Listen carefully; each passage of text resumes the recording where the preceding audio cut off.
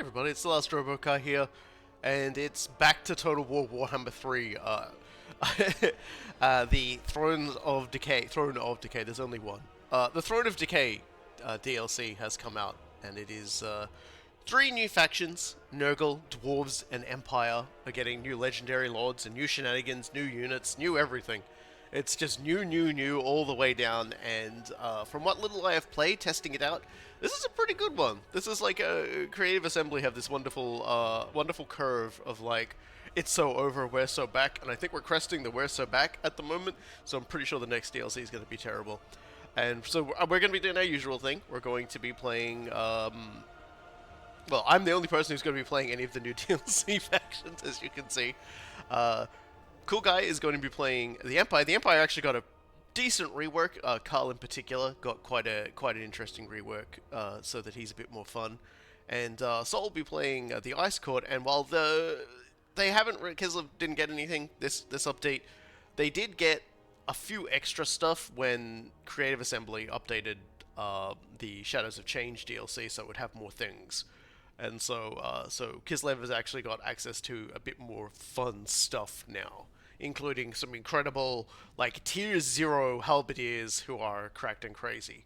But nobody is more cracked than Malachi Makaisen, the Dwarven Engineer who I'll be playing as. So I'm just going to pop back into Discord and say hello to everybody. Hopefully they're not saying anything weird. Okay, everybody, are you ready? Welcome, Soul and Coolguy. Ready to rock. Yeah, I'm ready. Your boy been practicing a little bit, Yeah, but it's okay. Well, fair warning to the both of you. Wait, you we're will not have doing to wait. we're not doing legendary difficulty. No, I just play on normal. Look at this man who plays on the highest difficulty using nothing but Noblars. Some of us just don't got that in us. And so, just a fair warning to the both of you. Oh my god, let me fair warning the both of you for a second. This is grudging. I'm adding up the grudges. Okay? I've got a new grudge system. I'm not fucking afraid to use it. I say, like, filling my cannon with grape shot. Look, there's going to be a cutscene that everybody's going to see. You guys are probably not going to see it. So, fair warning, if we don't load in immediately when it starts, it's because I'm watching my person. Well, you can talk if you want, I don't care. It's got subtitles, but it's my cutscene. I'm not skipping it. So there we go. So make sure you tell me when it's done then, because I remember last time I went and I started a fight right away, and that broke your cutscene. That's true. That did happen. It is true. Oh dear. Yeah. So the Empire got tuned up a lot. The Empire got fixed up a fair bit. They've got lots of fun new units, which Coolguy's going to take a run around. And the strategic level is also just a lot less painful than it was. It was. Oh yeah, Karl got like what I was talking about when they did it. One of the big things that Karl Start has now is he also owns the fort of Helmgard. And when they said that, I was like, holy shit, this changes everything. People have spent too much time playing Karl Franz, probably just went like, oh god, oh my pants just flew off. What's going on? Summon the electric hounds. Just bring them in, because Helmgard is like the most annoying part of the early cycle of Karl getting his starting province, because your enemy, if you leave that there, the faction that's like holding it, the Empire Successionists, it's impossible to get them out if you're not quick, and it does devastate your forces and sort of slow you down. Not a problem now. It's all, like, you also can't ignore it for other reasons. If you don't secure Helmgard, then Grom the Paunch and a few other really obnoxious dudes to the south can just sort of waltz in, and it's super annoying. And gold. Trusted plans. All right, let me know when your cutscene's down through generations. Oh, actually, no, it tells me now. We can't do anything. Are you kidding? Like, are you high here? No, I've been real sick. I've been extremely sick, so I haven't been able to drink for a long time. After frickin' you like yesterday when we were starting this entire thing, he tosses me a message and it's just like, I have important news. And my immediate response was, if you have another disease, I swear to Christ. This man called Pink Eye, and he's not playing as Tamerkan today. He's not playing a Nurgle faction today. No, like it's May now, right? And I did the math. 4 out of 5 days this year I've been sick. So this year, not this month, this year. So here is the adventures of Malachi Makaisen, an engineer. He was an engineer who was became a slayer after he was kicked out of his guild because of 2 incidences attributed to him. The first is he designed an airship called the Invincible. Can you guess what happened to it? Not actually invincible. It was not invincible. He also made an ironclad called the Unsinkable. Can you guess what happened? It sank? Yes. I'm glad you guys got the second one. So he, it became very invincible and very sinkable, and so he got kicked out, and he was like, well, I gotta become a slayer now because I've shamed me family and me ancestors. But he doesn't want to just go out, pick up an axe and die. He wants to prove that he's actually a decent engineer in the process by dying whilst using a successful good machine. Just to go into his campaign mechanics, he's basically got all sorts of like weird shit that will kick off soon. But the big thing is he's got bonuses to upkeep and recruit rank for flying machines, which we have some gyrocopters, and war machines like cannons. And he also has something called the Spirit of Grokny, which we'll show off shortly. Also, all dwarves get a new thing called the Age of Reckoning. It's the replacement for the grudge mechanics. We're going to we're gonna watch this. I'll continue to talk about stuff. Yeah, I'm gonna play a lot of my battles because early on I can't afford the attrition. Oh yeah, absolutely. Yep. All of us really like. I mean, I don't necessarily need to myself, but I'm going to because I want to show off the cool shit. Yeah, a lot of my early battles have to be very specific. Like I can't lose dudes. Yeah, and while you guys do that, I'll talk about like the new dwarf stuff, the Age of Reckoning mechanic in particular. Now, eventually, like halfway through the stream, I'm gonna be really drunk, and so the battles we do play out are gonna be great. I love it. So, the more astute of you might have noticed that over the Nurgle army that was right in front of Malachi there, as we were looking in on them, is... Wait, why are you fighting Nurgle and not Wintertooth? Oh no, he's there, don't worry, he's there, but he doesn't hold the Cracker-Drac region. And he never did. It's being held by... Cracker-Drac was held by dwarves previously, so they've moved... because Tamerkan is going into a location up there, they've taken that faction that was there, which was a Nurgle one, and moved it to Cracker-Drac, and I'm going to, like, beat it up. So, more astute amongst everyone would have noticed that there was a... I'm just going to zoom in so everyone can just see the silly battle. Look at them go. Look at those trolls go.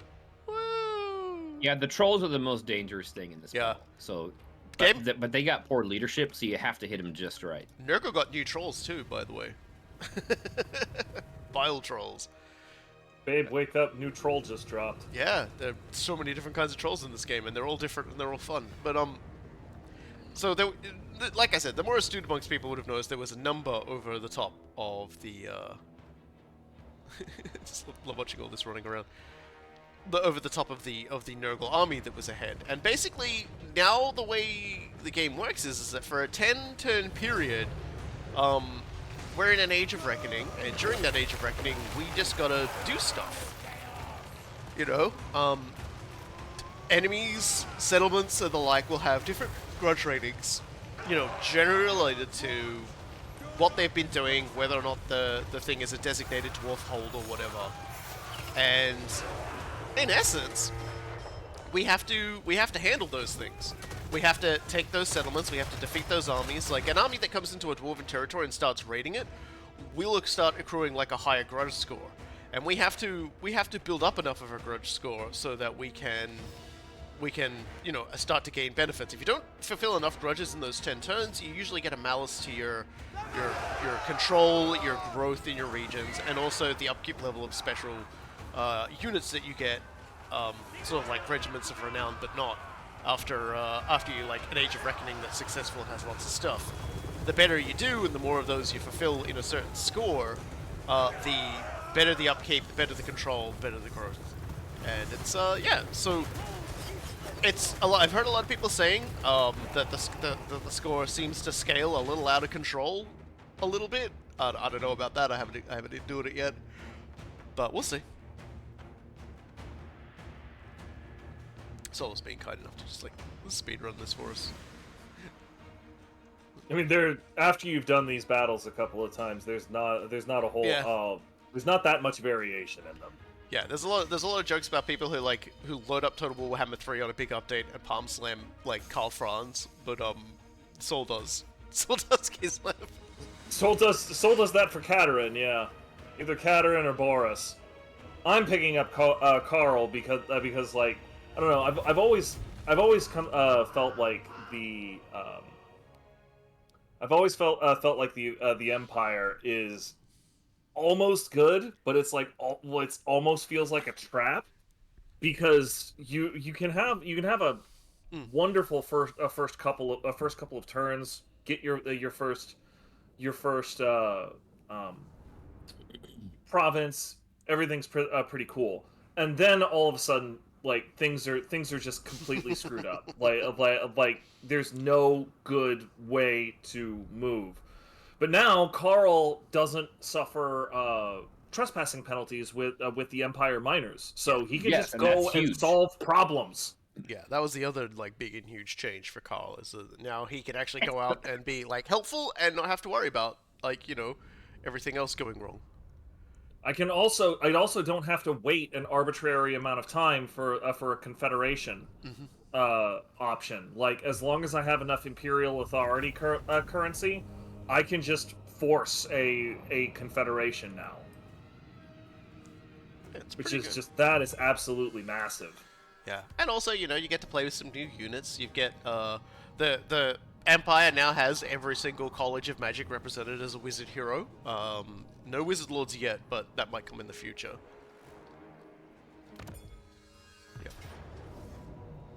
Yeah, the man's gotta take his settlement now. Yep. This is very similar to what I am extremely skilled with Kislev now, but I will say that their Katerin start in particular, and also Boris is pretty precarious, and you got to thread the needle pretty well, or you could just or you'll collapse unexpectedly when you'll get declared on by Mulder and fucking Azag the same turn. Like it just happens all the time. Karl's is also really precarious for similar but different reasons. If you don't consolidate things quick enough and you don't get rid of a lot of the more minor threats in the Empire, like the Black Pit tribe and Kazarak One Eye and Festus, if you don't get get a handle on all of that, like within the first 20 turns, it's gonna be turn 50 before you can actually get out of the Empire and fucking do anything. Gas. Look at all these fucking dudes just running. Big fan of the winged lancers just hanging out over there. Yeah, keep your eye out for them because they're not going to be around much longer. Neither is the stupid ass cat. The cat is the single worst Kislev. Which is interesting because the frostworm gets shit on a fair amount too. Do you not find it to be as shit? In terms of the shit units, number 1 is the saber cat, number 2 is the elemental bear, and then number 3. I haven't used the frostworm enough to say for sure it's number 3 because it does have some use, but all of the Kislev monsters are pretty shit. Just as well Kislev infantry go fucking hard, huh? I mean, particularly except the one exception is their Wendigo. That thing is fucking amazing. It's the only beast. Oh yes, the elemental of beasts. That thing is monstrously efficient because on top of being much faster than the bear and being recruitable much faster and sooner, it has a pain aura that inflicts damage around it. Yeah. So it's great for just sprinting it into infantry and then watch as their models start to die because it just is fucking them up just by standing there.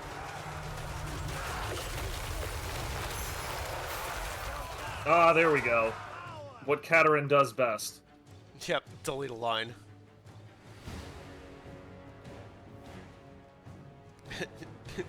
Here she is, just sort of in the middle of a mess. I have kind of a similar idea about the mortar that I start with. The mortar is pretty okay for forcing people to come at me, which is the Empire is pretty important. But especially in the last couple of patches, it's not this patch in particular, but in the last couple of patches, the Empire has just had a much better unit for forcing that sort of conflict.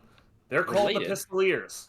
Related, I'm gonna want to ally with one of you very soon because Kislev's biggest weak point is their artillery. Well, I don't generally. So once one of you have a mortar of some kind, let me know. Okay, I mean, like, that's generally not part of my my early build because Empire mortars don't solve much of an issue for me. However, I will be set up pretty quick to recruit Pistoliers, and they do a lot of the same sorts of things. Like, they're great. Pistoliers. Dude, unless you can mount a pistol to a bear, I'm not interested. Okay. All right. Whatever. All right, I am now done. You guys do whatever the fuck you want. You want to go? Robokai, your turn. Okay, I'll do my turn then. Yeah, you do your turn, then I'll do mine. I got some battles to fight. So the other big thing for Malachi is he starts with Gotrek and Felix because they all go on an adventure together in the books to the Northern Wastes. And so yeah, as you can see, we've got 308 as the grudges above there. You know, their faction is mean and nasty. They've trespassing on my territory, and they're demons, so obviously I have to kill them. Up here is the Age of Reckoning. If I don't kill anything, or if I only do like a minimum amount of grudge work, yeah, I get like a lot of negatives to it. If I get a little bit of stuff done, could be better. And then, you know, if we even do like the middle minimum of it, we start to get better and better, and eventually it's just like it gets pretty ludicrous. We likely won't get that at the start. Alright, let's go fight us a stack of Nurgle. Oh, you're fighting Magathkin. So normally Magathkin is way up in the chaos. Yeah, way. that's what I was saying. Tamerkin starts in their start now. So we are... That's kind of cool. Yeah, so they got moved down here. Yeah, I was getting kind of bored, because usually it's Krakadrak up there, and it's always Wintertooth, and he just like... I was getting kind of bored. The dwarves there usually get annihilated by Throg. I love his fucking goggles, holy shit. Yeah. Dude, okay, if the guy is shirtless and wearing those goggles... He's actually wearing an apron. He's wearing wait, you start apron. with Gotrek and Felix? Yes, I start with Gotrek and Felix, yeah. So you can actually build them up and get them reliably, and you can suddenly see why Gotrek is fucking terrifying. Gotrek and Felix have skill trees. Do you still lose them after 20 turns? No, they have skill trees now. They are permanent. The Empire, Kislev, Cathay, and the dwarves that aren't Malachi can get a quest, like a quest battle, to unlock them fairly early on. So I'm thinking... Assuming that another player is not playing them, I'm guessing. Yeah.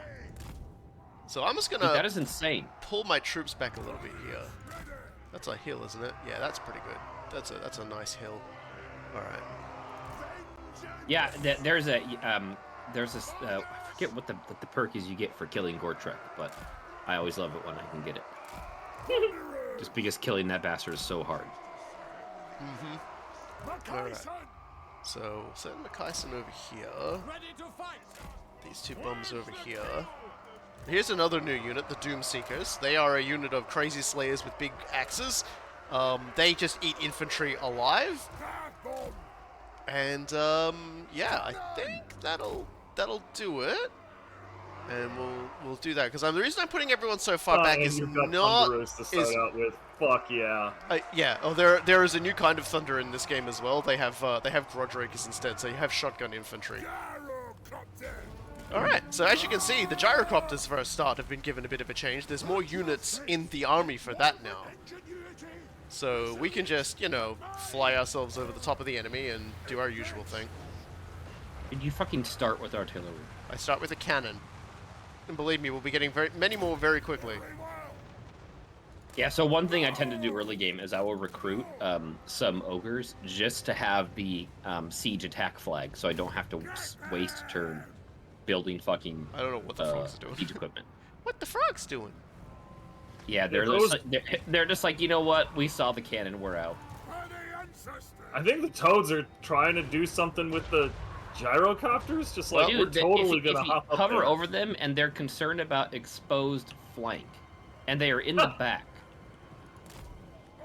Yeah, because there's whatever. copters. They don't like copters, man. Let's fire some brimstone on these guys. So Malachi has an active augment that will give a unit that he gives it to silly magical attacks and other things. So now the enemy's moving into range, I'll have him buff them. Dude, I'm loving those Thunderbirds. Thunderers are everything I like in Empire handgunners, and by the way, you're going to be seeing a fair number of Empire handgunners with my play this time. Should probably kill those. Get fucked, Nurglings. Where's Gotrek at? There he is. Yep, I'm sending him in since the okay, so the Doomseekers are going in. Yeah, those toads are still in the back. What the hell are they doing? Being confused, I guess. They They're would make living it their easy on best me. life. Okay. Alright, well, now that that melee started, I'm just going to have the cannon start firing on those guys. There's Celix. Now, you know what? This is good. This looks nice. I appreciate all the fighting and everything going on, but I think we can do better. I think we, as a collective, can do a lot better. Let's call in the Spirit of Grogny. Good. This Dude, is it's a a good Thunder one. Barge. Dude! This It's a good year Hold blimp. on. it exists to ruin the day of everybody who comes near you. Hey, is that a summon that like? That is a degrades, or summon. is That is a summon. I summon it. It has autonomous shotguns and all sorts of things. It is ridiculous. Does it degrade like other summons, or will it? It stay will with leave that? after. It will go home after a little bit. That's basically it. Okay, I need to get over here because my miners are getting killed.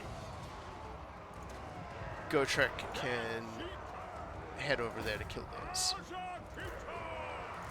Yeah, you got the blimp and your gyrocopters over Yeah. the Lord there. He's got no chance. Yeah, he drops bombs, by the way. That's what's happening, is I'm dropping bombs on him. Your cannon hit the Lord in the stomach, and he fell flat on his face. That was the funniest goddamn thing I've seen in a long time.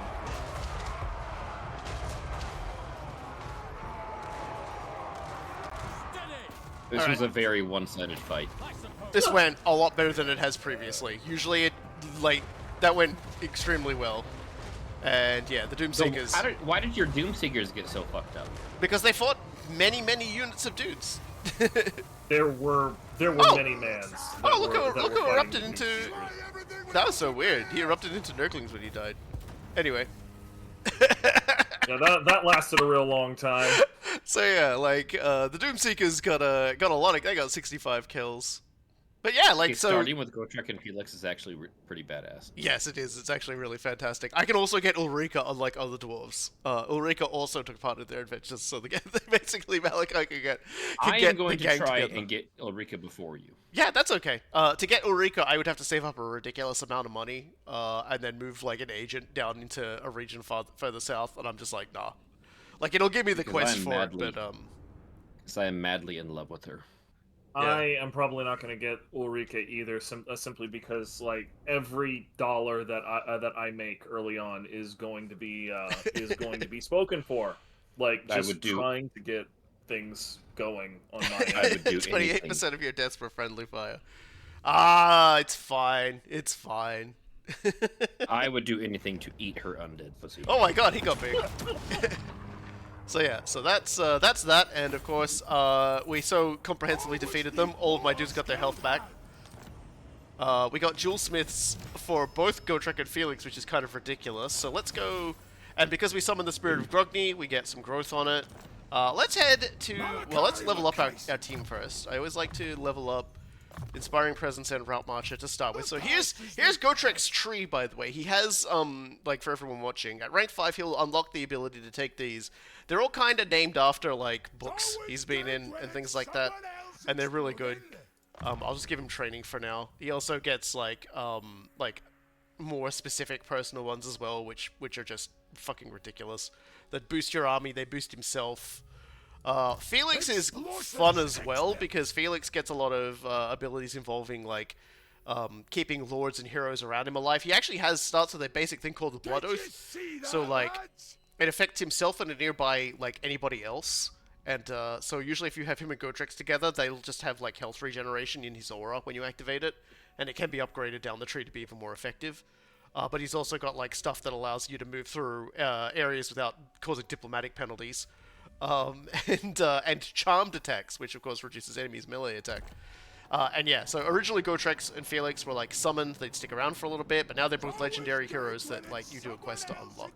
So now I'm gonna go get this settlement. Yeah, supposedly you could get them as Kislev, and even when I built the taverns or whatever, I never got the chance to get them. Yeah. So let's do that Masters again. of innovation.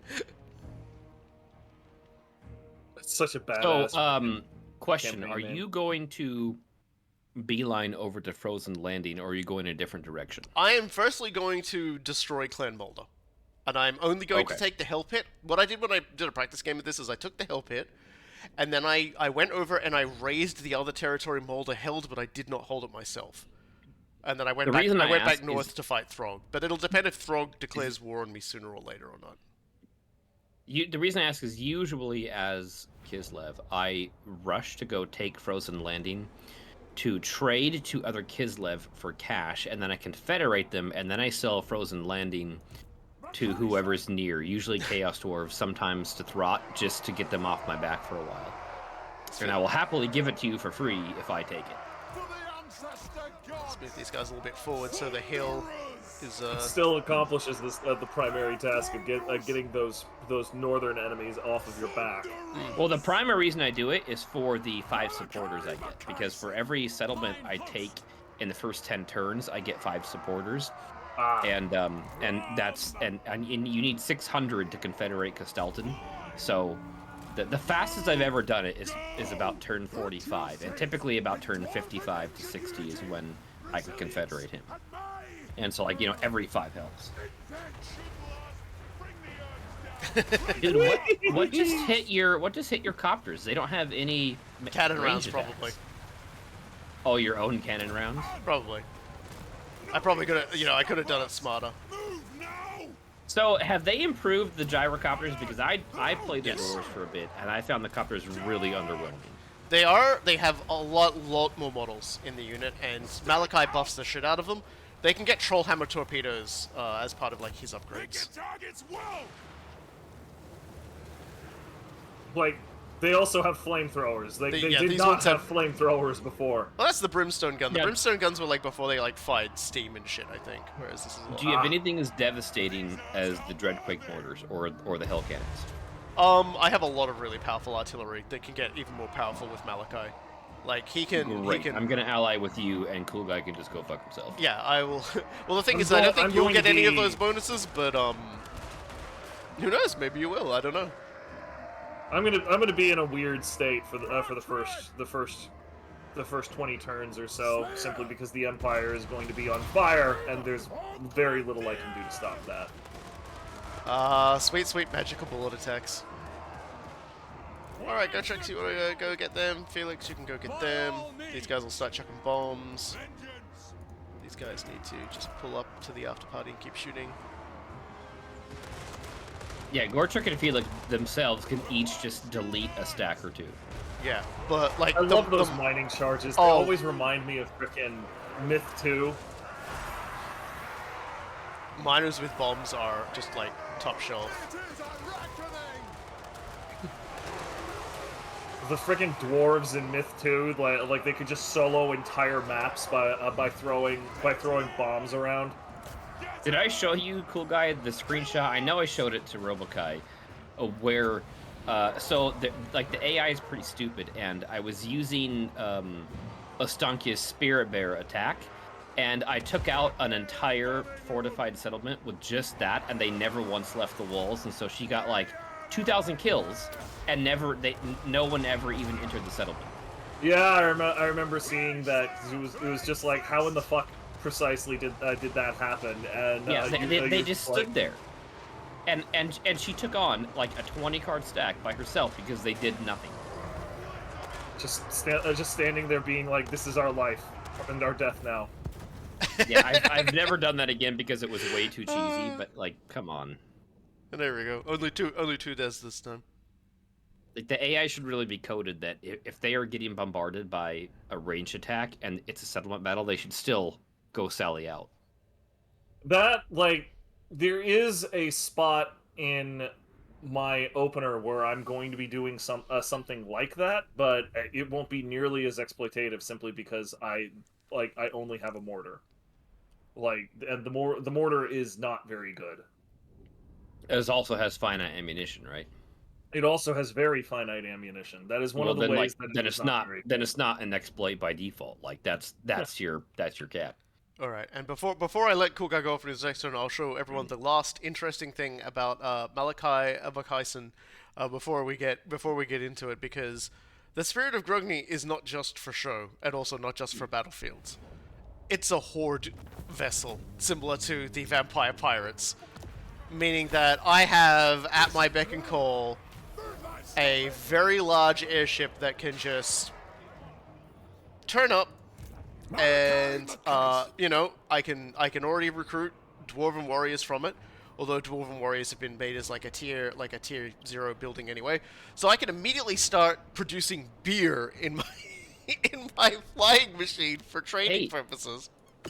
Did you guys notice that they?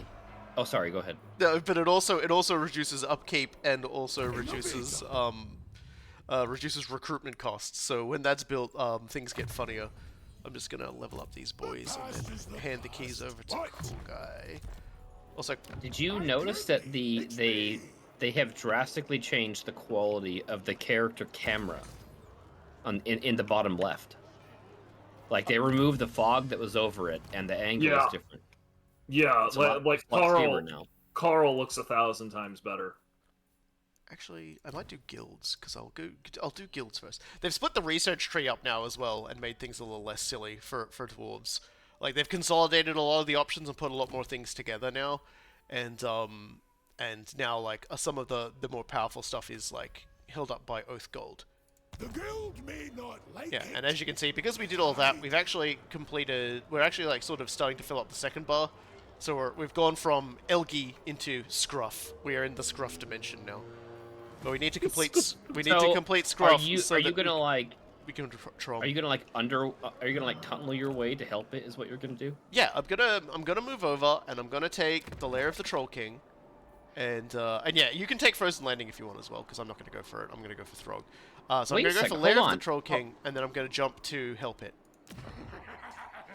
Dude, that's so awesome that you can snipe Molder that quickly. Yeah, that's exactly. Right, I'm gonna start doing stuff. Yeah, you can do your battle now. Oh dear.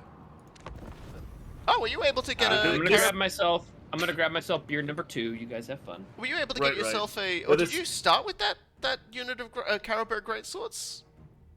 Yes. Wow. Carroburg Greatswords are now part of my starting stack. That's another big change. Yeah, because originally it would just be a regular unit of Greatswords, which is still really good, because Greatswords are decent, like, for Empire infantry.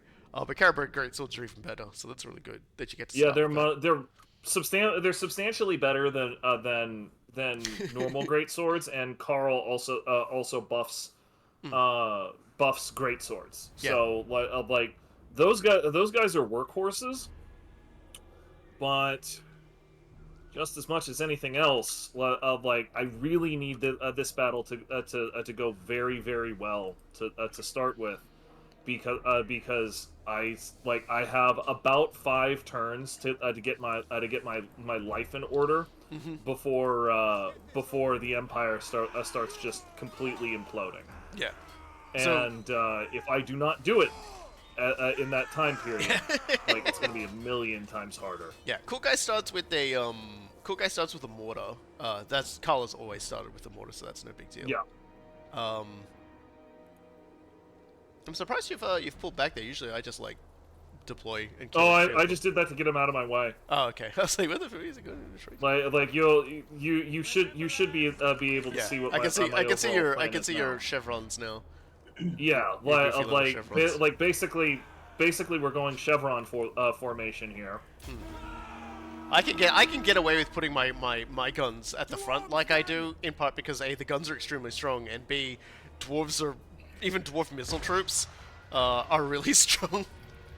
Right, so, I absolutely require that these handgunners stay as healthy as possible for as long as possible, and they will fall over to a stiff breeze. Like I'm even right now, I'm a little worried about those crossbowmen, which is why I'm moving around with the Reichsguard. What the hell is this like triangle formation you got going on? It's the chevron. Chevron formation.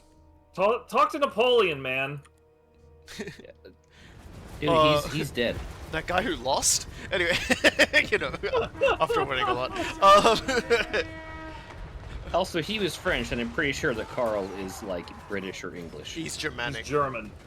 Oh, that's right, yeah, he's German. Yeah. That makes sense. They're, like, Holy Roman Empire themed. Excuse me, they were neither holy, nor Roman, nor an empire. Yeah. Well, they were an empire. They were a bunch of extremely silly people. Yeah, so... you're about to see why I'm using this formation, though. Like, now we're engaged, and I need to have a very small adjustment, and I have complete arcs. Franz just at least bopping guys. It's always great to see. At least with this campaign, you don't have to worry about me stabbing you in the back. We're all friends here, smiley face. I'll just be stabbing you in the front instead. Yeah, I was gonna say, like that. There is absolutely nothing stopping you from stabbing me in the front. A real friend stabs you in the front. I was genuinely thinking about doing a Temurkan campaign where I actually was going to follow Temurkan's campaign of conquest. So basically, I would vanish from your fields of vision, and then just suddenly come sweeping up south from Nuln with like a gigantic chaos horde. Slight tangent on that. Like, I get fully erect at the prospect of a mod for like Stellaris or Crusader Kings where you can play with friends. Oh, that guy's head got blown off. But nobody knows who the other is. Oh, that's really nice.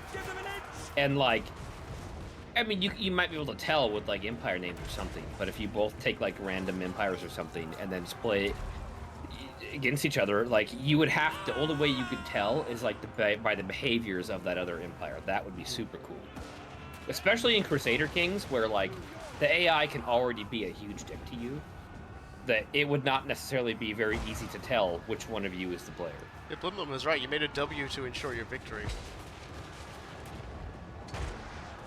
I'm just not used to seeing that sort of like potato formation. It's pretty effective, as you just saw.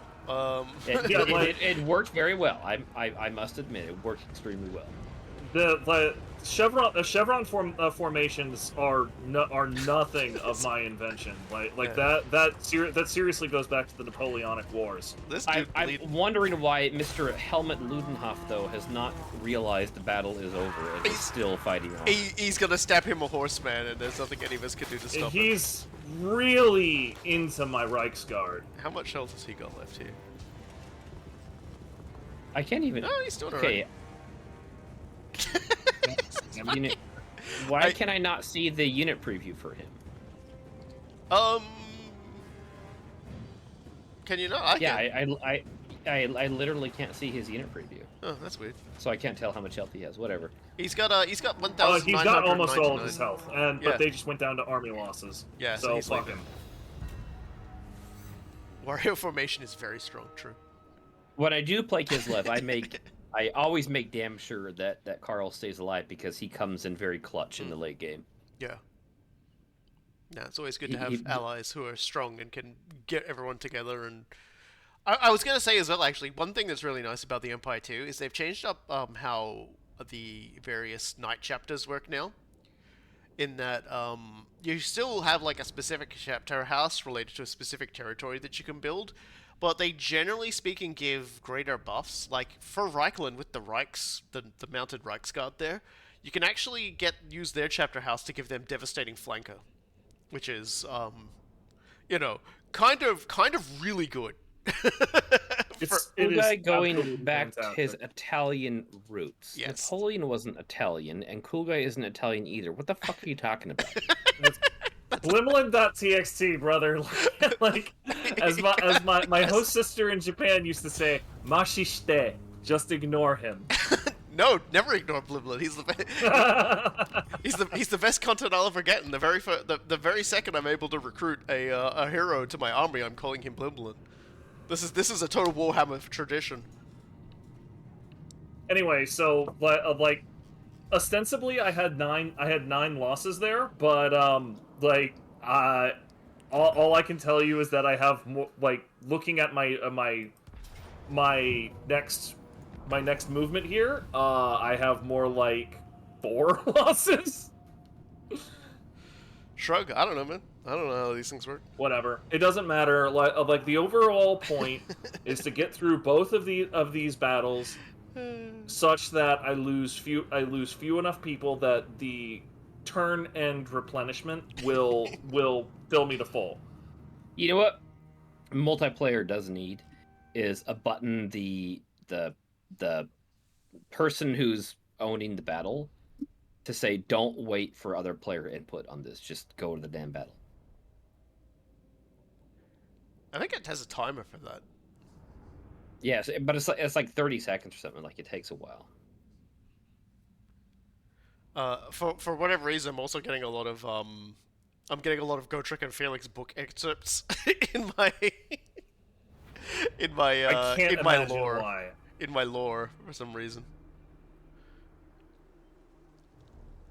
Okay. Anyway, but yeah, just to explain real quick. Obviously, like the formation of the infantry is basically such that if you attempt to charge my handgunners, I can easily just envelop you, and it's not a big deal.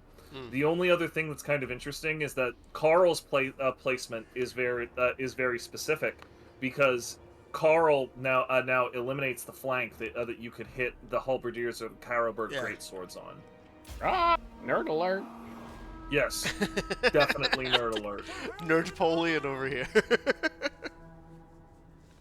We just established that he's not. Oh wait, no, we established he's not not French. He could be French, I suppose. To be fair, the W is Wario's mustache, so. The primary thing that I don't want to have happen is I don't want those crossbowmen to join the fight, because they will bombard my handgunners, and that will make me sad. Yeah. What's like? I'm assuming those crossbowmen have just fuck all for melee defense. Like, they're just fucked. That is correct. They're not like good, honest dwarven crossbowmen. They can't handle a fight. Oh Yeah, no! so, You're bombing your own fields. You fool, Karl. You'll need those to survive the winter. Oh my god! Mind you, the field isn't doing so well. There's like a bunch of trees growing out of the middle of the fucking thing as well. I'm not sure exactly if Empire ever took farming. Why the hell do those crossbowmen have such a huge arc? A crossbow bolt should not have an arc that big. They have ridiculous range. Their range actually outranges the handgunners. They're fantasy crossbows, so there you go. I think you and I should have a range versus range duel with one of our armies. I'll file that under never. Yeah, this was not the crossbowman's like smartest hour. Usually, the AI I found would like send another unit like with spears along to try and handle that, but they didn't. They didn't handle that at all. So. Right, they're shattered. That's the end of that. I think your border just mortared your guys.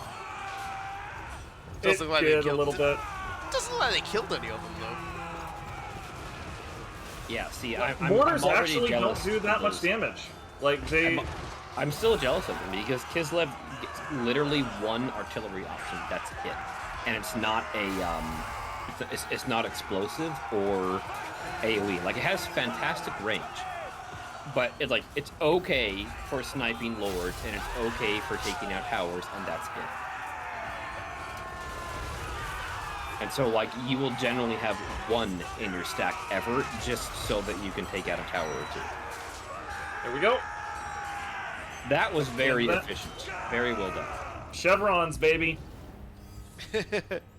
I'll have to remember that. I mean, I could definitely do chevrons too, to be honest. Like, You absolutely can do chevrons. They're less useful for dwarves just because dwarves are better in other ways. One of the primary reasons why Reichland needs them, or the Empire needs them, is because I have pretty strong gunpowder units, but all of my melee is fucking god-awful. like the only melee I have that is even remotely worth mentioning is great swords, and I'm stuck using halberdiers for most of my life. So like that's more or less the life I live. It's a very good life, though. I think it's a good, honest life.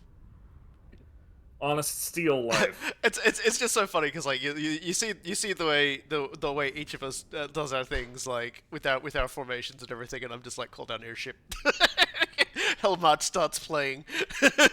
Yeah, like it's worth noting that I'm the one that has to like bend over backwards to get good results, whereas everybody else just presses a button. Because spoiler alert, my shit is not actually very good. Saul does a lot of work. He has to do a lot of things, but he's very good at it. Okay, so I'm gonna acquire for myself. So Root Marcher.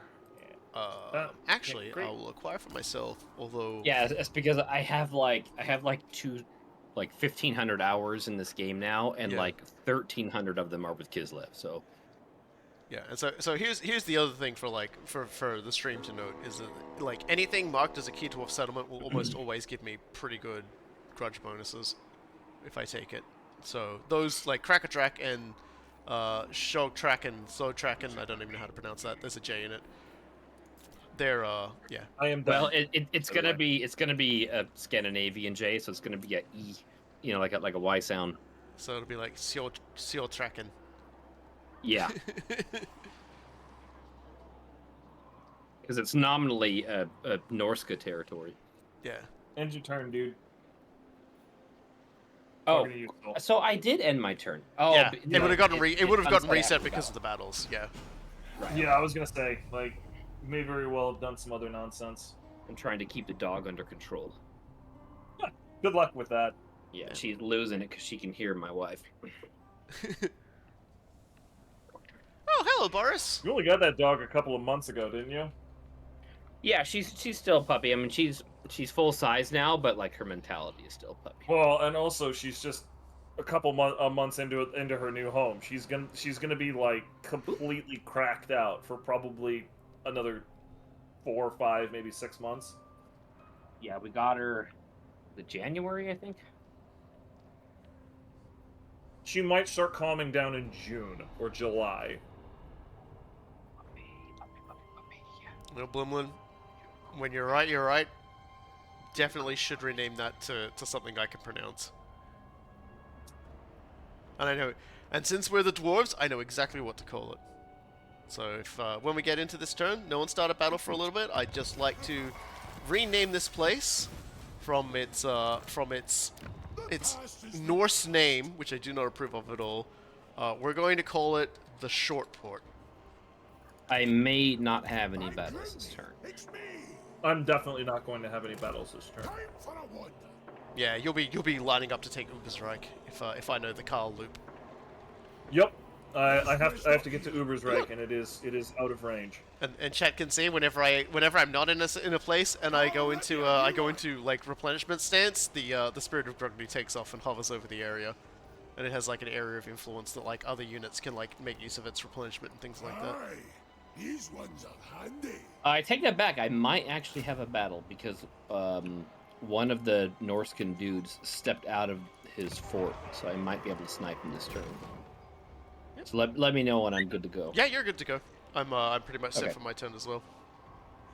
Oh, sorry. I don't have a bot that tells people about my Discord or anything like that. Sorry. I could probably, cool guy could probably, because he owns it. I could drop a link. Yeah, I'll grab you. I'll grab you a link real quick.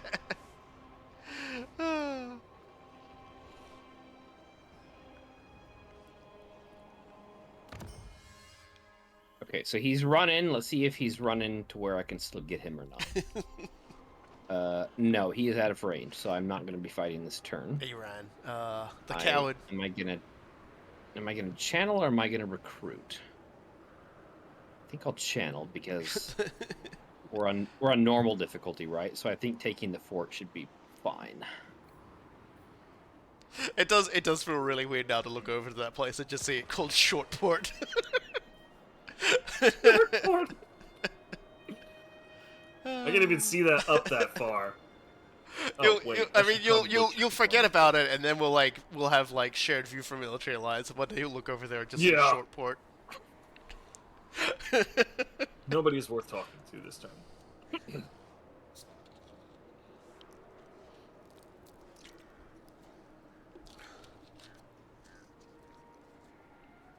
right.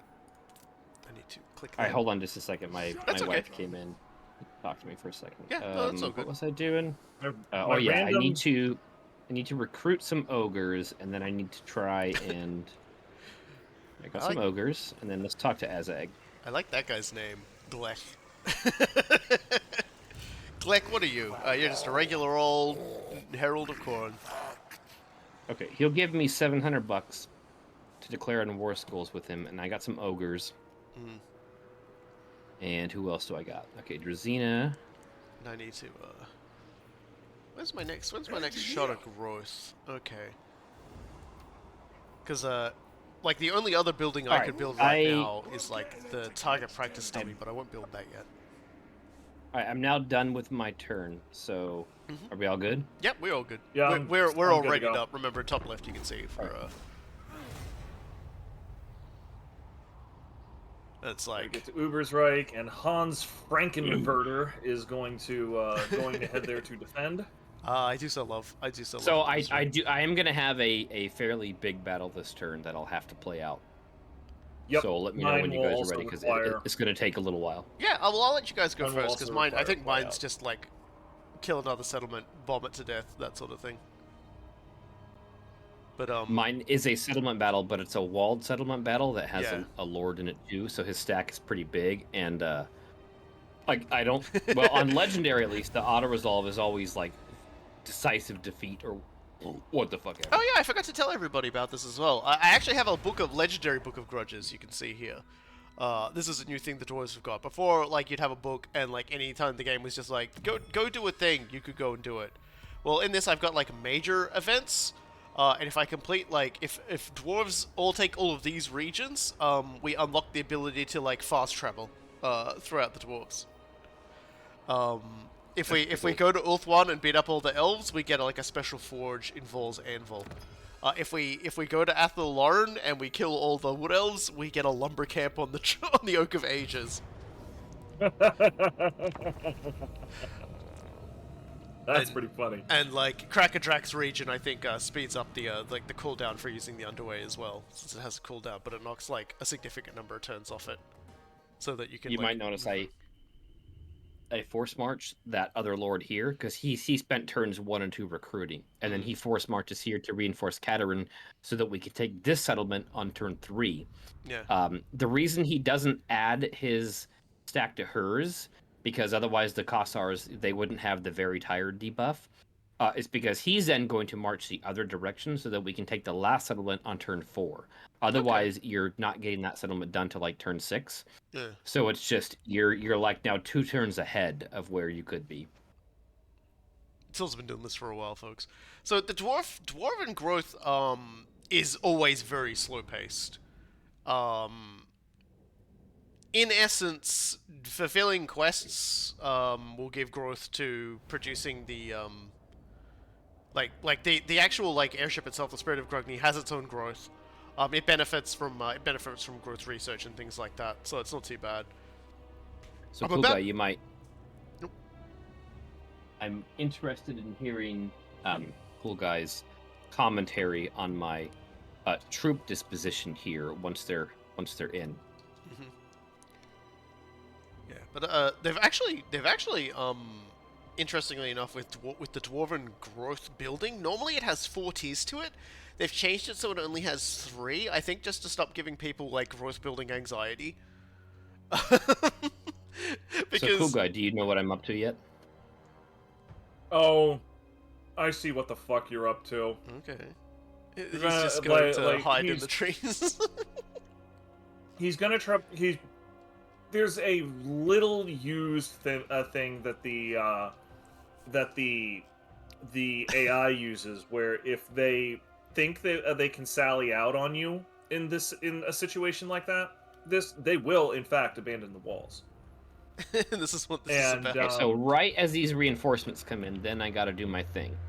Right. So you guys go. The other here, thing that he did is that you've got to look very, very carefully over on the very far left. But he has exactly 1 unit of unit over there, the winged lancers. Yeah. And that's the only one he could see, or they could see. So they put all of their shit on that side. And now the reinforcements are coming in there, just like completely shifting around. Yeah, like they're. And that's gonna take him a while. They're totally out of position. And like he's got all the time in the world, and they're gonna they're gonna exhaust themselves doing that too. Like But you might be surprised. I am not gonna storm the walls here.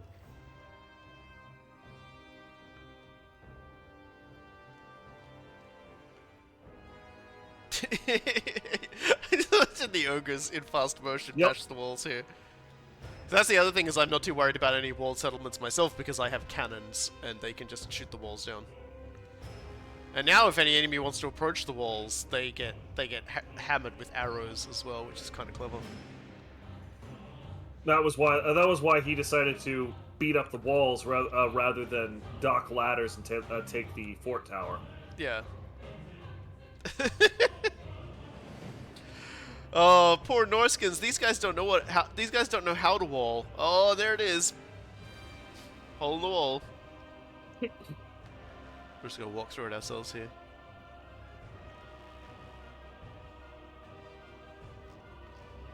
They use less what's the word I'm looking for? Stamina doing that than you might think. Like if you mouse over a lot of them, like they're arriving at the battle active. Like the only the crappiest units are showing up winded. No, they're exhausted. Oh, we're talking about my winded. Reinforcements are exhausted, is what I'm saying. Oh no, I was talking about the Norskins. Yeah, because I was talking about them having to like move around and run around and everything to get back in. Yeah, the whole point of that like 3-minute delay is because once you start engaging them with your Kossars, they will hesitate to actually get on the walls and man those towers, and then they'll just run around like deranged. Like look at them. They're not actually getting on the walls yet. Yeah, so he's to be fair to them, the ones that tried had the ogre bulls just sort of take the wall out from under them, and they all died. That's a thing that happened. Drazina at? Okay, there's the Drazina. Where's Katerin at?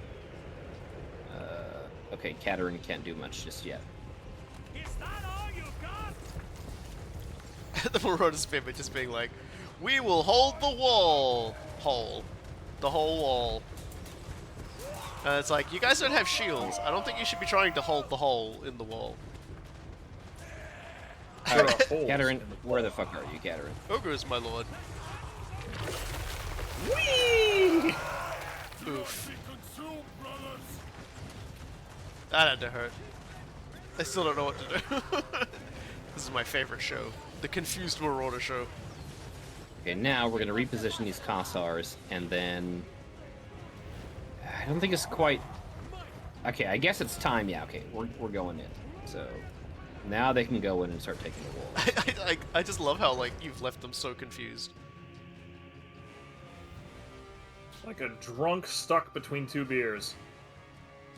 Yeah, you'll see these the berserkers up on the walls. Yeah. Except now the other set of Kossars are hitting them without the benefit of their little wall in front.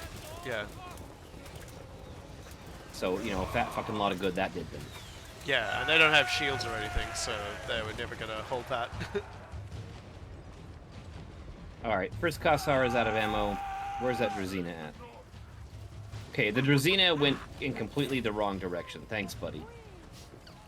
I told him to go into the gate, and he decides to run like a half a mile around the breach into the wall. Here's the Marauder Lord. He's got his shield over his head. Oh, that's another thing, actually. I'll be able to unlock an upgrade for the dwarves, which allows them to have, like, missile block on their shields. Like, so they'll, like, and it's like a full 360 degrees, so they can be getting shot with arrows from the flank or the back, and they'll still be taking less damage because of their shield block.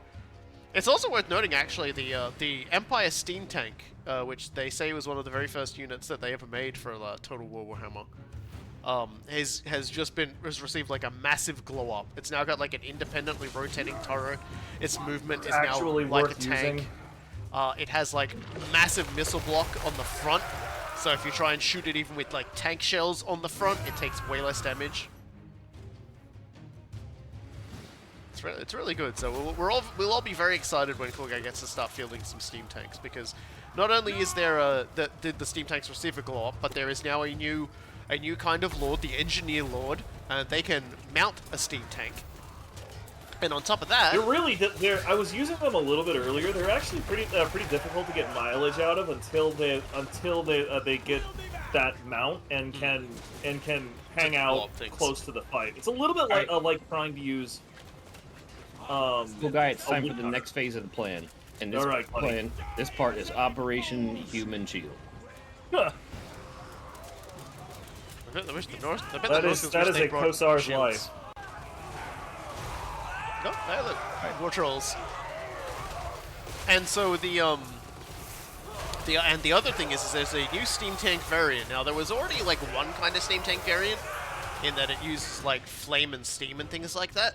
Now there's like that was a state troop option though. There's now another one now, which is like got a volley gun instead of like a regular like cannon on it, which is pretty crazy too. So yeah, steam tanks. I haven't used the volley gun one yet. And then of course there's the Marienburg land ship, which is a hilarious story unto itself. What the hell are you doing, Katerin? Get fucking inside the walls.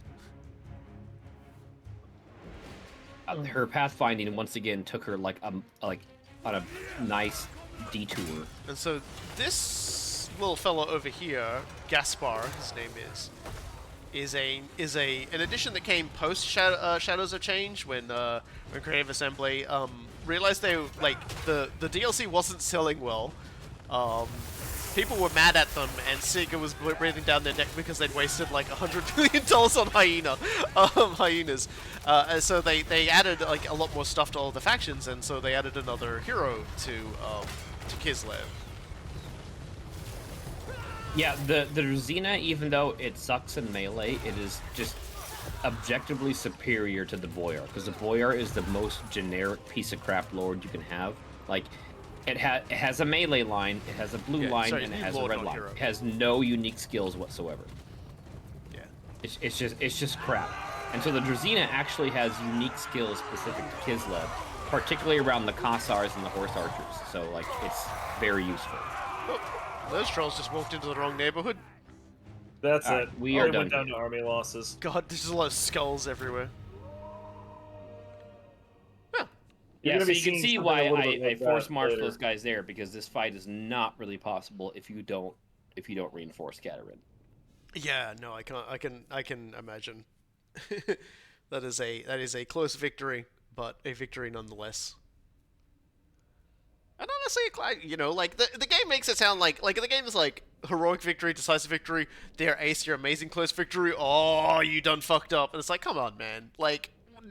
Like, I'm doing my best here. Like, a close victory is a win, man. A Pyrrhic victory is like, you won, but at what cost? Like, I can get that, but it's just like, you know, like don't chide me for a close victory. The game continues to have a very interesting definition of what a Pyrrhic victory is. Yeah, you used up all your ammunition that's replenished next time. You fool! At what cost? Yeah, that's a dumb thing. Like, it measures your ammo usage and your wins usage. And I'm like, excuse me, if I can expend my wins and save 500 lives, and you're telling me that makes me worse at the game, like, fuck you. Yeah, that's some silly That's sausage extremely go fuck yourself.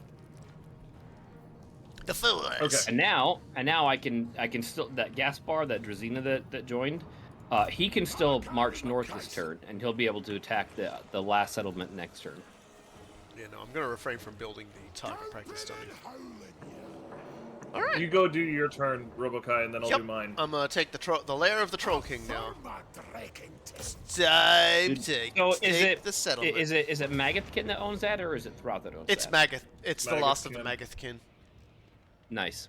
So let me just check the map here. Yes, this is just a regular battlefield. We'll fight this one because it's fun. It used to be that used to be Thrott's territory. Yeah, well, Throt would like it used to. Or no, was it Throt or was it? It was Dwarf. It was Dwarf, but it was an NPC faction. The dwarves of Krakadrak used to live right. Here. And right, and so then usually it was Throg that would take it, but sometimes Throt would take it too. Yeah, basically they both won, and I'm like, get real, get real, breakdancing dwarf, get real. I imagine a Slayer could drop a really amazing breakdance. Like, it feels like it goes with the territory. Yeah, they're already especially down if he's low. greased up with with like the oil they use to work on the artillery. Alright, so now I got like what a I'm hearing is whole that bunch more units to fuck around with here, and also a hill that's not too favorable to me now. So that's kind of annoying. Well, the truth is I've got a more favorable hill to the left, so, you know, I might just set myself up over here and then just, like, make these guys come all the way over here and shell them. That seems about right.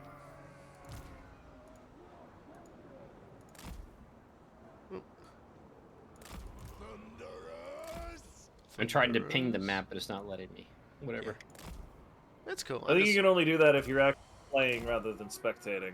Yeah. Or maybe the battle needs to actually be in progress? I don't know. I'm gonna try it too.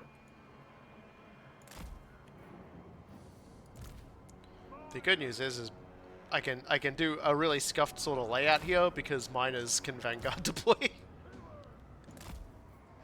That's still one of the weirdest abilities. They came up it. out of the ground. Don't worry about it. Yeah, and I also get, you know, mechanically why they do it, because if they have mining charges and they can Vanguard deploy, oh man, is it funny to put them like forward in some woods and then they just throw bombs and run away laughing. Like that is truly a joy of life. And I'll just chuck Felix up here with Gotrek, and I'll leave my dudes up here. All right, let's go. Wonder what happened to their blight turds. Those guys must have gotten the shit kicked out of them earlier or something.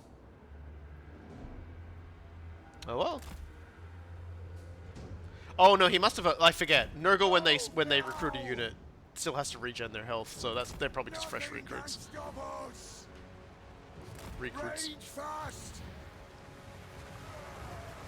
I love how those plague toads that got hit by the cannons they just stopped. They were just like, all right, fine, we'll stop coming, and then you're about to shoot them again.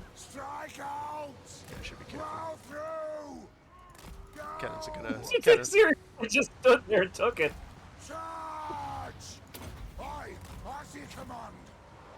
All right, lads, get cooking. Yeah, it's like I don't wanna like give up like an ideal like location to these guys. I'm gonna take the fucking hill. Fuck it. Yeah. You can force them to attack you even if they're technically on the defense because of your artillery. So you absolutely should. That's going to be a decent part of the fight that I'm going to do.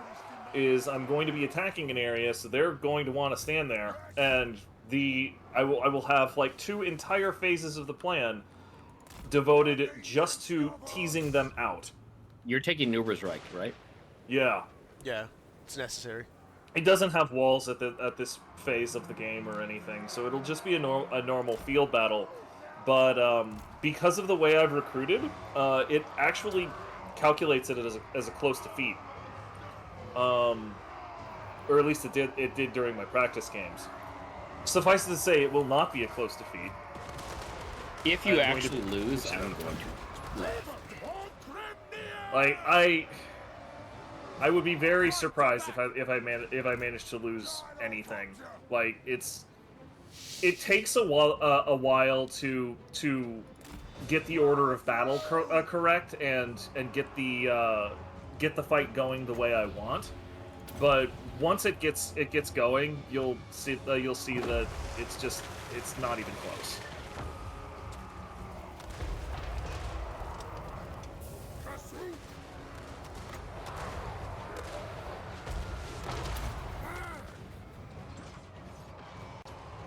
Fucking ballista that just absolutely owned that commander. Want to see something ridiculous though? Okay. Did you just like activate VTech or something? What Yes. happened Yes, I can expend health in order to make me go fast. Thunderburner. That's what it's called. That is so fucking good. Onslaught!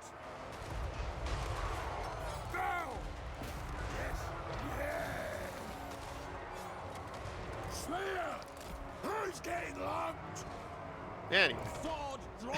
I'm still getting over Thunderburner. Yeah? there? Gortrek is just decimating that fucking, what's his name, Glitch. Yeah, no, He's a wizard wrong versus neighborhood. Gortrek. Like, are you what? He's dead. Enemy Lord is dead. How surprising. Yeah. Miners have killed the plague Now toads. everybody's just like, alright, Yep. well, show's over, we're tired. I'm still bombing them. Not that you need to, they're actively disintegrating. There we go. I love this guy so much.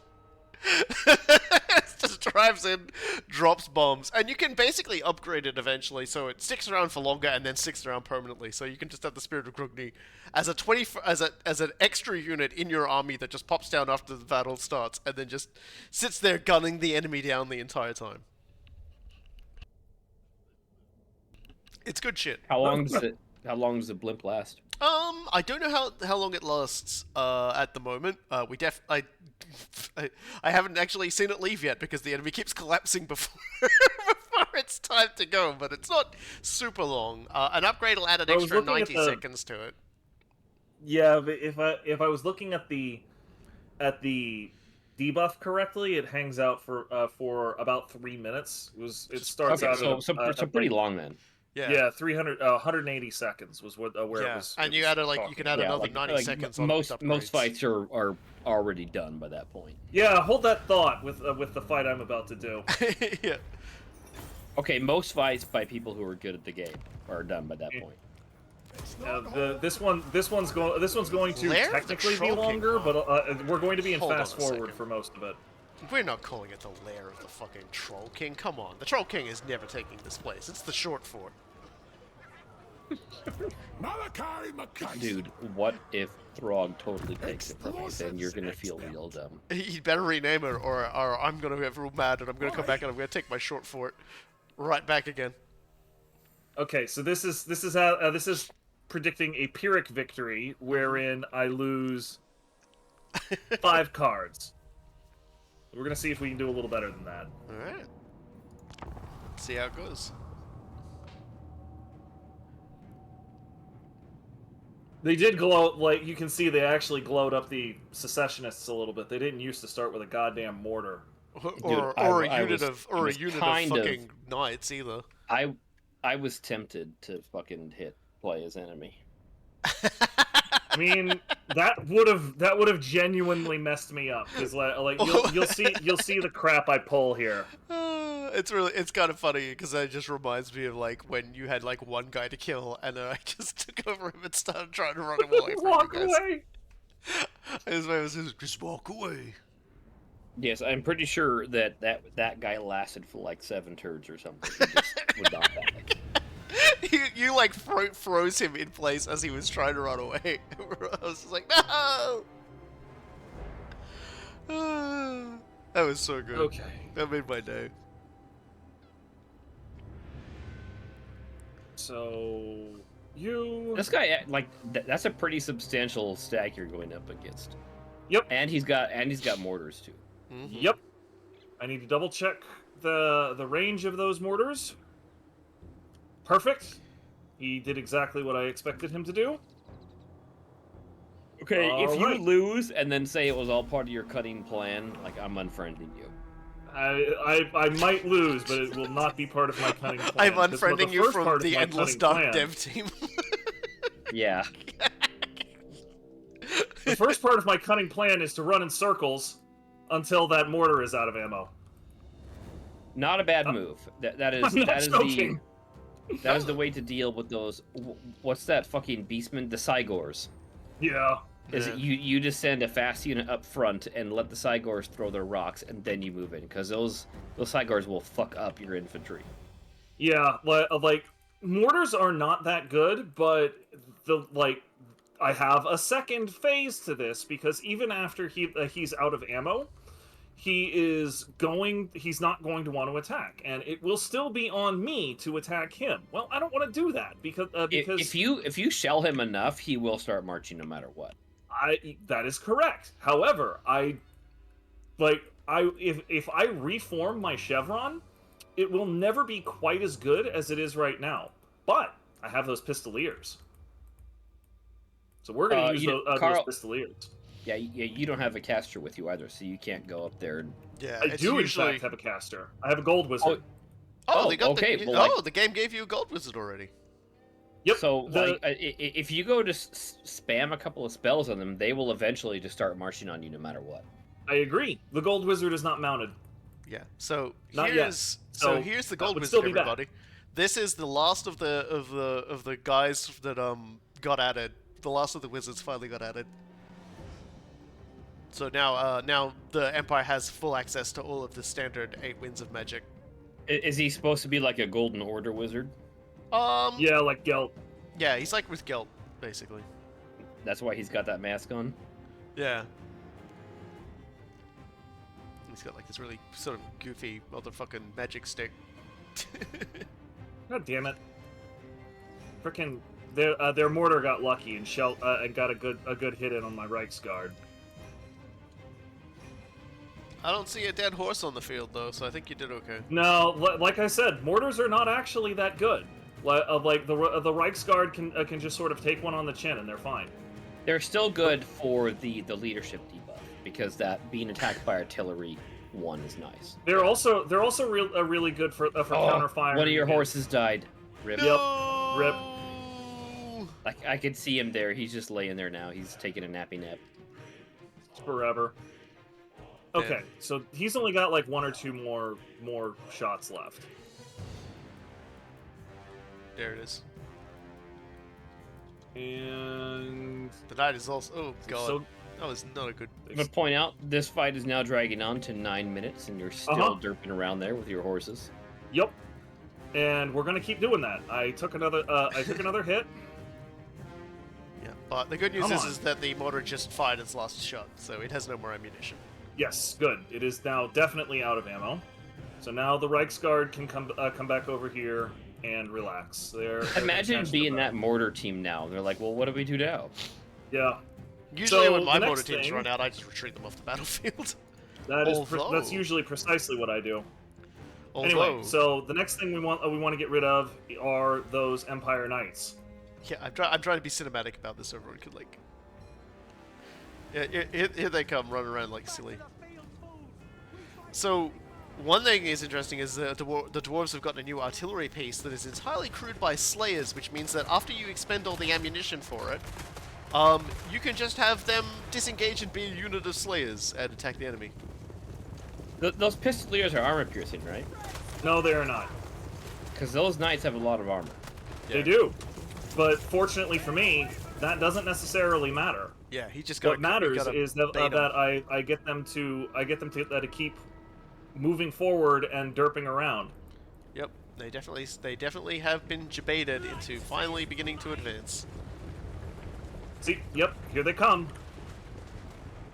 Yeah, because those pistoliers are really not doing much to those knights. Yeah, one of them's bleeding quite a large amount.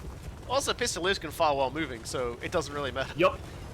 This is the reason why I end up preferring pistoliers over outriders, because pistoliers have a 360-degree firing arc. Outriders are forward only. Outriders are great. Don't get me wrong. I think they got buffed too. They're fantastic. You will see me use some, but like pistoliers are like I never fully replace pistoliers.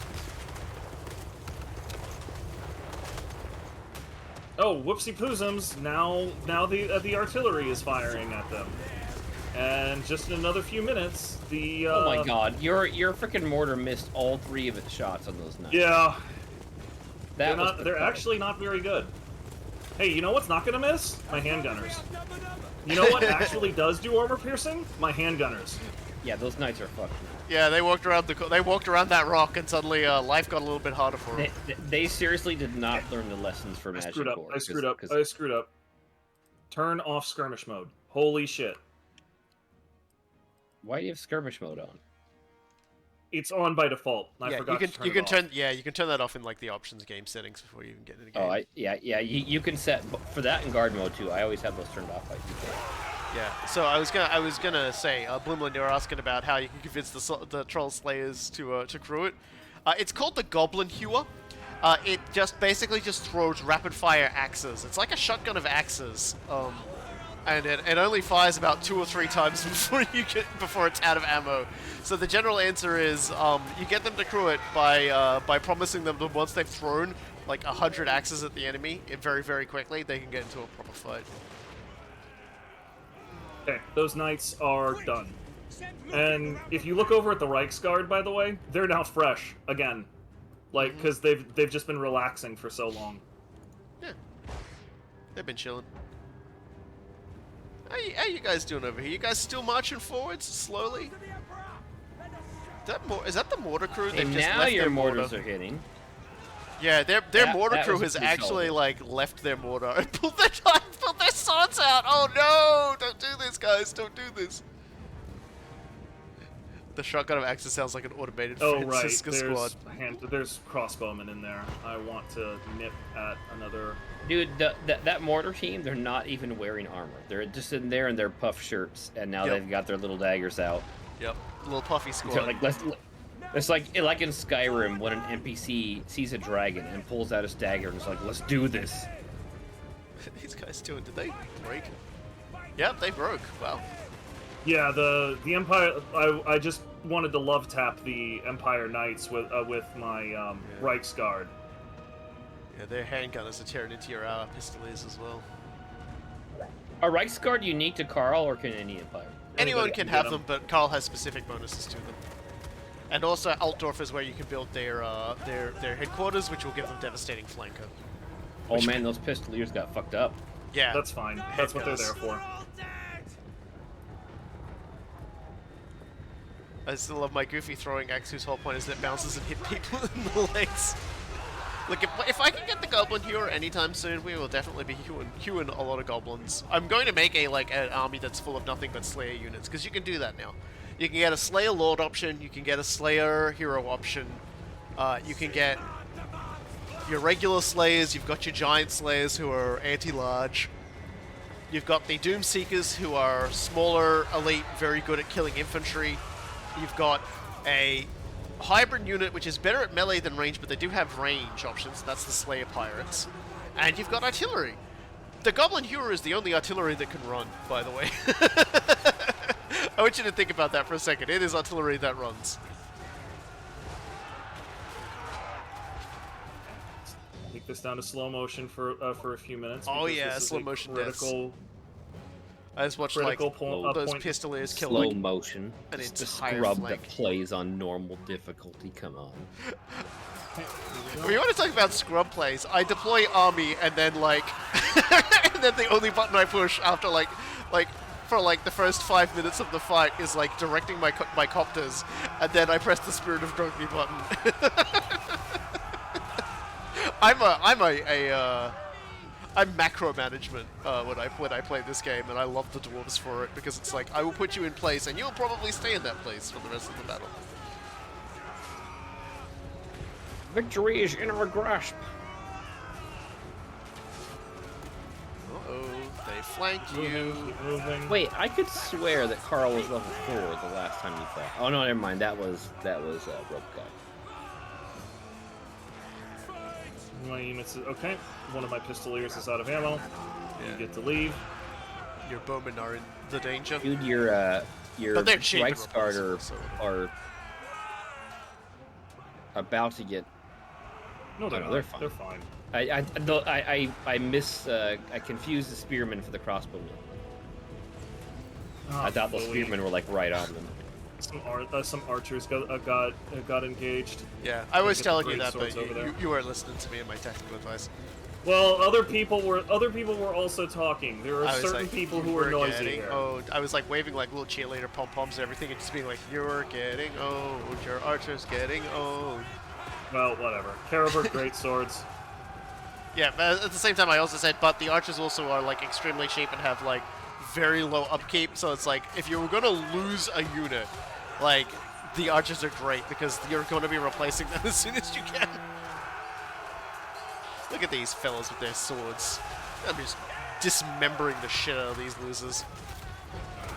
One thing I do kind of miss from the Rome days is that if you had a very well-timed cavalry charge to the rear, you could rout an entire army at once. Yeah, I loved that about that game so much. Men. I also liked it if your like general was a drunken fornicator, like the things that would come out of his mouth before a battle starts. A former acquaintance of Coolguy and I got addicted to Rome so bad he almost got fired from his job.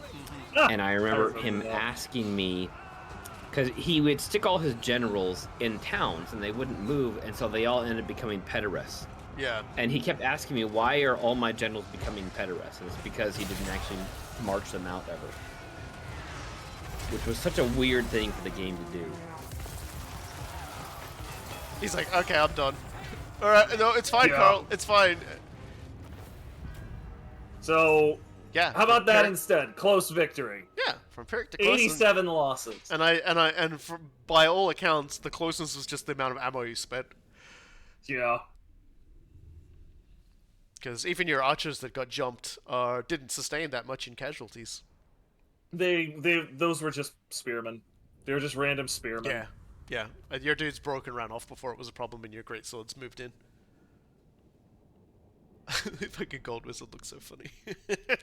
For how screwed up the Reichsguard were in that battle, it's hilarious how much health they have after this, because again, like they just took damage. I didn't lose too many models. Yeah. 126 kills to the cavalry. That's really good. They were doing a lot of work in the back line, making sure that those handgunners and other dudes just didn't get too much done. Mm-hmm. Could have sworn there were also some crossbows in there. There were some crossbows in there. They were in the settlement garrison. Yeah. And now there isn't anybody in the settlement garrison. Yeah. Now there's nobody in the garrison. Yay! The game wants me to build a building, wonderful. but we're not going to do that. Oh, this is interesting. So the game has changed the starting Kislev territories owned by the generic factions. There we go. Okay, that kind of power changes, the guilds. Kind of changes my plan a bit. And yeah, see, like I've built the granary here for now to grow, but I'll eventually tear that down once I sort of get the short fort leveled up a little bit. I'm going to leave the short fort. I'll leave the Oh, that's interesting. That's changed. The trinket market prevents the construction of a trading building there, so I may end up switching those two around. In part because, yeah, because the trading building is pretty nice to have. Nope, Festus is still at the Brass Keep, which is, you know, over here. for whatever reason, the map is like at a really funny angle right now. There we go. The other thing that getting an early shooting range gives me access to is Free Company Militia. Free Company Militia are better than you think they are. Oh no, I think Free Company Militia are like indispensable. Like I think they're fucking amazing. They're awful good. I get like the more melee focused version of that now in the form of Slayer Pirates.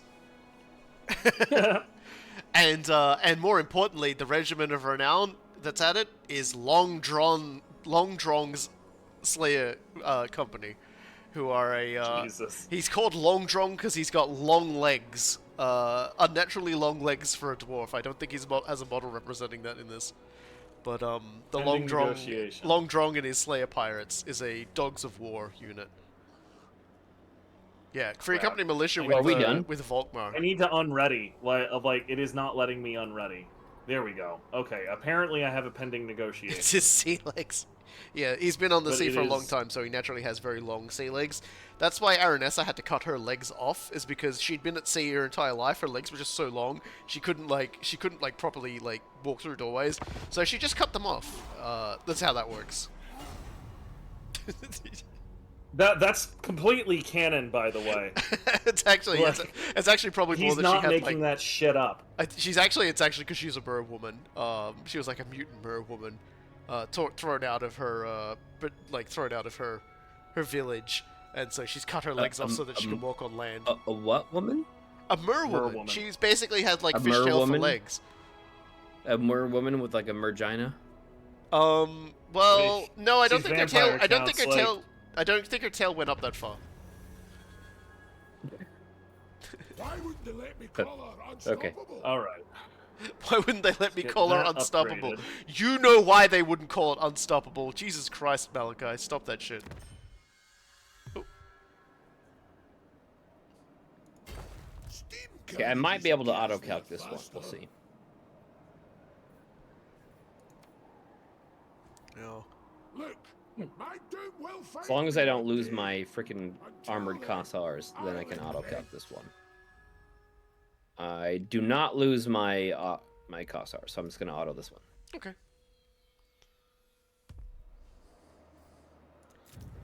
Alright, meanwhile, back at the... I'm going to upgrade the short fort first. Because the short fort's going to need walls.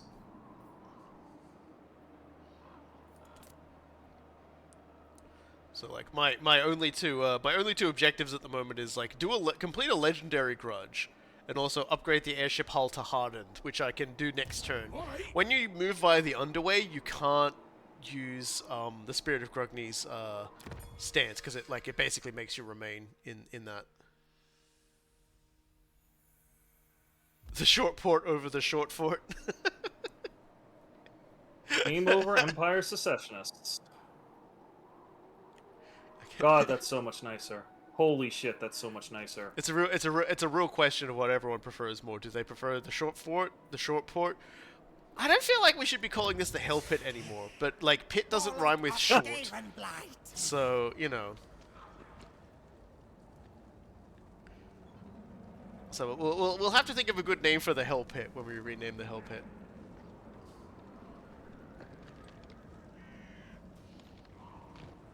Okay. Let's see here. What else do I need? I guess I need a few of you.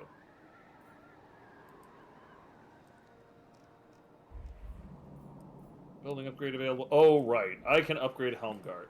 Because now that I get it from the start, by this turn, I actually have enough... pending negotiation. What's this now? Defensive he wants a defensive alliance, and he wants me to pay 69 gold for it. You know what? Sure, fine. Yeah. Nice. Nice. You will probably want the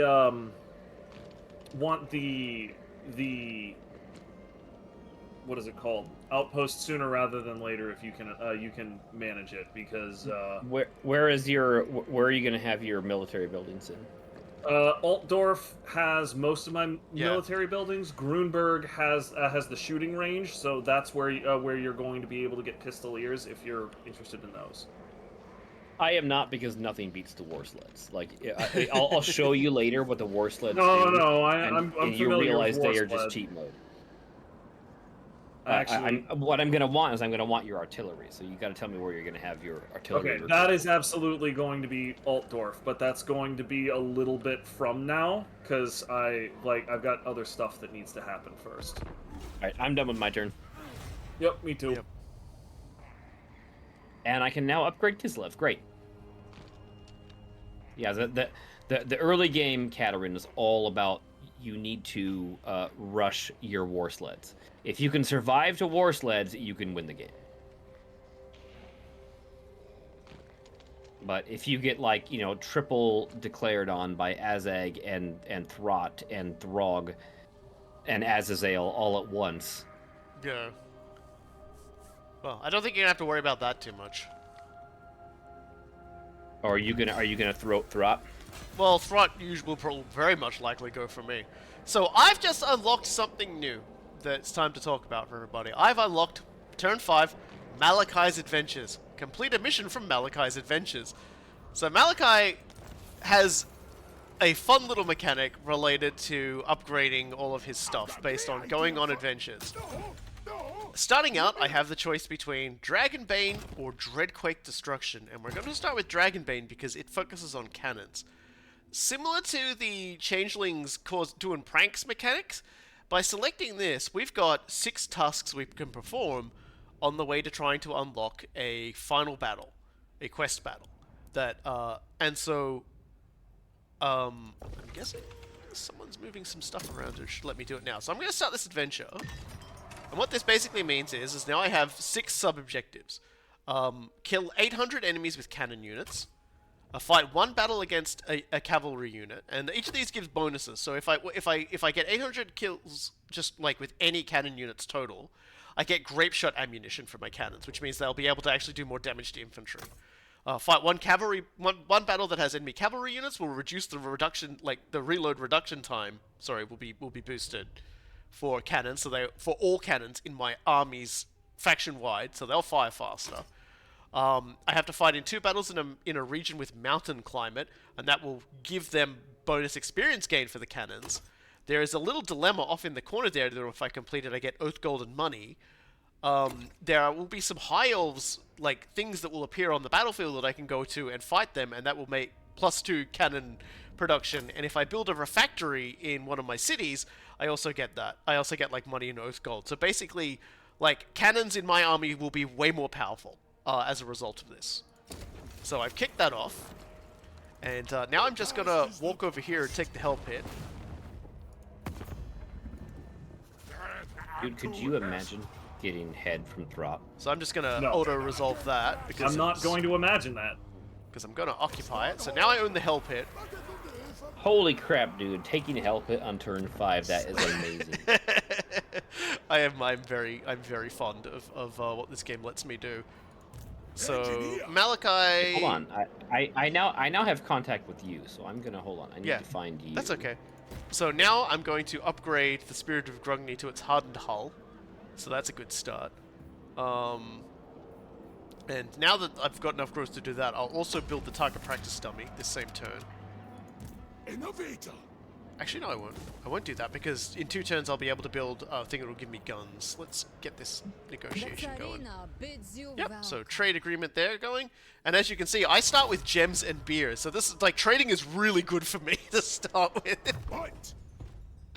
Yeah, I don't got shit at first. Later on, I'll have furs and iron and wood. And also, I've unlocked the first of my Slayer boosting things, which is the Tapestry of Oaths, which puts plus 10% weapon strength for all my Slayer type units, and adds missile strength to Slayer pirates and goblin hewers. Mordecai, Pillar of Wisdom, decides the 350 gold training dummy might not be worth it. Look, that training dummy becomes a shooting gallery, becomes a firing range. And basically, every turn, every army that's near the Spirit of Grogny will get plus 300 experience per turn.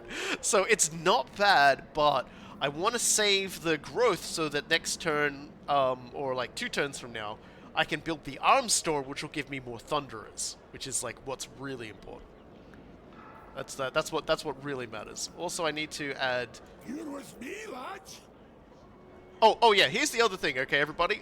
You might not have cannons in your army. You might have lost your cannons on turn 2 by accident, or lost them in a big fight against Thrut, right?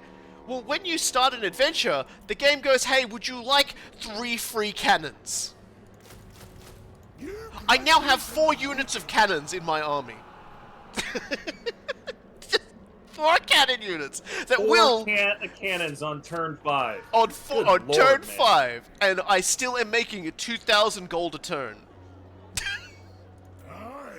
All right, I need to add some more add some more dwarfs to this army just so I have more dwarfs. All right. Cole tried to extort me for money against the beastmen and the goblins for like when he's a million miles away and there's no way he can. Excuse me, I asked you for less money than it takes to recruit like 2 units. Okay. It was 555 gold for doing nothing. I responded, "I'll give you 1 gold for doing nothing," and I think he accepted that. Yeah, you don't know that I was going to do nothing. I might have been pivotal in that fight. You're not going to be, because like the Warherd of the One Eye is not going to survive to turn 15. So Gotrek and Felix now both have Vanguard deployment. Well, that's terrifying. I give it just like the horrible revelations of the things I'm getting away with over here keep going up and up. All right, now I'm gonna move on marching songs and gather the throngs. Plus 10% speed to my infantry, and then minus 10% recruitment for infantry units will be pretty good. Only thing that's kept dwarves alive. So yeah, I'm going to need to take care of that dwarven refugee dilemma at some point, but I think before I get over there, I'm going to end up in war with Throg, so I'll have to like make a second general to handle that. Rock. My folks are at your And a defensive alliance? Sure. for the motherland. This opens up more of the map to me and may make subsequent attempts to get grudge points a little bit trickier. Yeah, so here's why I want to do some science. Do you now have diplomatic contact with Coolguy? Because I do, and now you're in alliance with me, and you should have my visibility. I do. He does, yeah. Hang on. Dude, that is crazy good. Yeah, so. We should totally have a 3-way right now. Do it. I mean, I just offered a trade agreement. So now we be trading, so that's more money for me. I hope you like gems and alcohol, because that's all I'm selling. I definitely like gems and alcohol. I absolutely adore gems and alcohol. I hope you like, Look, pots. I'm just pointing out, it's now turn 5, and we already have our order, power block going on. Yeah. Well, I'll get back to you when I actually secure the Empire's heartlands on that. Well, at the very least, it'll make the AI, less likely to attack us. Yeah, it is true. And I'm building an outpost in Kislev, so you'll actually get some dwarves to man your walls if you ever get attacked. Good, I love it, because half the time, it'll be one of those shit splatter, little empires that... Yeah. Empire factions that build in Kislev, and then they get confederated, and then they lose it. Well, since I'm the one who's going to be confederating, motherfuckers, I can tell you now, if they get some of your land, and I confederate them, I'm just gonna give it back. Well, I got a non-aggression pact with Drycha, which is nice, because fighting wood elves are... You'd think it'd be chaos, right? But no, fighting wood elves is the worst for Kislev. They have nothing that counters their monstrous infantry. By my command, Right. we march. And now I've unlocked the forge. I finally got some oath gold from starting an adventure. So what that means is I can go here and I can, I can choose to construct something. I've got all these things. Runes are now way more expensive. They made runes basically cost 300. And then like the super runes are like 500. Carry me. Which is fair So enough. now I'm a little confused, because usually at this point in the Kislev campaign is when I would go attack Throt. Follow me into the wild. And that is no longer required. Yeah, I'm slightly off balance because this turn usually Midland dies. Typically Midland dies this turn. These men operating in Brave New World. Yeah, and that is not happening. The way is onwards. Yeah, so there are two changes now with Kislev. Having you there as dwarves attacking Throt, and the fact that Druzina Enclave no longer owns Plesk changes my early game strategy a bit. Mm-hmm. Because normally I will sell Frozen Landing to Druzina Enclave, which helps them confederate with me, and then I resell it to Ropsman Clan, and then I confederate Ropsman Clan, and then lastly I sell Frozen Landing to whoever is the biggest threat in the area. It's not going to be a thing this time, so I'm not quite sure what I'm going to do next. I have, I have two major goals. Like, I have to kill Grievitz and set the Black Pit tribe on the back foot, and I have to kill Kazrak One-Eye, and then aggressively move in on his Herdstone and just wipe him out of the game before he can gain any kind of momentum. That's actually already gone because he's totally corrupted Midland, which is a giant fucking problem. Like me taking attrition, moving through my Heartlands is a giant issue. Oh, hey, Boris wants a trade deal. Okay, Boris, I don't know much longer you're going to be alive for, but if you want to keep giving me money while you're doing it, there we go. Yeah, Boris usually gets his shit pushed in. It's like a 3-to-1 ratio. Either Archean floors him, or he snowballs. And it's annoying when he snowballs, because then there's no chance of confederating him. And it's annoying when he doesn't snowball, because then he'll have one settlement left and have no army, and his confederation chance is like -170 diplomatic prospect. I'm like, what prospect, motherfucker? It's like, Dad, you're embarrassing me! Yeah, the prospect is you're gonna get your like head cut off and like used for some. I don't know what Archean does to his enemies, but it can't be good. So, Okay. So then I follow up my usual plan with running over here, blowing up Throt, killing Throt. He just got shot to death. Throt is dead. And then I've raised the territory he was in because I don't want that. And Clan Mulder is dead. Also, Dude, that is insane. That's fucking insane. I forgot to put also, Bloodline in my army. you now get 10% health from yes. Throt. Yeah, so Malachi's got more health now. This is stupid. It says I discovered Kazrak One-Eye as an ambusher, and I'm like, okay, show me where he is, and it goes over to empty territory. he went back he probably into ambush moved. stance again. What happened? Like you saw him, you revealed him, and then it was his turn, and he re-ambushed or he ran away. Yeah, he bailed. That's what happened there. He fled. Okay, so I caught Grievitz, and this is a close victory. I really should I'm a little torn. I should do this one. Go ahead, fight it. Like I gotta go take a piss anyway. Yeah, I should really fight this one because I still need to knock out as Kazrak, but like this is a slightly different fight than usual. Like the conversation is slightly different. It shouldn't be that big of a deal though. Like his stack isn't that good, and like before, I'm going to force him to attack me. Yeah, I'm sure it'll be fun. You got the violence in you. You got it. Yeah. So now that I've taken care of the Throt problem, now I can go like up and deal with the Throg problem. Because typically when I did my test game, it was after I've killed Throt that Throg then declares war on me, and I was able to get over there to intercept him before he could basically attack the short fort. So let's take a look He's got at so many arrows. I don't like that. They are pointy and many. Alright. Well, we're gonna chevron up. Back here a little bit. God damn it. I hate how confusing this is to start out.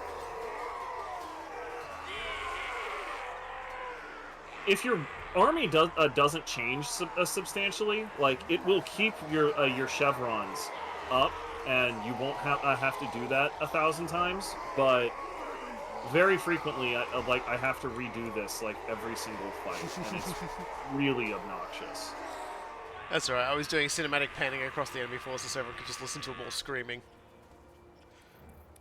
I mean, there's a lot of greenskins there, so they're definitely going to be doing a shitload of screaming. Okay.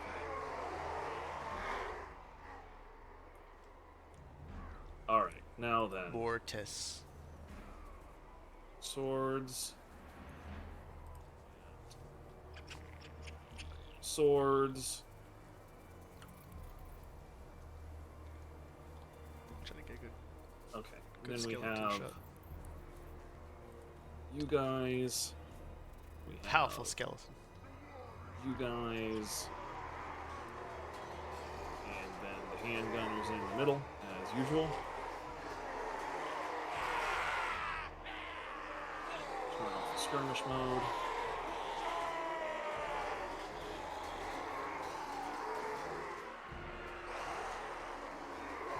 Okay, mortars in the middle. Gold wizard in the middle.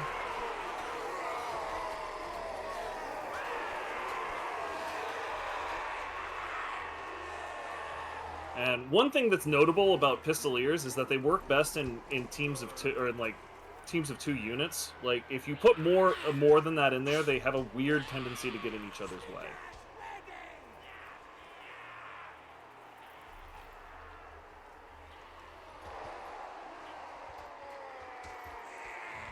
Okay. And then this is one of the reasons why I like militia, is that they give my further flanks flexibility. Standard Like, they can cover things with them pistols that they use. All right.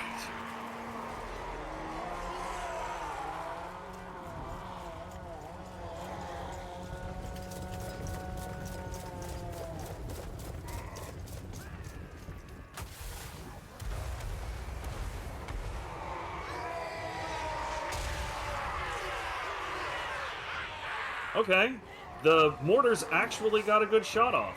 Yeah, I feel like the orcs surprised moved as you are. into it. Yeah. Oh, that poor guy just got absolutely, like, cut in half by a mortar explosion. Fight for more. Oh, their entire Darwin march stance. I missed that. They are all very tired. They sleepy. They eepy.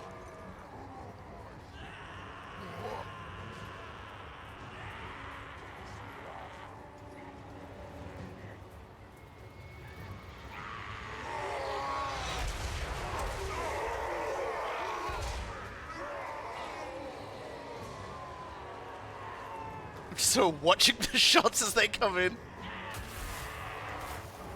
Okay, there we go. We're finally starting to move. Yeah, like, it was there's like only so much they fun they can take. are very happy to just be super eepy over here.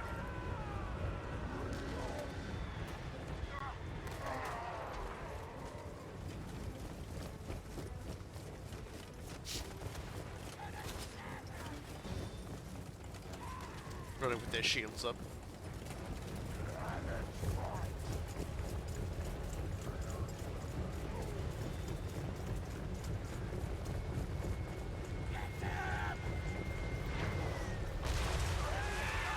Ooh, the mortar just is absolutely bopping dudes on the noggin today. Yeah, like, it's doing surprisingly well. I'm not certain I've ever seen a mortar hit that hard. Like, it's leaving corpses behind. The crew is getting good. They're getting their chevrons in, so they're getting good. All right, the forest spider riders are no longer. Oh my goodness. Just bits of work everywhere. They're you know, couple of them have already broken and started running. They ain't even gotten in enemy weapon range yet. They've just been like, okay.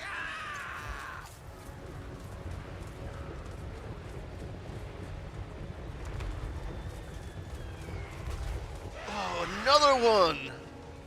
Oh god. That was a lot of dead goblins.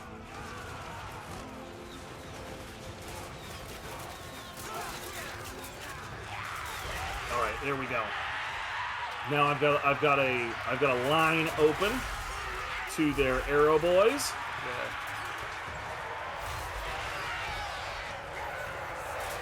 Yeah. A bunch of goblins immediately breaking upon trying to attack Karl Franz. Why I left him in the center. Yeah, he basically just pushed the entirety of like 3 regiments back. And now he's just like soloing like a unit of orc boys because all the goblins involved fled.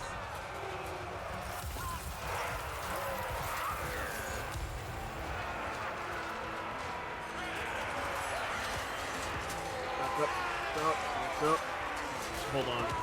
I just heard somebody yell, Sigmar, preserve us. Oh, some pistoliers are getting shot by arrow boys. That would do it. Yet another perfect example of just how intelligent Coolguy Gaimon truly is. Coolguy had already calculated this play last week when he was writing his dissertation on potential flaws in the standard model of particle physics whilst he was taking a shit. Thank you, Bloodman. Finally, someone has recognized the dissertation that he committed upon a toilet bowl. I definitely do all of my best writing on the toilet. His porcelain dissertation.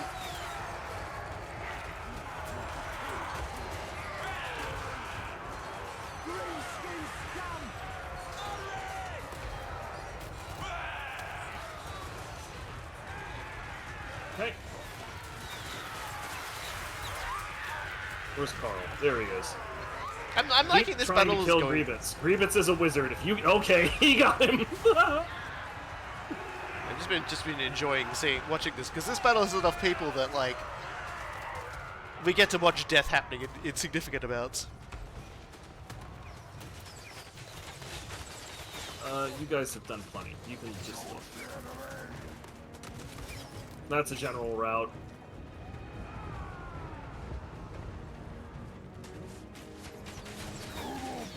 The Arrow boys haven't gotten the message yet. They're about to. Yeah, I think they're turning now. He was in march stance, so I don't need to follow up. Yep, they die. So much for Pyrrhic victory, bitch. Oh yeah. Yes, very solid indeed. Pistoliers, baby. Like the shit you took last week. That you I'm very pleased at how well the mortar did.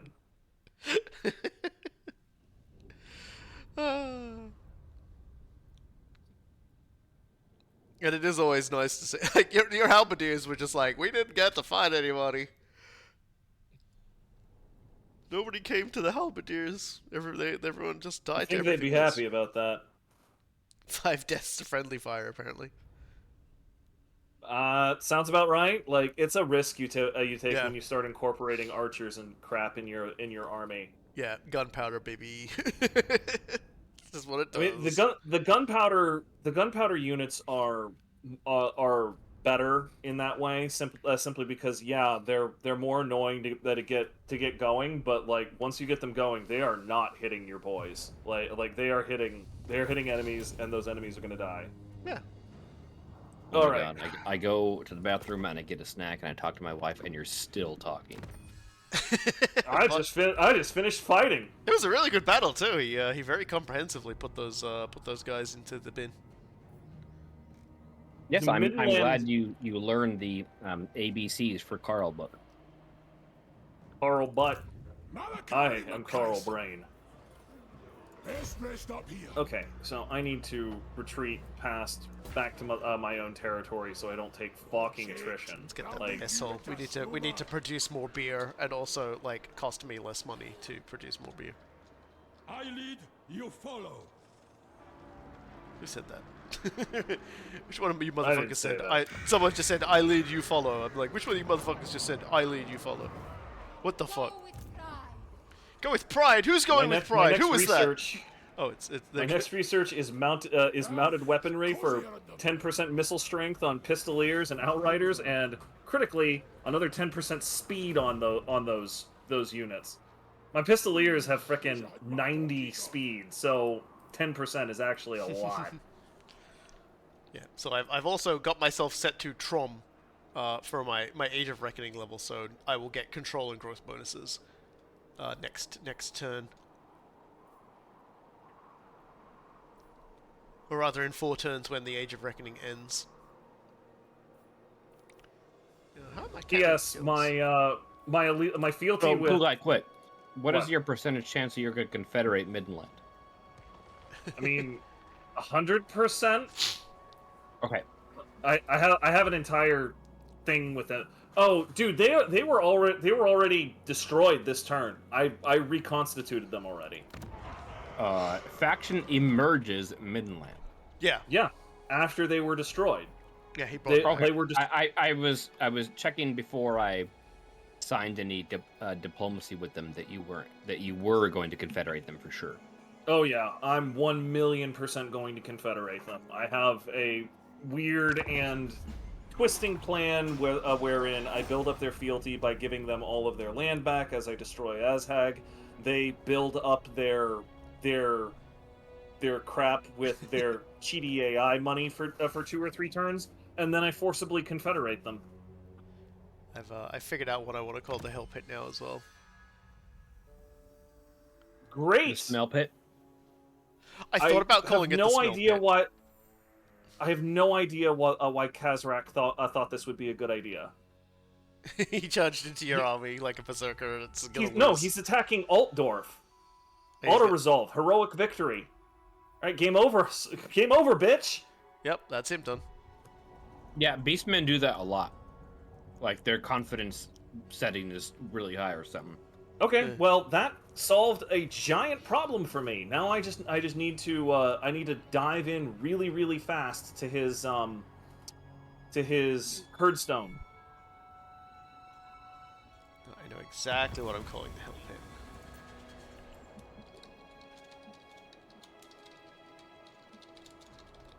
Okay, we can't call it that. We'll just have to call it the shorter version. Follow my lead. Quest issued: kill 3,000 What was enemies the- with artillery. What was the original? It was called It was called Coolguy's Dissertation Hall, but that doesn't fit, so I called it the Dissertation Hall. I miss the time in Gladius where we could put in the entire Navy SEALs copy pasta. Navy SEAL copy pasta. That was fucking twisted.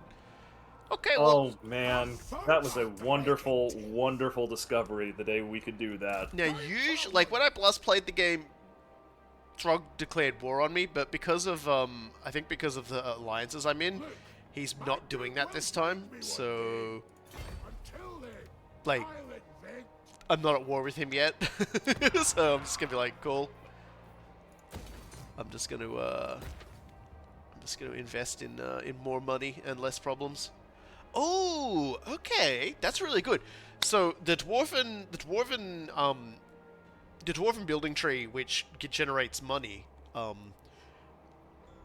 also now gives you like a minus cost to construction for all buildings. So that's like a really good option now. That's really good.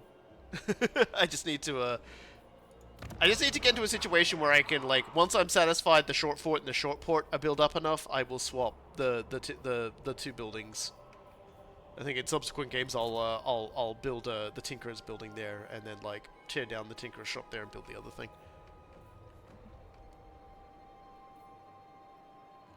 These guys sure do like talking about Sigmar a lot. Sigma. I lean over. Sigma balls. That's like my favorite Vermintide 2 video. Good lord. I'm having the entire thing play through my head again. Oh, fuck.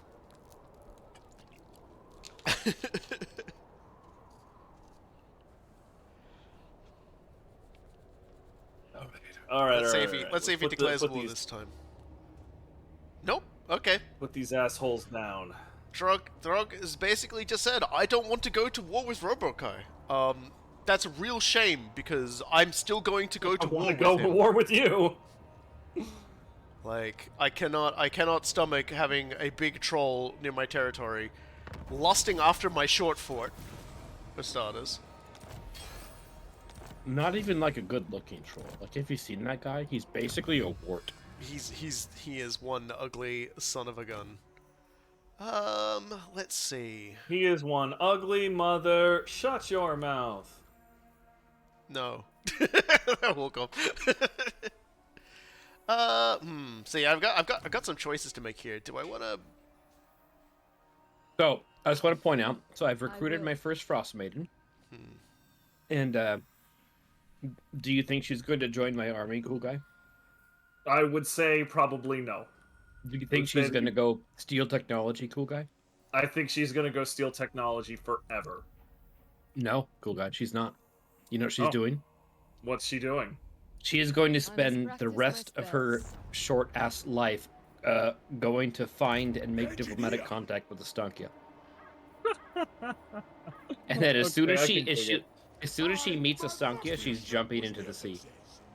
Okay. I recruited a lord that I cannot afford to at a given army yet, precisely so I can run him into Midland and recolonize everything for Toddbringer quicker. Actually, if Trog's not gonna if Trog's not gonna have a go at me, I might go resolve that thing with the refugees. I fucking hate that name. Frog? No, Toddbringer. Toddbringer, yeah. Like shut up, dude. He's so mad about everything. I'm to die. This Drazina is a bit extra. March.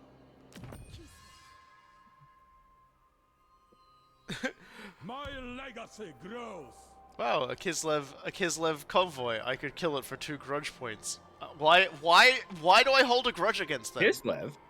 Sorry, Cathay. I don't have convoys. No, I meant Cathay. Sorry, my brain was interpolated.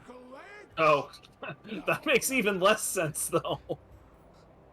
I have now hit 50 supporters. I just look over at the races of like the manlings, and I'm like, you all look the same to me, and then it's like my view, and it's just like knees.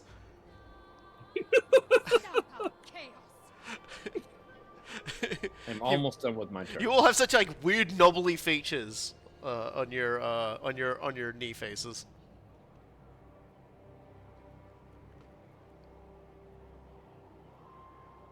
Yeah, Trog ain't even like. Normally he will like be right near my territory, ready to go. He took Winterpire and then he wandered off, so he doesn't care. Well, guy, can I give me all your money? No. That was a very weird wording to that. That is an Aquatine Hunger Force wording of it. Yeah. And also, like, it's never gonna fucking happen. I'm interested to see what this I need that refugee money. thing is. Hopefully it's like bonus, like shitloads of bonuses. Give me shitloads of bonuses, guys. just give me all the bonuses. So, are you totally opposed to us being attacked by the Chaos Dwarves like next turn? Who, me? I was talking more to Robokai because that's not going to be your problem. Yeah, I mean, I was gonna say. I mean, I was gonna end up fighting them anyway because Malachi's got some stuff involving beating the shit out of them. So they'll be on my agenda of things to punch in due course once I've punched a sufficient number of Norskins. I'll probably like build up an army and send them towards the Chaos Dwarves. So I don't mind you getting into a tussle with them. Frostfang's bite. Okay. I am going to attack right after this. And I might play this one. Like, it depends on what this looks like. This is a decisive victory, low casualties, and... Oh, hang on. Break siege for just a minute. Maintenance, that's key. So usually I do this fight, but usually Kazarak doesn't suicide himself on fucking Altdorf. So I think I can afford to just auto resolve this one. The thing is, it's awkward to do it because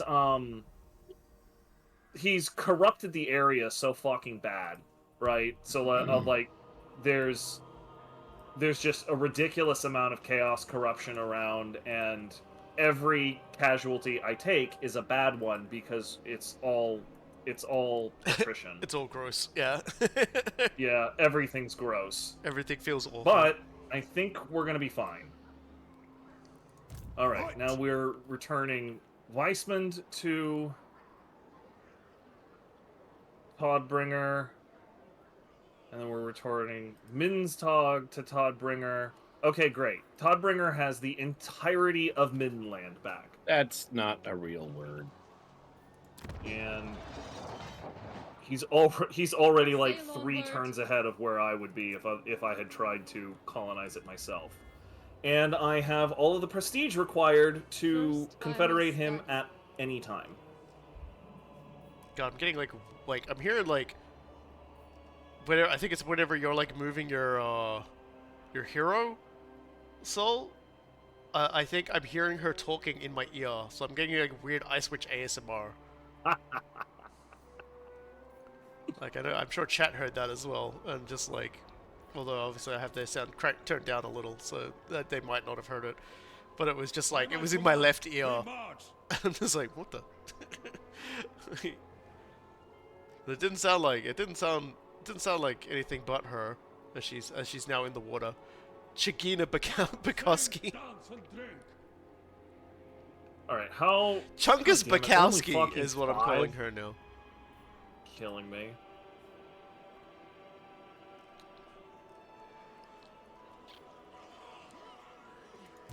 Explosives expert.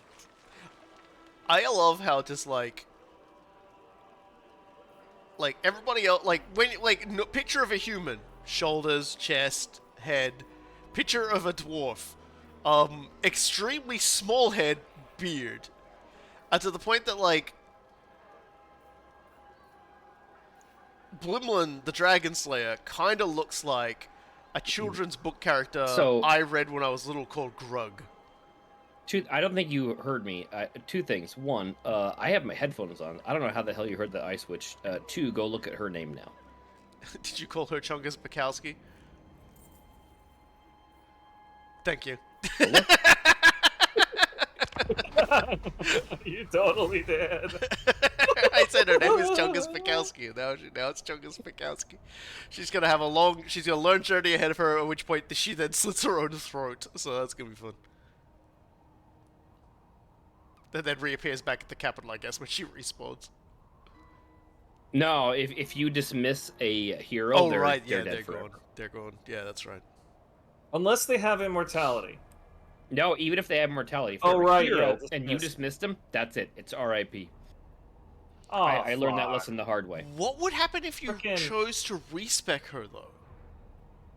Because so respec removes them from play. Would she just reappear back with you guys?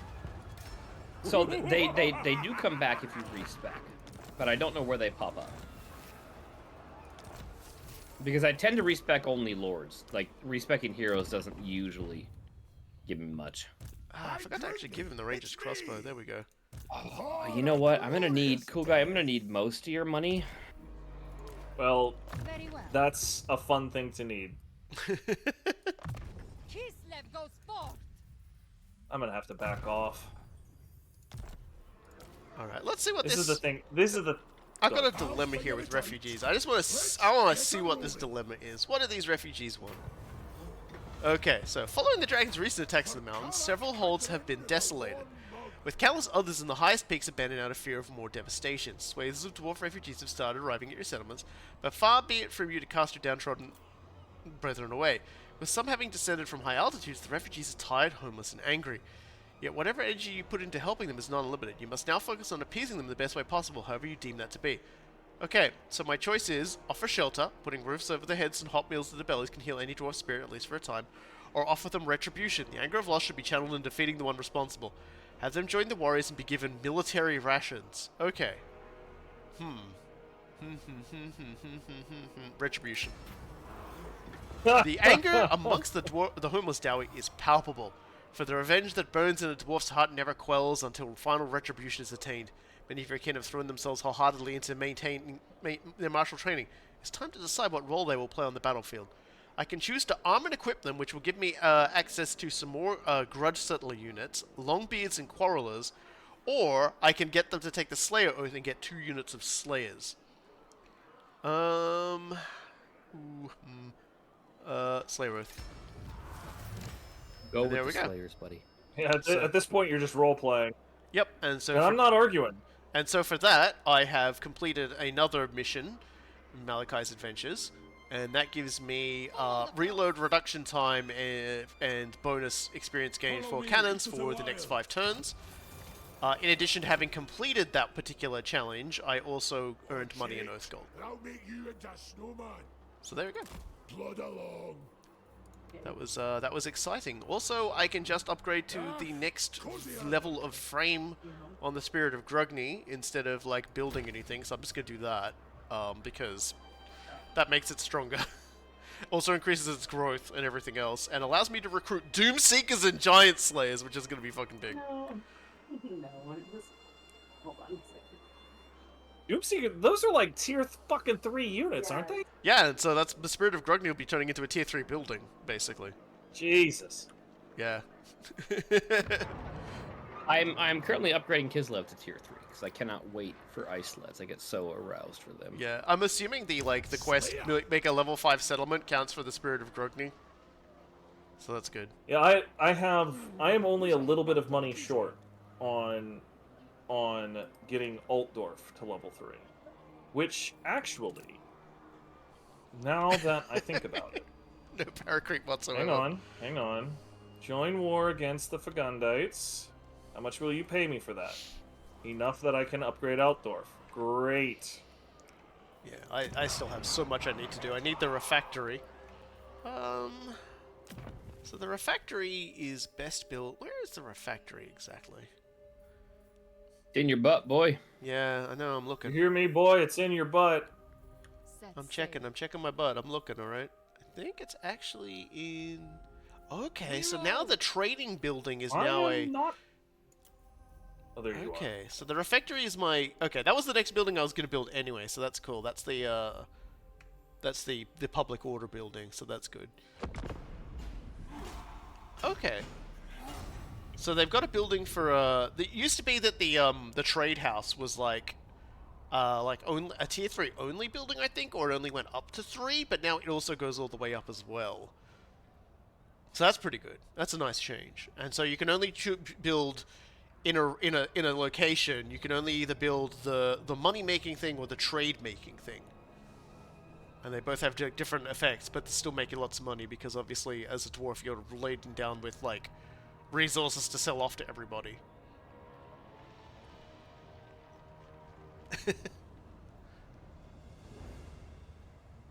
Cool guy. Hmm. Okay. Okay, I have to fight this. Yeah, go Okay. for it. Well, Goromadnes. Goromadni, they mad.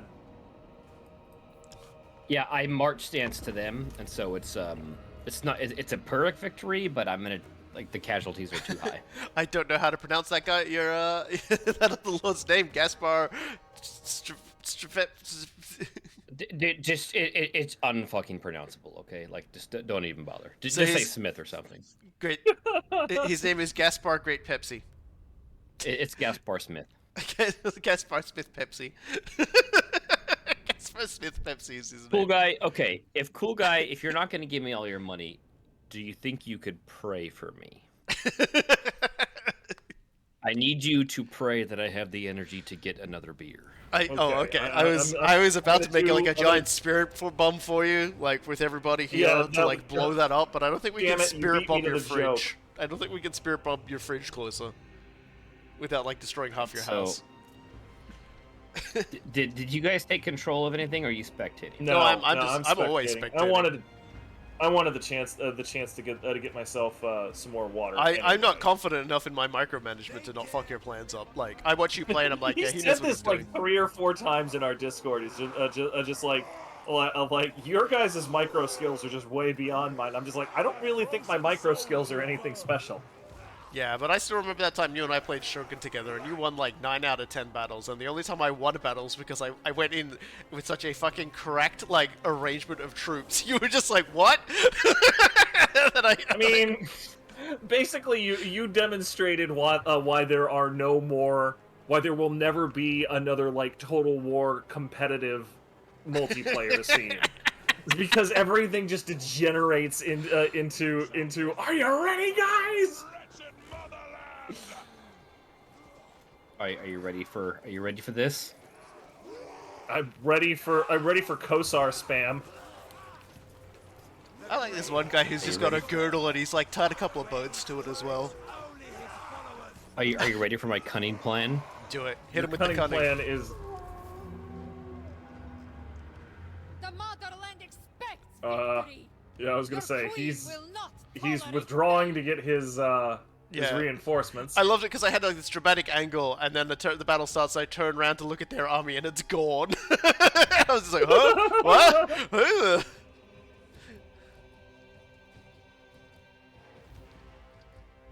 I don't think they knew who they were fucking with.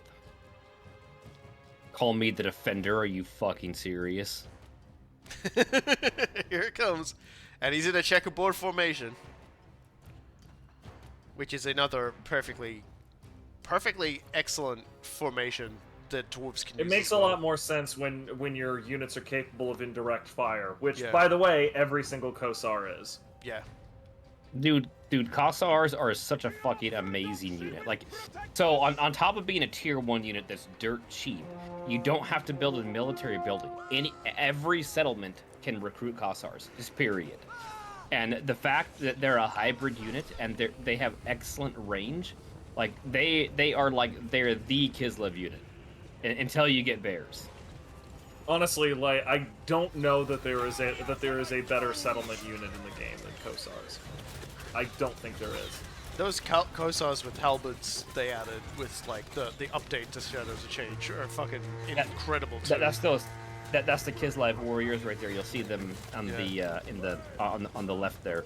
Yeah, they like I've watched people like doing test stuff on those guys.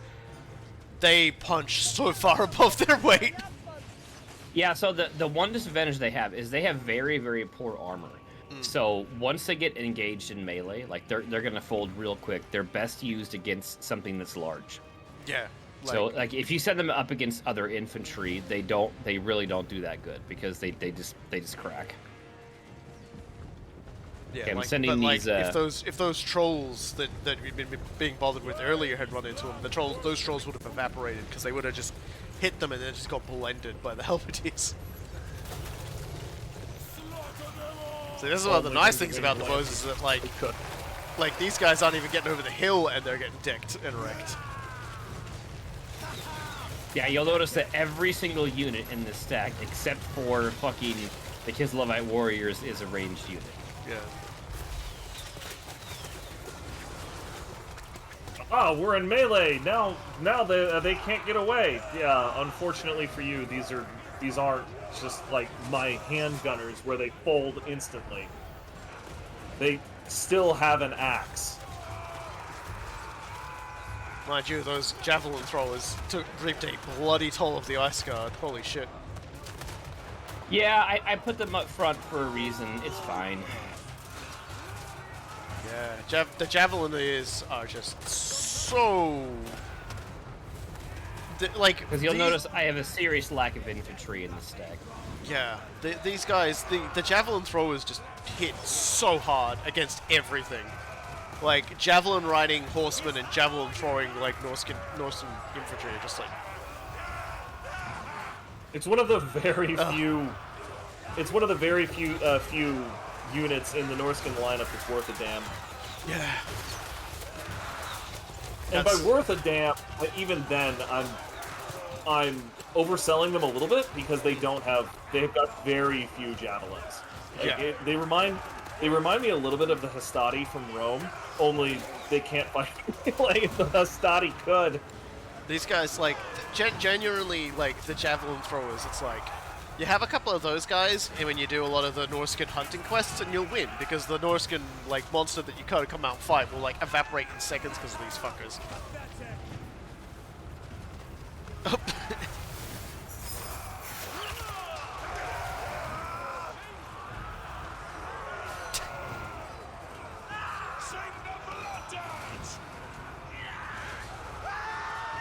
Big fan of your reinforcements over there, which is just the Druzina. It's just hanging out. He's pulling those berserkers away. He definitely is. What he's doing, which is the best he could possibly contribute to this fight. True story. Like, berserkers are no fun. Yeah, Norska has a lot of really great units in there. It's just like they're also poor matchups with a lot of like when they have a poor matchup, it's very obvious.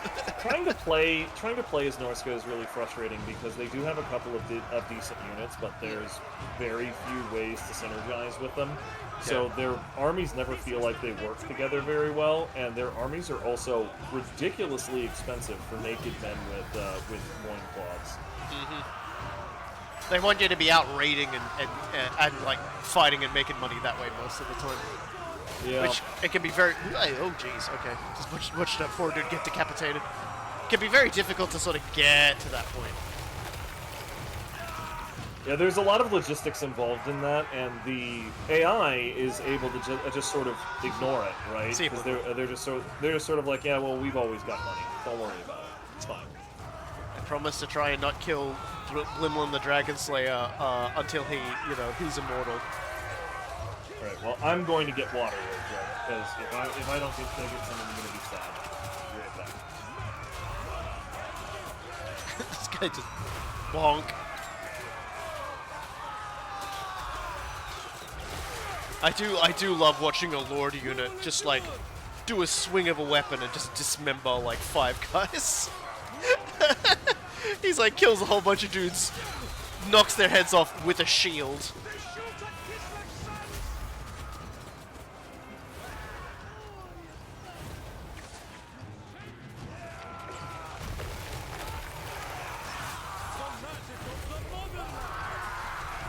Oof.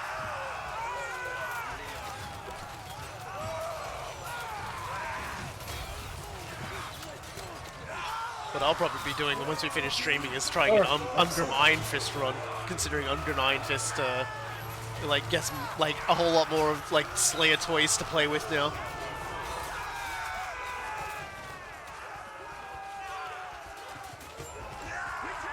And the biggest problem with his campaign was always, yeah, you can make a Slayer army for him, but like you would have no other like units that would make a good Slayer army. Not so now that you have the Demon Slayer. I mean, you've got frickin' Slayer artillery now. Yeah. That's really good now. And like they were the missing piece, really. No, and now we've got like the fun stuff. Now we've got the fun stuff. I don't survive long, but the Slayer gets the job done. Doesn't need to. Like, it's very on message for the Slayers to just evaporate in 2 minutes or murder everything in 60. Really digging this Norskin lore. He's just sort of wandering his way out of here with his shield above his head. It seems like it makes it look like he's got an armed escort, like helping him leave the battlefield from Soul's units. And I'm pretty sure his archery fire that's like landing on him is actually killing more of his own dudes. Lord. Particularly just the way he's strutting. Like, that is just a fucking strut. He's not retreating, he's leaving because the party isn't fun anymore.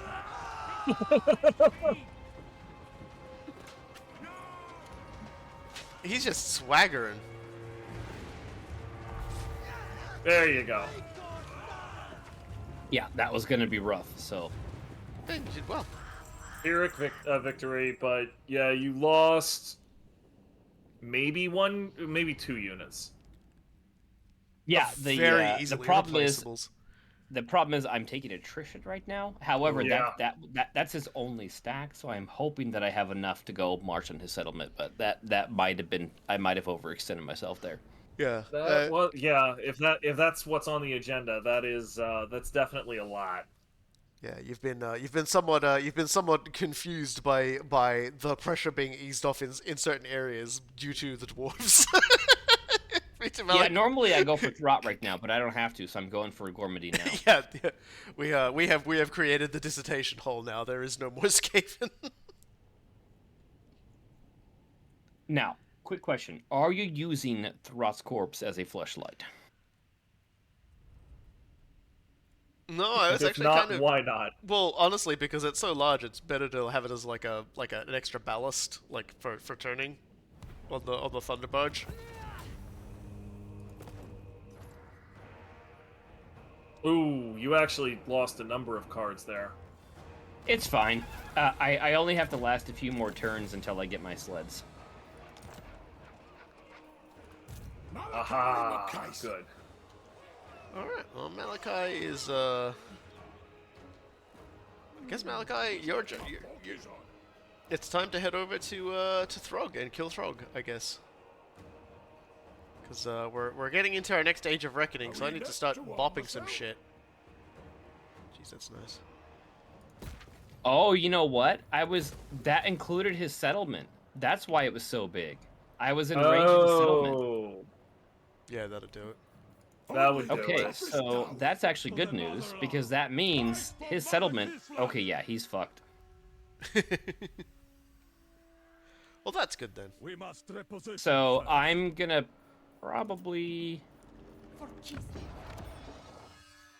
Here's what I'm gonna do. Yeah, that's a better... I'm looking at the settlement now, and his remaining units. This is a walled battle. Trying to decide if I'm going to put you guys through that or not, because I think if I merge these, he's got a bunch of marauders. Let me preview the battle. I want to see what this. Make sure that it's a walled settlement battle. Okay, yeah, it is. I think I'm going to be fine. Here's what we're going to do. We're going to merge all these Kassars. What? Follow me into the wild. I wonder what Throg's doing. I miss Throg. I don't. No one asked you, manling! 1, 2, 3, 4, 5 Kassars versus... 15% resistance for missile resistance for Slayers, Giant Slayers, Slayer Pirates, Goblin Hero, and Doom Seeker units. That'd be really nice. For everyone's general knowledge as well, all Slayers now come with a trait called Slayer, which means that their weapon strength cannot be diminished at all by any effect. So plagues do not prevent them from poison do not prevent them from killing at full strength. Slayer. It's pretty nice. Kill for the sake of killing. Ah, it's cozier underground. Oh, you don't have any wars right now. It's gonna take me upwards of 2 turns to replace that sack I No lost. grudges, please, lads. You Womp womp. grudges in the making. But I took their settlement, so I got 5 turns to go before I get my war sleds. It's gonna be close. A part of me wants to just buy 2 units of Slayer Pirates just to use them. That's what I'm gonna do. I'm gonna Cool. So I'm apparently going to join the war against the ecstatic legions for a lot of money from Castalton. Yeah, it looks like. Yeah, I don't know what the fuck I do. I don't know what Throg's done. He's just like quit.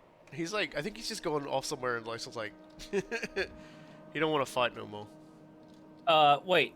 Why the hell would Kastelton invite you to fight Azazel? That makes no sense. He didn't. He didn't. I invited myself and said, "I'll like you'll pay me money." That's how you do it. That's how you make money in this game. Because I needed more money. And he made a deal. I need more money. Okay, so yeah, that battle went about as well as I expected, and I did take his settlement, which is Karak Valag. So here's the thing about the grudges.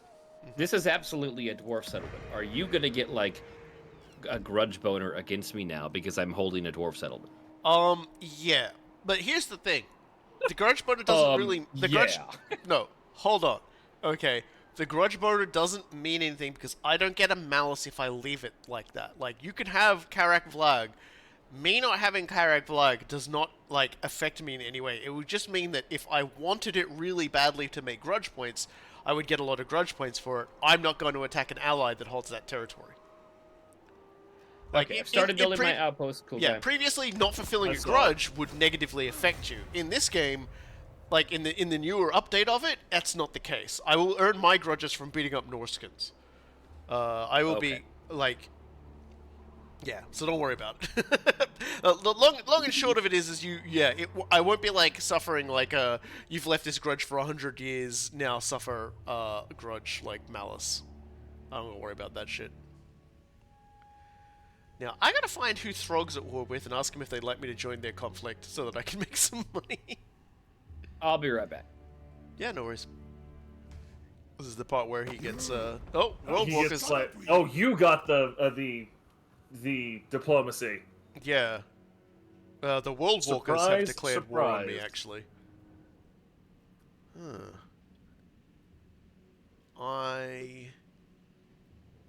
Like, Sol's gonna have to confirm he wants to take part in this war as well when I confirm it. I'm just sort of looking at where he is. Because when they did this to me last time, he sort of went a funny way around to attack me. But I was at war with Throg at the time, whereas now I'm not. I'll just send that request to Sol, because obviously it's not gonna matter. And I'm just wondering how best to approach this.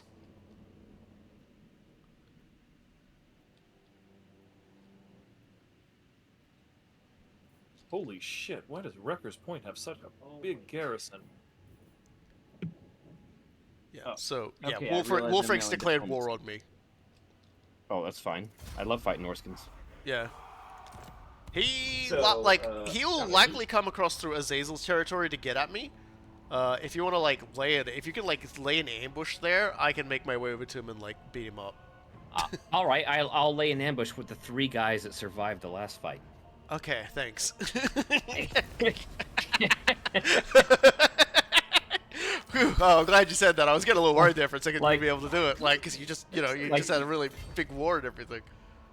You saw that fight, okay? You were there. Yeah, I know. So, hey, here's a question. Oh no, Greenskins are attacking Snordland. Don't worry about it. Yeah, I know, it's one of those things. Oh, the guild here's some good news. Gave me money for no reason. Here's some good news. Okay, so Throg's not at war with anyone, so this is going to be financially not very viable.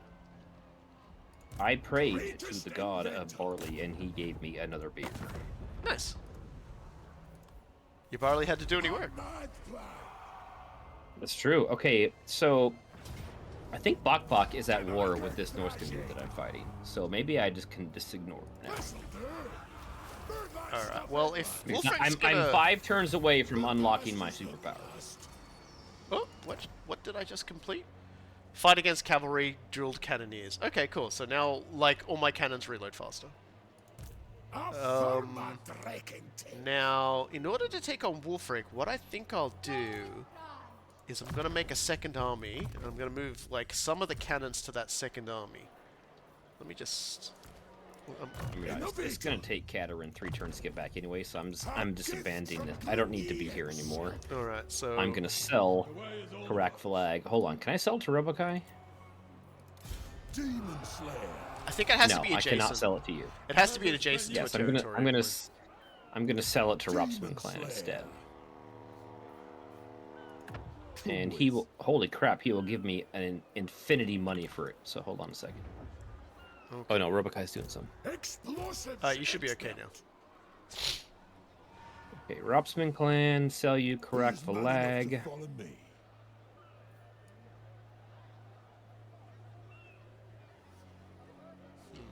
Wait, hold on. And join war against World Walkers. No, he won't do that. Okay, never mind. Wait, hold on a second. Maybe if I just hold on. Ropsman clan, join war against World Walkers in exchange for Karak Falag. He will take that deal. There you go, buddy. Now we've got more Kislev fighting World Walkers. Nice. Appreciate it. I'm gonna build. It's not gonna be a huge second army, but it's gonna be a second army that I can park at the short fort and use to either he'll be able to move in the underway to the dissertation hall if necessary as well, and I can basically just sort of corner Wolfric there. All right, so now that's dealt with. I can focus on Kislev. I can start building my war sled building next turn, which is great. And a farm there. Upgrade that. I can get patriarchs now. Great. And all these patriarchs suck naturally. Okay. Doesn't matter. Like, you're getting them so you can farm a shitload of research. Just yell at each other on a plateau somewhere. No, that doesn't work anymore. They patched that out a long time ago. So Zavastra upgrade. Kislev is upgrading. That's another thing I could do that would be pretty funny, actually. Hypothermia would be a poor death. Fuck. Hypothermia would be a poor death. That's true. Cold. This is nout. I'll probably move Blimlin to... Sway away. Yeah. I'll move Blimlin to King Lung Quarrel Seeker's army as well, because I've already got Gotrek in this army. Which means I can now...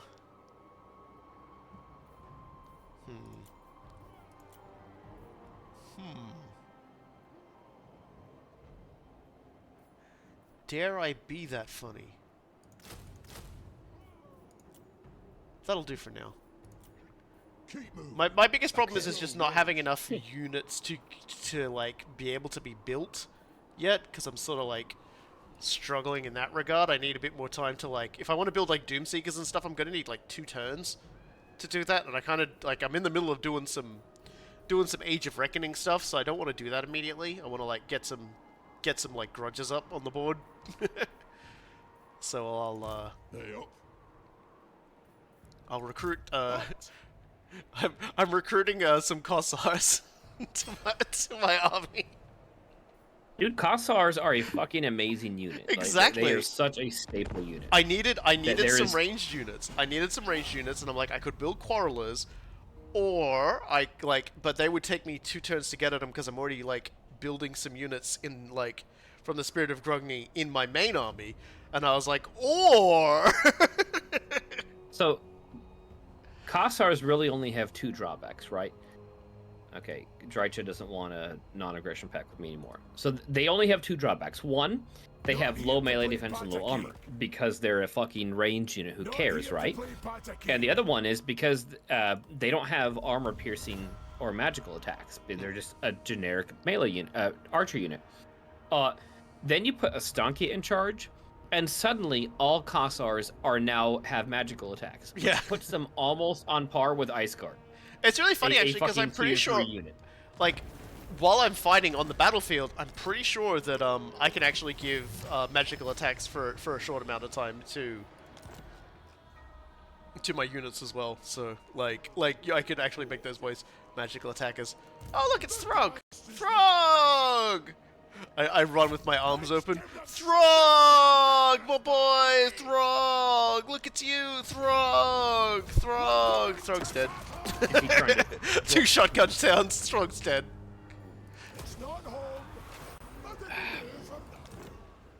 Was he trying to Throg it up with you? Well, that's yeah, and I throgged his neck. Throgging is forbidden. Throgging has always been forbidden. And now I can unlock a bonus to. So, like, I'm at level 12 now, so Malachi can begin his personal tree, which starts with Inventor. Although it was his early disasters that saw Malachi thrown out of the Engineers Guild, he's continued to invent machines useful to Godric and his allies with a far greater degree of success. Fortunately, unlocks Hero Recruitment, Master Engineer, all provinces, Hero Capacity, +2 for Master Engineers, Research Rate, +10. So I'll grab that. Coolguy, quick, give me all your money. No. Also, damn it.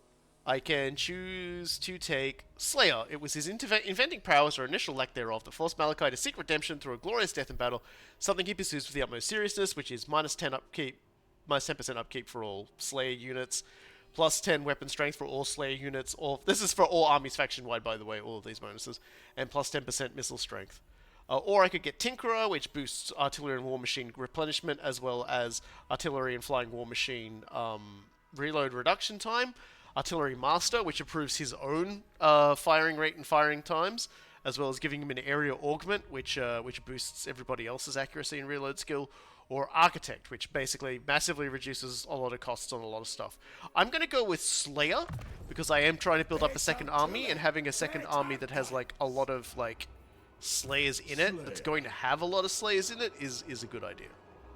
Doom's this way. Because I need King Lun Coral Seeker to So, remember when I just told you last turn that I sold Karak Valag to Rupsman clan? Yeah. Chaos Dwarves just declared on them because of that. Oops. We sharpen our own. Poor stupid bastards. Sounds like their problem. True. I need like $500, Coolguy. Give me $500. I have $4. What is your problem? Hold on, okay, I'm gonna have to sell something. Spending my money! Spending my... On what? Armies? Okay, there, I sold that guy, and then, okay, now I can build. Great, okay. Because I just switched to the invocation where I get supporters for completing buildings, and so I need to be upgrading every possible building I can. Why do I even have this guy anymore? Like, okay, I don't need you anymore. I'm dismissing you from my army. See ya.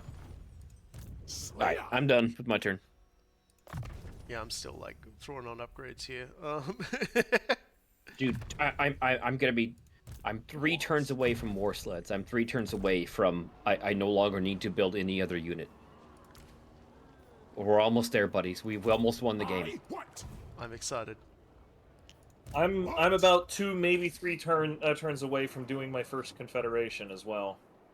Oh, that's right. You guys will be able to recruit war sleds too. The war sleds are so good. Once you see them in battle, Coolguy, you're gonna go rub one out. I have and then used them in battle on my own time. I will definitely be picking up war sleds. But did you use them correctly? Because the way the game tells you to use them is completely stupid and wrong. How do you use them correctly, sir? What you do is you take your quote-unquote chariot that is ranged and you hit the melee mode button. And then you watch it just obliterate everything. Yeah, Chungus with that Bukowski collision has damage. just left the Sea of Claws and is now heading... Yeah, so she's like, Benthic explored, this is Cap 5, we are styling. She's now entering the Southern Sea of Chaos on her way to Albion's channels. Yeah, she's gonna go see if Ostanki is still alive, and in which case if I can recruit her or not. So it's about 50-50 whether or not I can confederate Ostankia. And if I can't, whatever, no big deal. But if I can, then all of a sudden the Kossars become tier 3 units. Because of witch magic or some shit. Somebody's under attack. See, I offered to join him in his in defending from the Black asshole. Pit tribe. He's like, no, I don't need your help. I'll give you 1 gold for it. Well, fuck you. You're on your own now. Yeah, I'm assuming this was another case of guy that couldn't win tried to punch up at the Empire. I mean, he attacked my bait and then followed up. Ah, oops. Yeah, so that's actually a thing that AI does, that if you have an ambushing stack behind a settlement, and the AI is committed to attacking the settlement, they cannot back off, even if they realize it was now a losing fight. The AI cannot back off from an attack, basically. Like, that's it. It's game over for them. Which is super hilarious, because you can bait the AI into doing stupid shit. Yeah, but what I did there is I moved my second lord up, and I got him, and I was like, okay, you know, he's either going to support Karl as he goes for the Black Pit and ends this stupid ass war, or he's going to fade himself out of position. And he actually took option 3, which was follow up on Henry Weber, who is now with like I specifically did this. He is now within reinforcement range of Altdorf, so he had the entire garrison of Altdorf behind him. Just don't get in my Okay, way. great. I have a Weapon Master Patriarch. There we go. That's useful.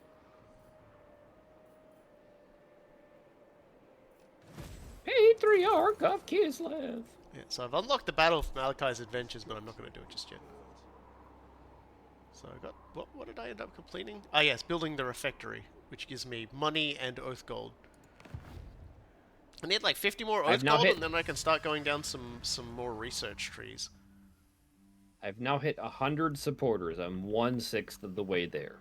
Like if I can So get... if you wanted to suck on Castalton's balls, you got to do it now. Because if I already did what I was going to do with him, which was promise him that I will help him in a war that I had absolutely no intention of joining. Could you imagine how bad he smells? He's got to smell fucking awful, Like, dude. I imagine that the Skaven don't even smell as bad as he does. Face. So Olesh is asking if I prefer light or heavy war sleds. I prefer both. They are both fantastic units. So it actually depends on whether or not you are playing Katerin or Castalton versus whether you're playing Boris or Astankia. If you're playing Boris or Astankia, absolutely you want the light war sleds. There's no point in getting the heavy war sleds because they have basically the same offensive stats, and the extra speed that the light ones have is what you want. And Astankia is giving them a magical attack on top of that. But if you are Castalton or Katerin and you are winning the supporters race, the rewards for the supporters race include a plus 6% speed to all units in your for your entire faction, not just your army, which makes the heavy war sleds as fast as the light war sleds would be.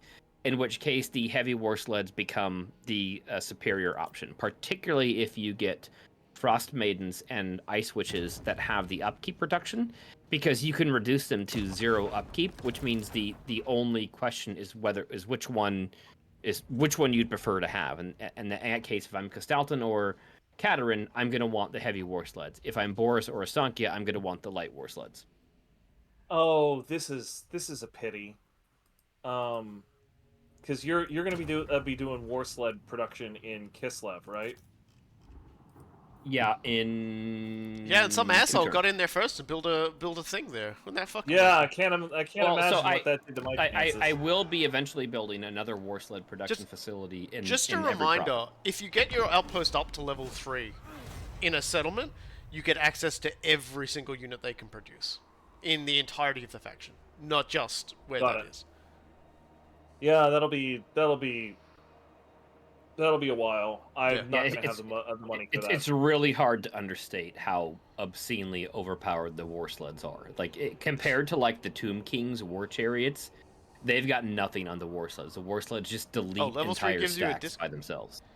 Olesh says that as they have to get to level 2 to do it, but level 3 gives you a discount. But well, we'll see. Whichever. We can check. I do end up building so that particular military building, Coolguy. It also gives, on top of it, gives you additional income in the province, and it gives you a global recruitment slot. So I build the war sled building in every single province. Like, whoever was doing the balancing for the Kislev units seriously slept on the war sled because they are retarded OP. All right. Just boost everyone's leadership for now. Now the game's like, oh, dude, establish a trading with anyone. It's just like, well, okay.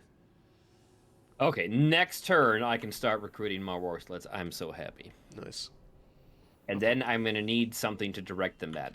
I guess it's gonna be fucking World Walkers or something. Fuck it. I want this done.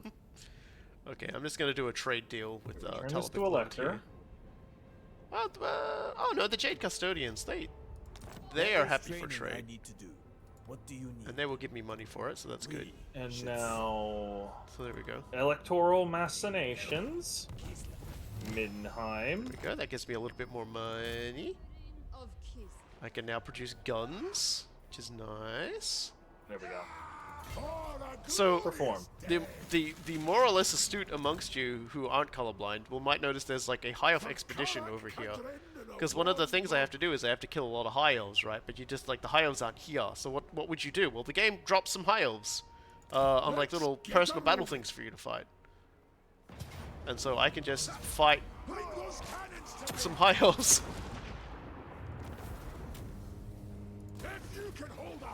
Was he trying to ambush you? Is that what happened there? No, that's just a thing that's, like, always there. Don't worry about it. Don't think about it. Oh, okay. Like, because I'm doing the expeditions, the game drops those around for me to take care of. Oh, okay. That was the quest battle. Was that what that is? That was not. No, the that was quest not battle. a quest battle. No, that's like a little. It's like a little. It's like a little note that like the wood elves get. You know, where it's like, hey, go solve this problem, sort of thing. Well, that's what that was, and the problem was elves were the problem, Engineer. and I was the solution, as simultaneously. It's pretty good. Okay. get the master Okay, engineer. so I have I've confederated Midland. I have Toddbringer. He's still level 1. The game is like, you should declare war on Azag. Like, no, I'm not gonna do that. Explosives expert. Oh, for God's sake. Dude, why are you in sleeping there. on Festus? Look at him. Festus is stomping all over your shit. I what? My sanity demands I not engage with that statement. To do then. But the armor's heavy, eh? But the arm is heavy. Okay. Angus Bukowski has made it to the Great Ocean. They're doing it. They're doing it. They're doing it. We believe in them. Probably. There's a bit of believing going on, I think, in them. Yeah, I will might as well teach you the upgrade that. power of belief.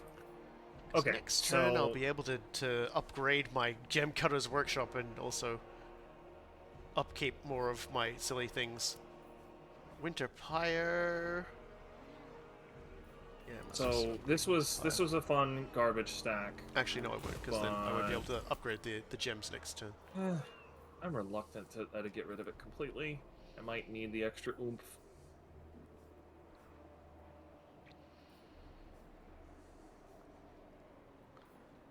Okay, so Wolfric's got like a main territory there, but I still feel like he's probably hooking around to mess with me, which is fine, because King Lun Quarrel Seeker, I think, is a decent enough size where he and a garrison can probably take whatever Wolfric throws at them.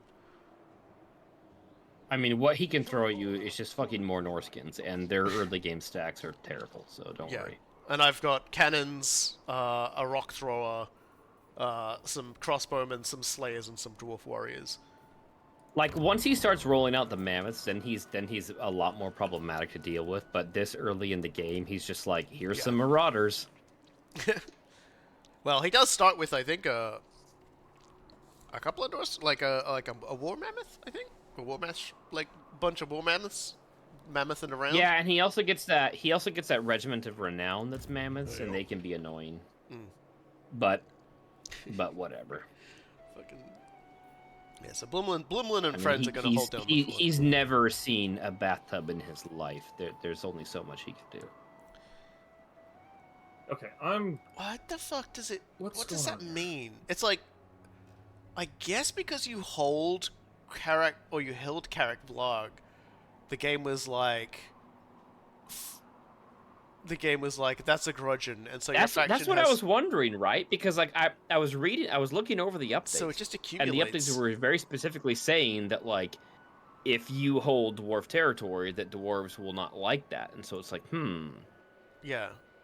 But by the same token, it's Which- like, I'm the dwarf, so I don't care. But the other dwarves might get which upset makes at me me. think that like in my next single player game, I might not take Karak Falag if fucking Malachi is still around, because I wouldn't want to piss him off. I wonder if gifting the territory to him, if possible, would lower that. Like, if you started at Frozen Landing and gifted that to me, then gifted Temple of Heimkel to him, and then Karak Vlag, one after another, if that would reduce the grudge for your faction. Because I don't know. I see a lot of things for adding to the grudge score, but I don't know anything about reducing the grudge score. I will have to experiment and find out. Yeah.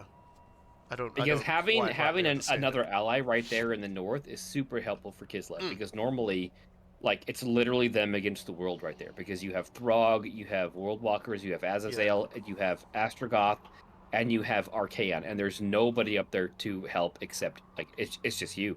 My one concern would be that Malachi might not be as strong non-player controlled because he wouldn't start with Gotrek and Felix. All right, I can now officially build war sleds. That's it, boys. We've won the game. Hooray! Oh, hey! Looks like Wolfric's actually heading in my direction to fight. Boris is getting his shit pushed in, and he is not wanting to confederate. Oh, right. Mohawk.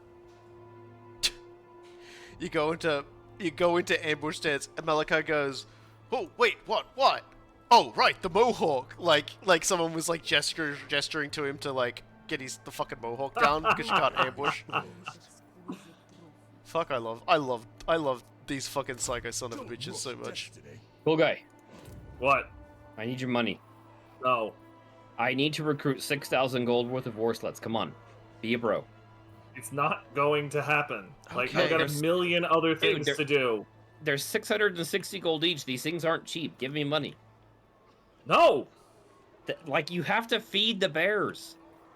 Come on. What part of no didn't you get? The no part. You definitely Obviously didn't get the core no concept. Part. Yeah. Core concept, yeah. Okay. Okay, hold on. I really need to sell something then, because I desperately need money right now. Hold on. Do I have a city to sell? This is a valiant defeat. Fuck. Alright. I thought it might be. I might build a trading. I am trading you, by the way. I'm trading you furs now. Here we go. I guess I'm gonna sell. No, at 750 gold. Fuck, that's so expensive. Give me money. Okay, I'm gonna build. So the trading depot no longer involves itself, ironically, with trading, but instead it generates less money than the Tinkerer line, like the Trinket Maker line, but it generates Oath Gold, which you can then use for like other stuff. So it's good to have that. So I'm gonna build that. I'm learning. Okay, so next turn, Katerin will have her full stack again, and it will include a clutch of war sleds, and I can go. I guess like I don't really have anyone to fight except Azazel and World Walker, so I guess I'm gonna head out that way. I love this crisis of like motivation I've given you. It's so funny. It's like, what do I even do? What am I fighting for? Oh dear. Let's see if which way Wulfric goes, because it looks like if Wulfric's like beelining it straight to like my territories, he'll go to one of those other ones and. I find he very often he sets sail and he'll go like he'll attack from the shore. Yeah, he did that last time I played, but this time he's come straight up the middle, so he's at the Forbidden Citadel right now. Oh, I see him right there. What's he doing over there? Oh, holy shit! You made it pretty far out east, haven't you? Yeah. Well, like this is what's your habitability for frozen territory? Green. It's gotta be good. It's green. Yeah. Okay. Yeah. Yeah, you're right. They did change climate because normally everything up in those mountains there we go. is all chaos Wulfric waste, walked into an ambush, so that's Wulfric dead. Sucker. One of these days, they're gonna learn I invented the prank stance. But it is not this day. His defeat trait is weapon strength for you. That's great. Not so much because Malachi's a ranged lord, but never mind. I thought he was melee. Yeah. And by the way, the turn that I get my 6 war sleds is also the turn that I researched plus 15 armor for war sleds. That's not a coincidence. And now, okay, so I guess like, what should I do? I can. Oh god. I can go. Do you want help fighting Wolfric? I think I'll be okay because since he decided to go directly, I can bring my second army to bear. So I have 2 armies to work with, and they ain't slouches. I really have no one to fight right now. Go fight Festus. No. Go conquer the Empire. When I needed help. No, Coolguy I don't think you understand. Force Coolguy to recognize you as an elected count. Hey, hold on, Coolguy. What? I want you to look at the territories I own. Okay, do you see the territories that I own? I'm a little busy at the moment. Give me a second. Something over there. Engineer. Oh, you know what? I'm gonna hold off. So, I found out something about Confederation recently. I don't know if you guys knew this, but apparently there is a hidden cooldown that when you confederate, you cannot confederate anyone else for 5 turns. Is that true? That is true. Yeah, that was something they made a bit more obvious in like the previous ones. Okay, so then I'm not going to confederate Ropsman clan right now because he is willing to confederate, but Boris is at -5, and I would much rather confederate Boris. So I'm going to wait on that. Okay, so there we go. Now I've got a higher recruit rank for God. turns. All this time later, Middenheim is finally fucking habitable again after all of that. After all of the chaos corruption that Azrag put on there. There we go. More upkeep reduction on the Slayers. Is the past. Let's get the Oak Slayer and Zombie Slayer traits out there. So yeah, I'm gonna march stance Katerin up to where Azazel is. Are you actually gonna fight Azazel, Coolguy, or is that just you? No, were just that was me getting money out of Castelton. God, you're an asshole. The pot calling the kettle black in the weirdest way. Look, if like knows like, then like knows like. That's all there is to it. Did my game just crash? No, okay, it just took forever. Initiate diplomacy. Here, trade settlement, this settlement, and you'll give me 4,000 for it. Sure, it's yours, buddy. Have at it. All right, now another quick deal for another trade. Okay, I need to get my Vanguard custodians. Because then I can. Will you give me all your money for a trade agreement? You will give me. Give me your money. Do that. They gave me 700 monies for a trade agreement, which honestly is more monies than I was expecting to do for a trade agreement. Yeah, normally I would confederate Ropsman clan, except now that I know that 5-turn thing, and that Boris is so close, I'm not going to, because if Ropsman clan gets wiped out, that just means that we're going to get to go to war with Astrogoth, which is fine.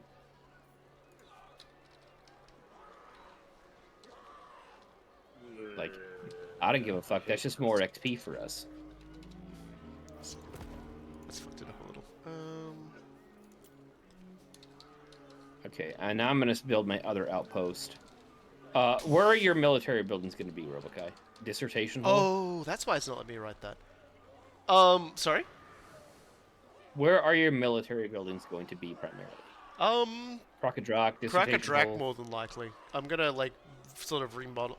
Actually, probably in the Mountains of Hell once I get it set up. Mountains of Hell has, like, a lot more spaces for me to work with. I think I'll turn the other regions to, like, my money making, and I'll turn the Mountains of Hell into, like, my fortress. Because it's a Forbidden Citadel, is a nice it's got 7 slots. And then there's, like, three separate ones.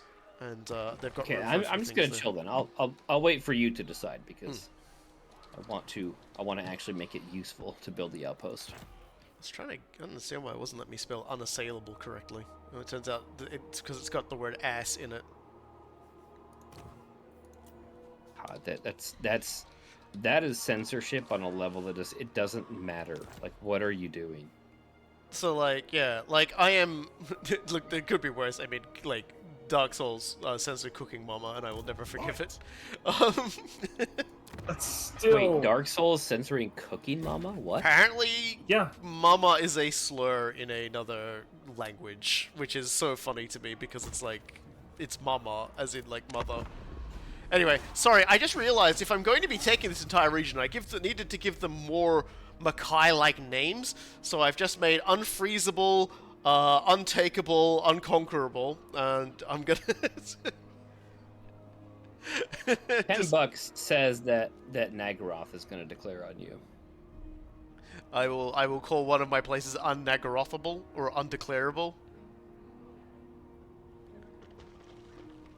You can smell the hubris from here. What? Me? Hubris? What me worry? What do you want, Leon Kerr? Military nap. access? Yeah, sure, why not? Good timing. Could you pass the double flange sprocket, please? Oh, yeah. Some Kislev factions want to give me some money, so I non-aggression them. It's like, dude, why would I ever attack? Oh, Nordland wants a non-aggression pact. Sure. I think all these guys are gonna. I'm gonna get a lot of people just being like, "Can we be friends?" I think because, like, firstly, the game rates me pretty highly in like strength in the battle map at the moment. Oh, that's why it did that. Okay. Bane of demons. Okay, so what do you think it's gonna be? Is Estankia alive, or did she get wiped out by the frickin' Dark Elves? What do you think? I'm about to open that loot box. Oh, never mind. I'm not gonna open it till next turn. Damn, I got all excited for nothing. Oh, look, it's Throg. Yeah, not till next turn. Sweet. Sorry. I can kill Throg with King Lun and get his trait on King Lun as well. Awesome. So Boris is now down to 2 settlements and no stacks, and his Confederation chance went down rather than up. That makes sense. That's so good for a fucking Slayer Lord, though. Plus 15 to weapon strength, plus 15 to like anti-large. Like, holy shit, that's so good. Rosina, okay. Light the heart fires. Coolguy, how are you feeling about giving me all your money? He's so strong. No. Now. Wow, that was quick. God, such an asshole. All right. Hey, double check the your outpost in Altdorf, by the way. Oh, it's so good. Oh, okay. Altdorf. If it speeds me doom. What about it? You can now recruit some mortars if you're into that sort of thing. Oh, okay. Yes, that is actually useful. What? Yeah, if I had correct, the I can, solid yes, and I had is... I've been looking forward to this. They're... Yes, and most importantly, they give me the can attack flag, which is what I need. Okay, I'm not going to... Engineer. Oh no, I'm trespassing on Castaldan's territory, and he's super angry about it. Yeah, you're heading to beat up Azazel? I guess, because I'm not sure who to attack right now. That's okay. What I'll do is yeah. I will send King Lun Quarrel Seeker to attack the Sol encampments as you do that, and if you want, I can gift those to you. Mostly just, you know, because they're on the way and I just want to beat them up. for the grudges. See, the ones I like Tower of Croc, Sorrel Encampment, and Bay of Blades are nice to have. Yeah, because I'm currently so like... if you want to support me, taking Tower of Croc, that would be useful. Yeah, I'll have to. I will come around to do that. Now, Because usually I need 2 sacks for that. I need like. But I lost a sack for some reason. I don't know how it happened, but I lost a stack. Yeah, I need like 20 allegiance points in order to recruit war sleds. Unfortunately. Dude, war sleds are fucking amazing. They're worth every penny. Yeah, I just don't have any at the moment, so I can't do it. I don't have any pennies. I don't have any pennies. I'm very unpennied at the moment, which is very unfortunate. Let me tell you a story about all the pennies I have. Let me recruit that guy. Oh, we might get to see some war sled action though, because check it out. Bok Bok is force marching his way to Ropsman territory.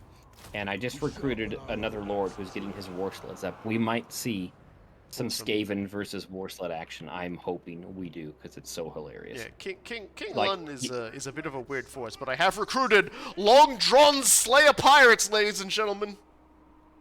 That's not a real name. It is his real name. His real It name is is now. Long Drawn. Mm-hmm. Sure. They drink rum, and the rum smell is so strong. Other like enemies around them can't handle it.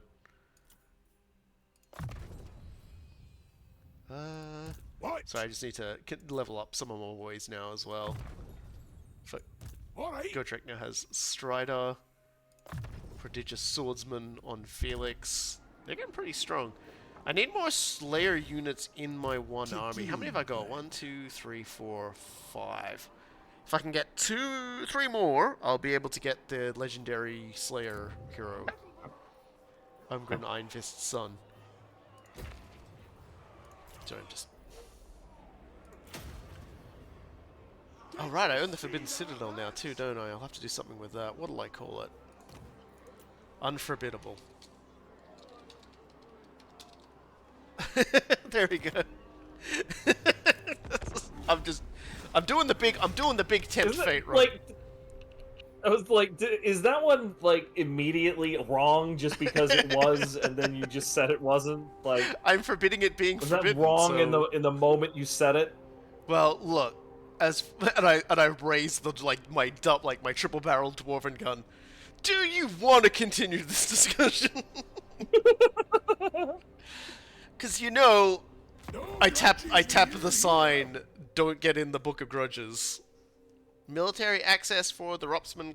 Yeah, you guys can have it. Like it matters. Yeah, they are getting right. completely aced by Bok right now. That's fine by me.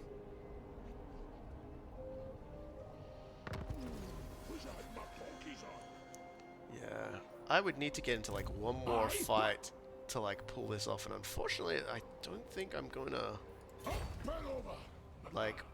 What of you? You reckon you're gonna? God, Boris, you're such an asshole. Tell you what, I'll kick My up... Boris is fine. Your Boris is Okay, fine. that's it. That's it. I'm just. That was like fighting words of like the highest order. I ain't never seen someone throwing hands like that before. Yeah, so sadly Did Coolguy say something? I have him muted right now.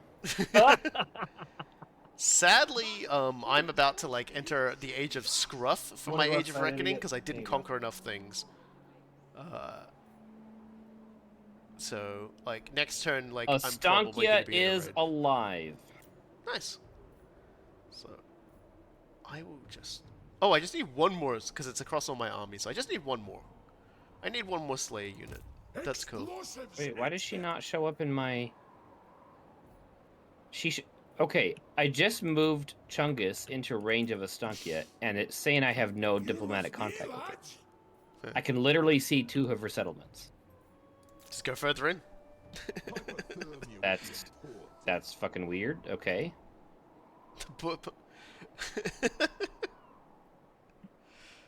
Like she's Pull right up, there. Chad. Pull up. Get out of there. Get out of there. God, I just need to kill. Oh my god. A few more. So units. you're gonna have Astrogoth on your doorstep, by the way, real soon. That sounds like a threat. I said march. I He see what is you mean. acing the Erupsman clan right now. Yeah. And there's going to be nothing. It's going to be you and me versus him real soon. Okay. So you're not going to fight Azazel after all? No, because Astrogoth is a much bigger threat. Because Azazel literally only has... Because Tong just got wiped out, which means Azazel has 1 stack and 1 city, and that's it. And he's also at war with Castelton, so... Yeah. As long as we walk. So he's not a threat anymore. I'm gonna turn King Lund Quarrelseeker around then, because he can start getting into fight. Because I was originally gonna send him in that direction anyway. Yeah, he's gonna be a problem real soon. Who is the Vod camp allied with anyway? Arrival. My Well, it doesn't look like they belong to anybody. Day. Doesn't mean Malachi's gonna need to like probably bounce himself back up in that direction. I hope he can. Anyway, I'll figure it out when I get there. I'm already gonna be technically failing my grudge, but that's okay. How do you fail a grudge? Didn't kill enough things, unfortunately, in the 10 turns. I sort of had to reconsolidate and move out first, and unfortunately it means that a lot of these grudge settler units are just about to get way more expensive, and that might put me into the red, in which case I might just need to, like, dismiss them, which is fine. That's what I have to say about that. Yeah. The good news is it will give me one Slayer unit that I can recruit, and I'm gonna use that to unlock like the legendary hero Slayer. But I'll probably throw him into. I'll probably throw. I chose not to. Go ahead. But I was just gonna say I'm gonna probably throw him into Malachi's army to get them ready for beating up the dragon. I deliberately chose not to confederate Ropsman so that I could have a chance to confederate Boris. And Boris gets his ass kicked like 3 times in a row and has lost all settlements but 1 now, and is still like, no, dog, I got this. No, honey, Daddy has this. It's just a flesh wound. Don't worry about it. You'll probably have to wait till they're like Katerin know I sieging his still house. live? She's literally asking you to help here. What's wrong with you? Alright, so the New Age of Reckoning begins. The New Age of Reckoning, thankfully, was not like the. Okay, so I'm not being annihilated, so that's good. He has 1 settlement left. His strength rank is 135. Thank God. He's at war with Archaon, and he's at -31 because of baseline evaluation. And my reputation with him is over 100. Like, you know what? Like, Boris, you kind of deserve it. Like, you deserve to be buried at this point. Like, fuck you, dude. I'm not. I can't deal with you anymore. I have to disengage for my own mental health. I can't deal with Mr. Underbite Bear when he's doing this. My dad is so toxic.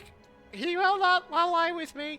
The good news is I'm able to course correct with Malachi and leap him into a better position. And now... Dude, like, something's weird with the game. Like, I'm in Astunka's territory, and it says I have no diplomatic contact with her. Go take a shit on her lawn. See if that counts as contact. It's super weird. Yeah, I am wondering about that. You're on top of a capital? I'm literally, like, Chungus is adjacent to her capital, like pixel touching it.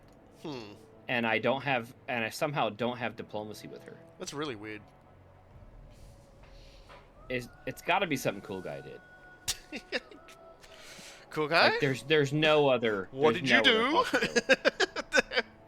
What have you done? I know nothing.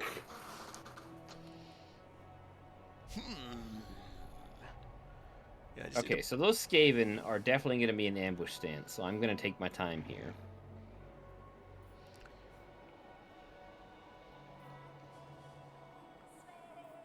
Let us advance. Let us advance. Alright, well, I have punts. Land for the I have 2 completely shitty stacks that are kind of ready to march on the Brass Keep. So I am, like, now that I have carved out, I've carved out Festus's, like, power base again. He's got, like, 1 decent army and 1 shit army running around. If I can take the Brass Keep, then he's only got, like just some minor settlements. That's whatever you were saying for you. I agree. Well, the other thing I'm saying about it is that Festus's 1 good stack is right near Zavastra, by the way. I have no idea what his plans are. I'm not at war with Festus, so I'm not gonna antagonize that fat piece of shit right now. Alright. Hold on. Let me see if I can make Chungus get on land, or maybe she has to be on land. Come on, Chungus. Yeah, get on land. That should do it. Dog is barking like an idiot. Get a land party going.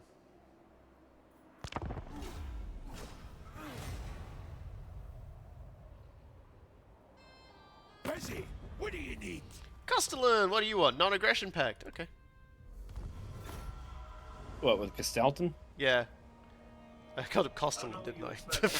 I left out a Castellan. He's probably got, like, little chunks of, like, old chicken meat in his beard. Oh, free chicken meat! Hey, let me get some of that. And I'm, like, trying to jump and reach it because I'm too short. Give me the chicken meat, you greedy bastard! Are you going in the book? Give it! Get at it! I'll build a steam pogo stick and then you'll fucking headbutt you in the chin. I'm warning you. Give me the chicken. It's kind of funny when you're doing diplomacy with him. Like, you'll talk to him as Katerin, and he'll scream at you. He'll scream at you like, heretic, betrayer! And then you sell him a city, and he's like, we are one before Earth. I offered to join, like, I basically got bribed to join the fight against, who's his face? And he, I sure know who that is. Azazel, I'm assuming. Yes, thank you. Oh, the fucking, the goofy face motherfucker. God, I hate fucking... Oh my god, I hate him so much. Look at that, Felix got a skin. But, like, he was literally who's his face. I don't know what to tell you there, man. No, he's literally Azazel. Boris is going in seriously the wrong direction here. Why do I have an exclamation for... Why can I not invoke right now? Das. Okay, invoke Das. There we go. Anyway, but like he was screaming heretic, betrayer, and blah blah blah at me as well. And then I joined his war, and he was like, maybe you are not a heretic. Innovator. Maybe I was All right, wrong. man. Or maybe not, brother. It's a fucking... That doesn't suit me, brother. He's the fucking Hulk Hogan. Awesome. So, yeah, you have Chaos Dwarves on your doorstep right now, FYI. Yeah, I see him. Don't worry about it. King Lund, the Quarrel Seeker, is extremely close to, well, do I look like a guy that worries? Go to Volksgrad, okay? Go to Volksgrad right now and click on Katerin. Yeah, for some reason, I guess because we're not in a military alliance, all I can see are 2 Patriarchs and a Frost Maiden. Wait, the Frost Maiden's name is Tornada Usenko, which is actually kind of great. That's a great name. Hold on. You have incoming diplomacy. Yeah, I see that. So we're going to military alliance, which is honestly going to be good because The Frozen Kingdom welcomes all its allies. Hell yeah. Team. There we go. That's a lot of war sleds, ladies and gentlemen. Actually, you know what? I'm just gonna say this right now. It's just worthless. Tornado Usenko kind of looks like if you had like Vladimir Putin and put him through one of those gender-defying like mobile apps. Dude, the only reason that hold on a second, I'm gonna name her Putina now.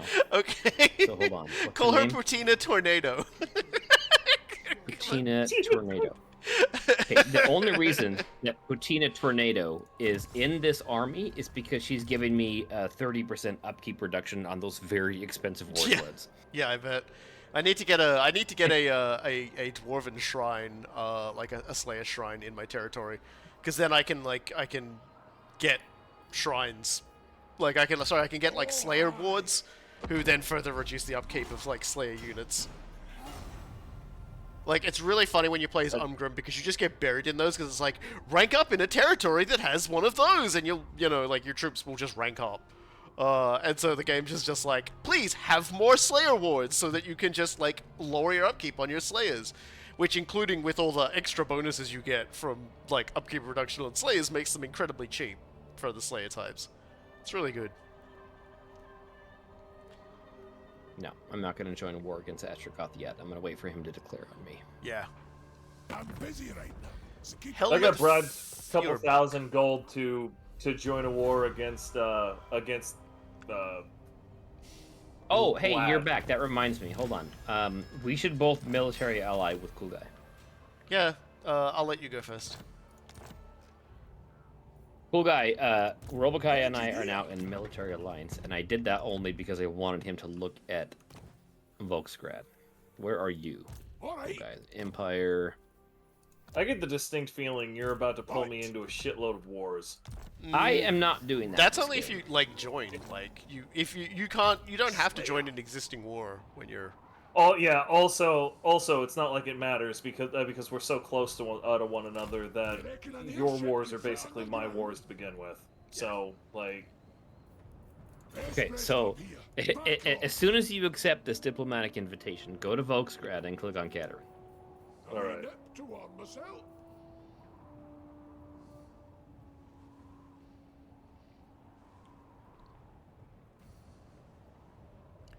Where the hell is Volksgren? That's a tough choice. Here it is. Light war sleds, light war sleds, light war... 1, 2, 3, 4, 5, 6, 7, 8, 9, 10, 11, 12 of them. That is because that is as many as I could recruit in 2 turns, and I had to get moving.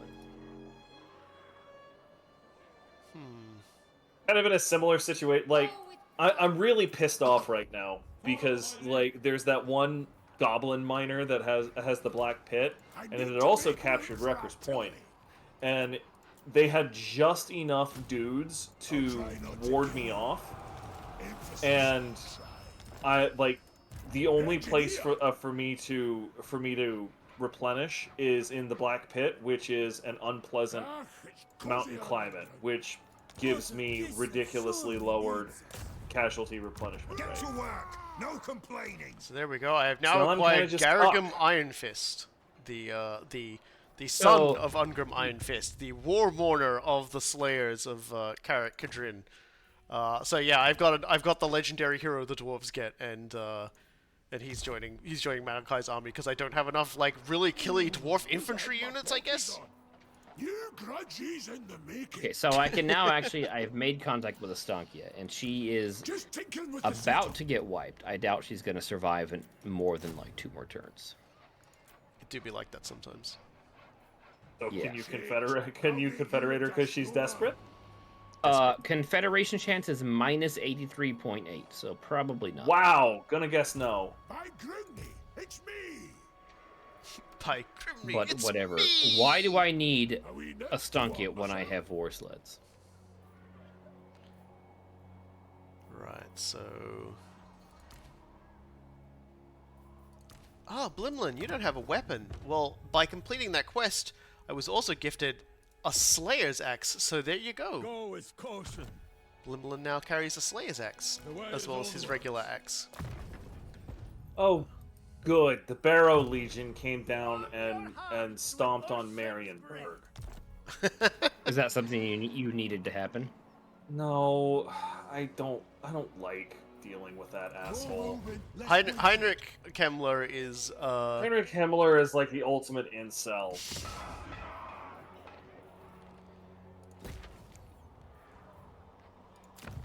I'm gonna have to kill him to kill him dead.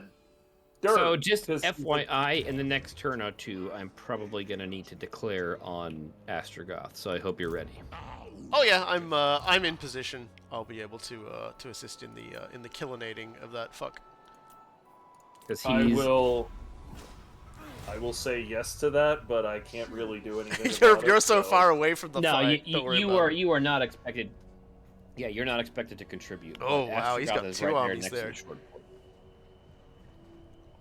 I mean, he only has 2 choices. He can either attack you or he can attack me, in which case he's attacking both of us. Yeah. There's no one else here. I'm a begrudging this man's ass in a second anyway. I'm pretty sure he took. Oh my. He has a second Okay, army. so He took Yetich as well. That's fine. This is the Kossar stack. I don't need it that bad. It's fine if he attacks. Oh, okay. You got an ambushed. No, yeah, he's absolutely wiping this stack right now. Say farewell to Gaspar Smith because he's dead. No, Gaspar Smith Pepsi. No. Yeah, he is absolutely dead. He is R.I.P. I am so excited to see like this animation of these guys marching along. Oh, there's a reinforcements as well. They threw everything at you. Yeah, he is R.I.P. Gaspar, no. Gaspar has the look on his face like he's just realized what's happening. He's got that 1,000-yard. I just got ambushed by Skaven stare. Yeah, because he was in March stance and Katerin was not, and so like he's dead. That's it. Here we go, ladies and gentlemen. But if you can get to the escape point. No, he can't. He's in March stance. He's dead. Oh, so you can't get to the escape point that's on the map? I thought it spawned it. Not if you're in March stance. The retreat button gets disabled. Oh, okay. Oh, so you can go to the location, it just doesn't work. Yeah, he's That fucking sucks. Wait a second. Like, it does have a withdraw button on it. See if it works. Just run him out. Yeah, just okay. Come on, Gasper Smith. Let's go. You got shit to do. That stack of his really blows ass, by the way. Yeah, but he's got reinforcements coming. Like, they'll probably be the. It doesn't matter. They were only here because this was Katarin's stack before she got the war sleds. Yeah, they're just there to like pick up the numbers. Yeah, it's the other stack that's coming in about 51 seconds. That's made up of it's made up mostly of Skaven slaves and some clan rats, but it does have 2 units of poison wind globadiers. And globadiers. Okay. And it looks like I think those are assassins. So, and as you can see, like a lot of his troops have now sort of like been getting flanked and stuff. So, so it says he's withdrawing, but I have a feeling he's dead anyway. Yeah, it says he's withdrawing, but he ran away from the thing, so that's not a proper retreat. He's like, I have a feeling that when this fight's over, he's gonna be dead no matter what. So as soon as he's gone, I'm gonna concede, and we'll see what happens. Let's see what happens when he escapes. Okay, he's gone, so concede, yeah. Yeah, they. Fanfaric, decisive victory. Yeah, not much you can do when the Skaven get the jump on you like that. It doesn't matter. They took a lot of kills on one of them, but you saw their other army was like even bigger. Like, your guys acquitted themselves well by all accounts. They got a lot of kills, but the problem is it's just like just wait. Trust me, the revenge will come. Don't worry about it. Oh yeah, they've got to be very careful because you've got plenty of guys nearby, don't you? Yeah, Katarin's nearby with her war sleds. I'm really excited to see this war sled fight. Yes, I've been looking forward to this all night. It's like you remember what you remember Gaki from like that tradition in Japanese TV, Robokai? Gaki, that's where they put things in they put like a whole bunch of different venomous animals under a pot, and then whoever's alive they extract the poison from. Maybe I'm calling it wrong. It's the game where they have a whole bunch of Japanese comedians competing in a okay. I mean, same of, thing. Like, tournaments or whatever. Same thing. It's an incredibly toxic environment.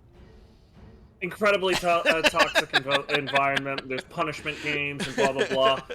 So also the thing I was thinking of is actually basically what's going to happen here. Muay Thai Gaki no Tsukai. Yes, thank you. Why is it waiting for Coolguy to finish loading? Oh. And you guys actually. Did you crash or are you okay? I seem to be okay. It claims to me that it's waiting for you to finish loading. Tells me it's waiting for both of you. Cool. Desync happening in real time. Could be.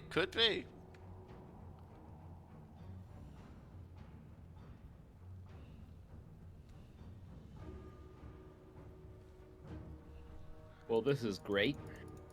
Well, at least now you know you can auto-resolve next time. Yeah, there's no point in fighting that.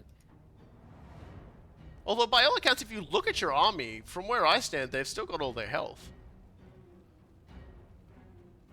I guess it's like thinking about killing them afterwards. Maybe that's why it's bugged out. Yeah, because they were in March stance, so like they're defeated anyway. Yeah. I'm gonna try to drop out and see if that fixes us. Okay, go for it.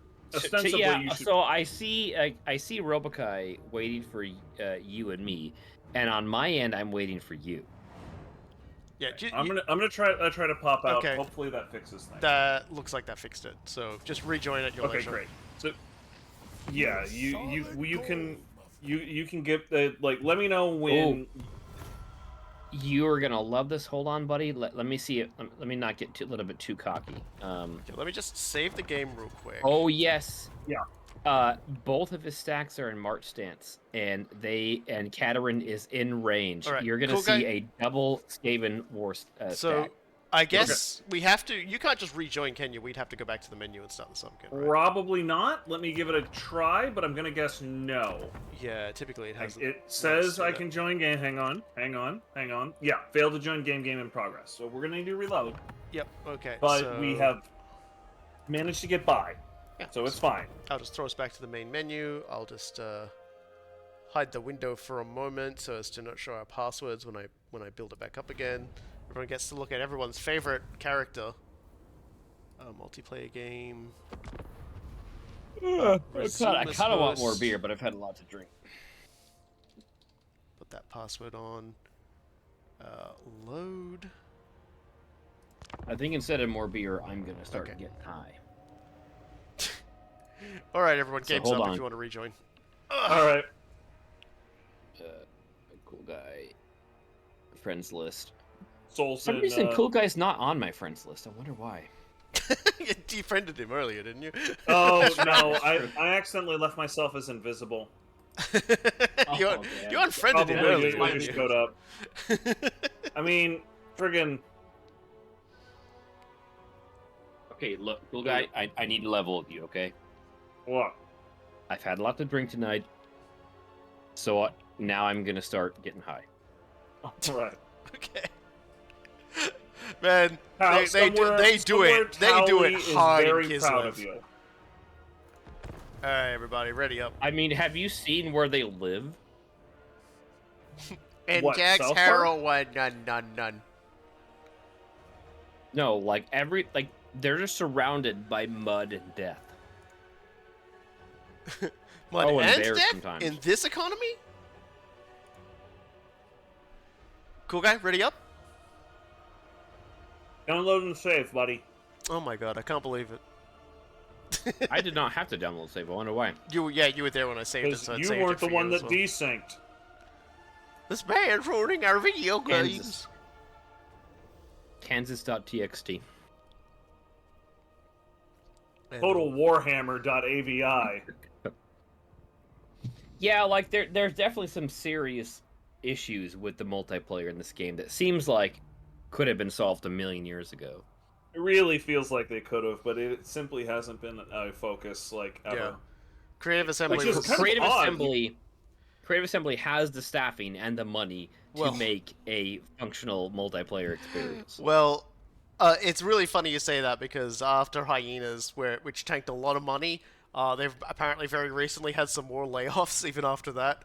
So it's arguable that they have either. Maybe they should have focused. Maybe they should have focused on the IP that their customers were telling they wanted. Like people wanted more Warhammer. They didn't want Hyenas. I would love to know what happened with Hyenas. Like whose idea it was. Who managed to take Pharaoh also a flop? Sorry? Wasn't Pharaoh also a flop? There hasn't been a Total War game that's come out since Total War Warhammer 1. I think Three Kingdoms came after Total Warhammer. Since Three Kingdoms, there hasn't really been a Total War game that isn't like Warhammer that's made them a lot of money. They've been kind of niche and haven't done very well. They put out Troy and threw that out onto the Epic store for free. Pharaoh. Are you guys? Yeah, we're all in. Ready so for if you wanna, buddy. yeah, get in, get your revenge. So, this is the revenge story. Are you ready, Coolguy? I am sitting comfortably. I'm ready. Are your? I'm ready. Is your ass prepared? I'm ready. My snacks are at least. I'm ready. Injects heroin, none. I'm ready. So, as you recall, last turn, a Bok attacked me with 2 stacks, and he killed Gasper, the friendly smith, or whoever the fuck his name Smith was. Pepsi. And he took with him all those Kossars. So I wonder what could we possibly do about that? Like, obviously Bok won, right? That's it. Like, game over. There's nothing I can do about it. It's just that's it, right? Right. Sure. Theoretically. You're calling it that. All right. The game is telling me that I'm not gonna win this. Are you ready? Pyrrhic victory, it says. Okay, here we go, ladies and gentlemen.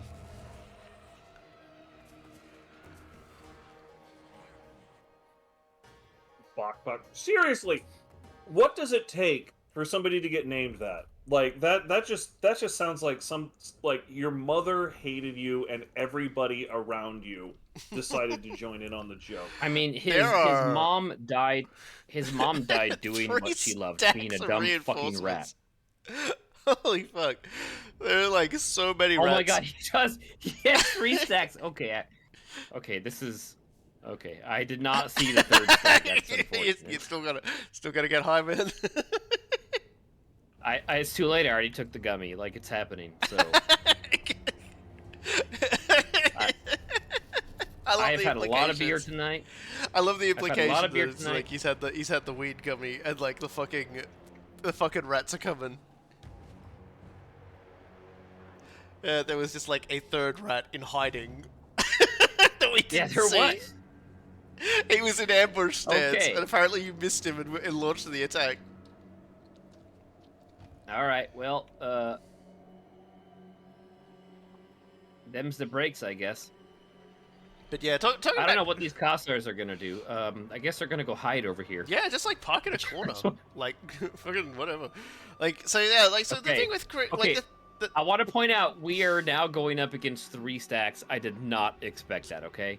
His confidence is waning, folks, so... Just Call so an ambulance, but not for me. Alright, are you ready? Call an ambulance. Call notify an ambulance aid. Takes out like an entire extra stack. But not for me. Okay, I was not expecting this, so let's just get it over with, okay? So, yeah, but it's like the thing with Creative Assembly is like, I would like to know the decision-making progress that occurred to actually make them decide to make hyenas, because it's so far out of Creative Assembly's wheelhouse. Like, the only first-person-y kind of games, like the only games they've ever really made outside of like Total War games have been I'm gonna need you to narrate. We're about to make contact. What's gonna happen? This is. I'm gonna let Robo I'm fighting 3 fucking stacks. Here we go. Like I'm watching these sleds coming in hard. This is not one stack. This is not stack versus stack. This is 3 goddamn Skaven stacks. Okay. Bear chariot. Okay, we're gonna go up against these clan rat spears. What do you think's gonna happen to these clan rat spears? I think they're going to evaporate. Blader!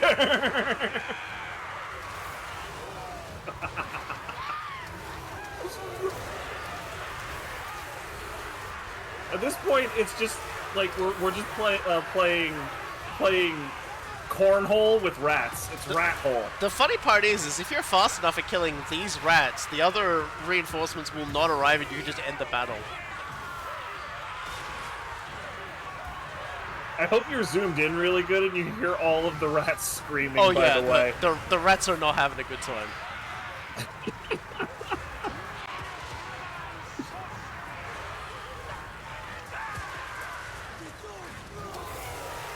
But yeah, like, hyenas just seemed like such a departure from what they liked to make. Like, because, like, when you look at, like, the non-Total War games they've made an action game where you played as a Spartan. They've made the Aliens game, Alien Isolation, which was a good game, but you look at what Hyenas was, it was like I almost feel like Sega has, like, commissioned them to do this, and so they've gone all in on it, and it's failed spectacularly because no one asked for it, firstly. There was no one ever clamoring for what they were offering. Like, there was, like, even in terms of, like, the visuals of the game and everything like that, there was just, like, no one was asking for another PvPvE game. Set like, and the worst part is like the theming was like, you're a bunch of cocky rebels fighting against the 1% who are now living in space. And it's like, well, okay, but like, that sort of game rings hollow when it's made by a major game developer famous for, like, Sega, who is famous for doing corporate bullshit. Like, yeah, you are the 1%. Like that was like the weirdest part of it. I followed Hyenas' entire thing for all of about 15 seconds before I lost interest. So I am unfamiliar with many of the twists and turns on it. But just the basic concept of it, it sort of reminded me of like the Mercenaries games, only made without any understanding as to what made Mercenaries good and what made Mercenaries interesting and what made it a vibe. Yeah, and so as a result, like, it went into, they apparently had a playable beta, and people hated it. And you consider how bad, like, your product must be, where instead of, like, trying to salvage it, they just went, nah, and killed it. Like, I don't know if they've, like, taken it and handed it off to somebody else to maybe try and salvage it. As far as I'm aware, Hyenas is done. Like, if they make anything out of it. That's kind of what Fallout 76 was, right? Fallout 76 came out, and it was so bad. It was so bad that there was literally nobody saying anything good about it. Everybody hated it, but they stuck with it ostensibly because they had the pockets for it. Yeah. Like, it's similar sort of thing. No Man's Sky. They stuck with it. Like, I still wouldn't play it. There's probably only desperate, foolish people who would still try and convince you it's good now. But guys, but they I'm didn't even trust Hyenas third stack. Yeah. It's definitely going to be the straw that breaks the bear's back. This is just a bear blob at this point. Dude, I'm so worried about this third stack. Do you think Cateran's going to make it?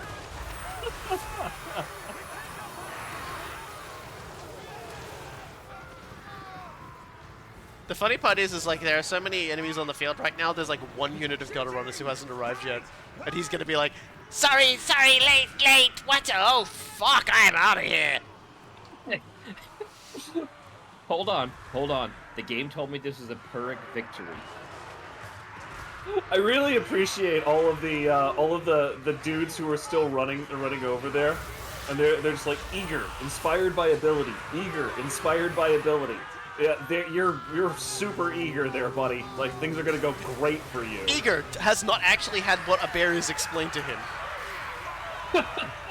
Hey, can you please translate what the Skaven are saying for me? Yeah, I'm listening. Mostly it's just incoherent screaming followed by, oh my god, my balls. Owl. I'm hearing an owl. I think flee. if I... You know those kids' toys are like the cow goes moo, the duck goes quack, and the Skaven goes. The rat goes. Ah! The rat goes. Ah! Please take that out of my ass. I just watched one curl up into a fetal position and then like flicker into like from death animation to death pose. Oh. Those poison wind cloveteers. Felt like a little tree shrine to Ostakia. Oh, isn't that cute? Anyway, dead rats. those bears just look so happy. They're just so delighted to be here. They will never have fuller bellies than this day. Arkling, the original general you attacked, is still alive and still like running around. He's like right up next to your bears right now. Is that where he should be, you think? Not a wise course of action on his part. Okay, here's a third stack. This might be it, buddy. I think it's curtains for Kislev. This one's gonna fly, baby! Yeah, it's curtains for Kislev. All you folks out there looking to understand how Kislev works.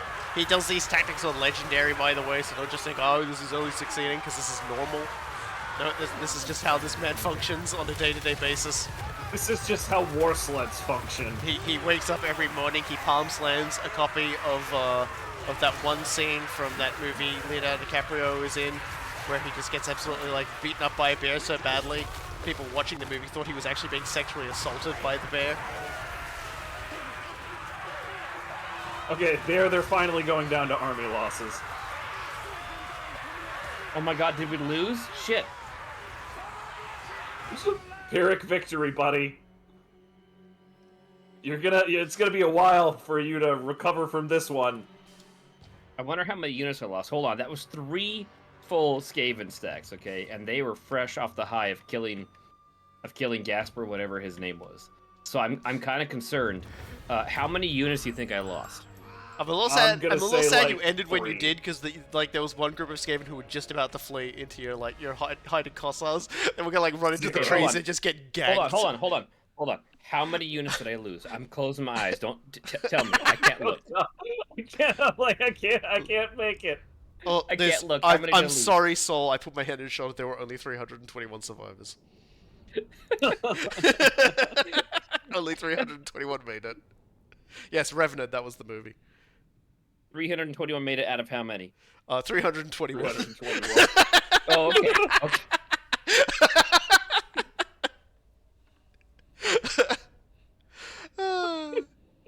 Those kill counts. Oh my lord. I like that one you brought. Just like, I'm only bringing her along just for the fucking war sled. She killed 195 rats. Like Putin under the mobile phone gender changer is actually pretty good. What did we call it? What did we call her? Something tornado. Yeah, Putin tornado. I think her Poutine tornado. I think it was. Her presence was incidental, but like I might as well use her if she's there, you know? Yeah. No. Hey, 195 dead rats is 195 dead rats. Good work, Putin. Crap! I don't know how I'm gonna recover from this. I presume by attacking again.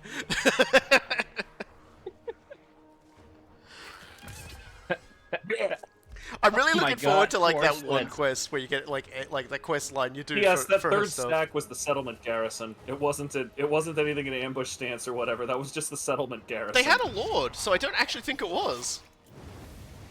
Well, the settlement garrison was involved. Yeah, the settlement. I'm sure they regret that decision at this point. Yeah, not the finest. Not the finest hour that they ever had. Well, I'm sorry, guys. That's it for Kislev. Like Katarin's gone. Like, yeah, she's her gone. stack's Everyone, destroyed. tune in next week when when Creative Assembly patches them out of the game and Saul has to play a different faction. What?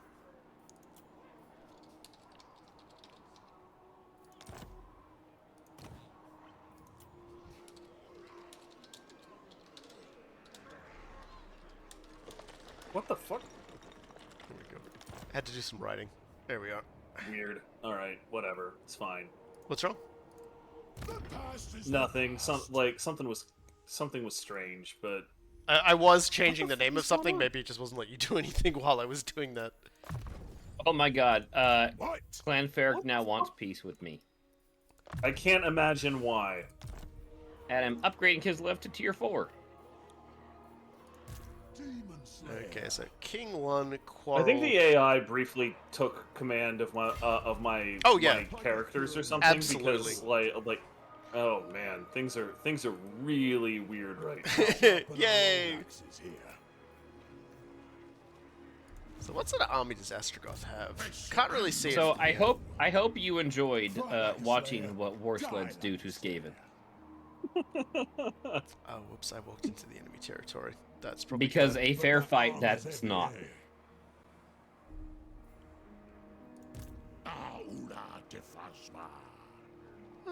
Fair fight. It was never supposed to be. I'll just leave him there. Oh my god, I'm seriously imagining Katarin as fucking Benny from Fallout New Vegas saying the truth is, the game was rigged from the start. As she fucking blows a hole in Buckbuck's brain. She blew a hole in the buck of his skull. She really did. That was a that was a great fight. Yeah, that was pretty good. I liked it. I am glad we got to experience that. It is a true joy.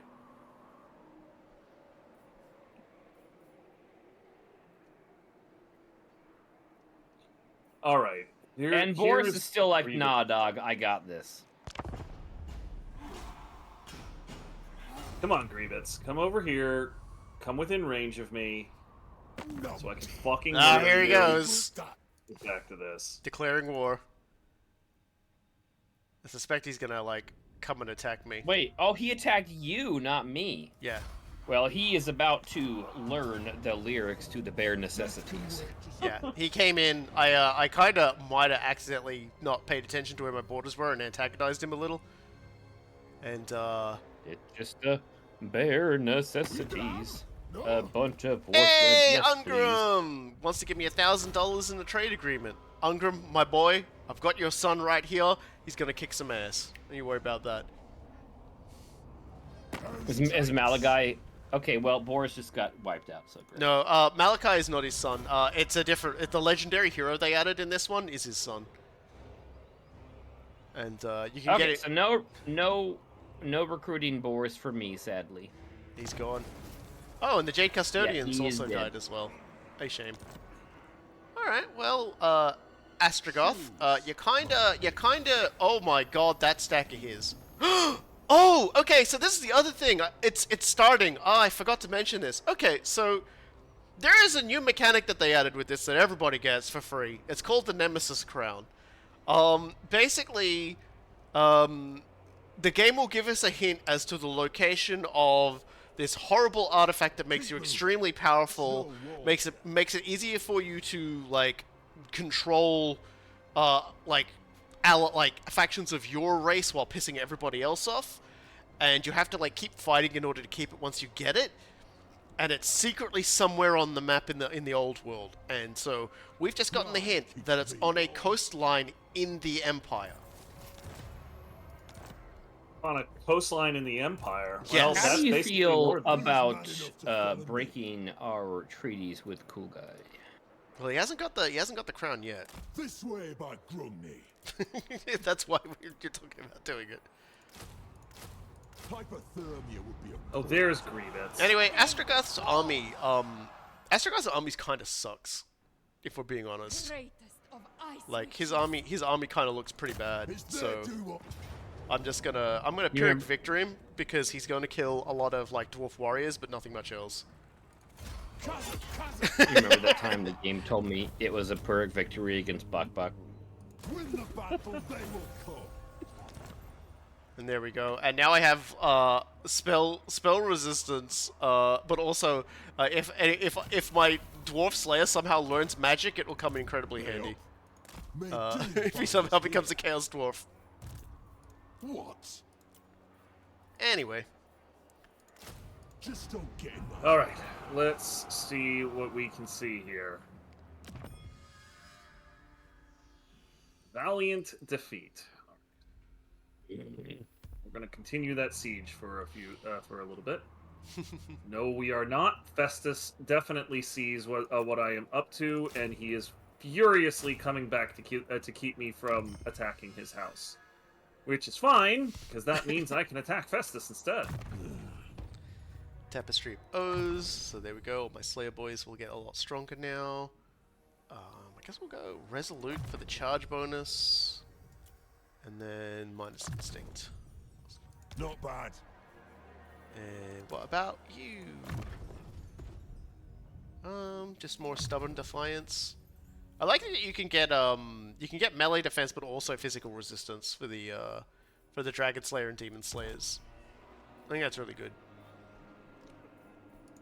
Oh, aye. Gosh, will that get me close enough to him though? I'm gonna have to check this from a different angle because the fucking menus were hiding it. All right. Oh, sweet child, Let's sweet give the Summer something Wolfric. to remember us by. You really wanted to come But running I'm- at me in a forced march stance, didn't you? I'm still kind of aroused over that. I'm still kind of aroused over that Skaven fight. Skilled hand. Yeah, oh, as well you should be. That was definitely the funniest thing that we've had tonight. And there we go. Legendary battle unlocked the Dragon's Bane. I can at any point I desire lead us into a legendary battle against a dragon. Kind of feel like I want to level up a little, or at least deal with the Norskins first, but we'll see how we go. Yeah, that's a good one. Why is Wolfenburg ruins right now? Probably something that has something to do with Festus. Okay, Probably well, a little, I'm gonna go little bit of settle it Festus then. And for a whole treat. lot of black Buddha. I wish you wouldn't. It's me. I mean, where were you when the Bok attacked? Did you True. see I mean, that? watching the bare necessities. Like, what did you expect me to do? You did not defend your one and only ally. I have numerous allies. I am responsible for like half a dozen allies over here. This is a I'm too Okay, busy well, to die thing. what have you done for them lately? A lot actually. Like I restored one of them from death. Okay, well, can you do that to Boris? I wish I would have recruited him. I did it to my Boris. He did it to a Boris. You should have been more specific. It's like Katarina's like, I wish for Boris to be returned, and Karl's just there, and he's like, he's got, here you go, and she just looks back at him and goes, that's Boris Toddbringer, and Karl goes, not the right Boris, not the right Boris. Oh, the other Boris, he died. Oh. Like that fucking skit from Arrested Where did he Development, die? dude Oh, the that- Chaos Wastes. He sees a paper bag in the fridge, and the paper bag has Dead "Dead dove, dove, do not open" written on it. And he opens it, and there's a dead dove, and he's like, I don't know what I expected. That's actually become like a like. It's simultaneously a trope and a warning amongst fanfiction writers now, where if your story goes to like really dark places, or has really dark themes, they write "Dead dove, do not open" on it. So that if you look into that, read that story, and get upset because of it, it's like, well, we warned you. Because like you put the warnings up, people will always read it, so they always take that on as a joke. Bok wants peace. Should I give it to him? Give him a piece of your sled, as in like I will give him the wheels. I will give him the piece of the grave is what I will give him. And I just realized they don't have wheels; they just run on like big things of ice. I'm just like, I don't even know how to respond to this anymore. I think the war sleds have wheels. No, they don't. They have like tracks and ice. Okay, never mind. I don't think Kislev is advanced enough to have the wheel. I'm just gonna give Strider. Show us the wheel. Give Strider that Troll Slayer unit so they go faster, because that's funny. This'll do. Here we go. Province secured. Engineer, Kai Malakaisen has taken. greatest inventor. Coolguy, I need all your money. No. God, such an asshole. This is what happens to people I'm an asshole to. Oh, fucking Christ. Are you goddamn serious? Alright, this is ridiculous.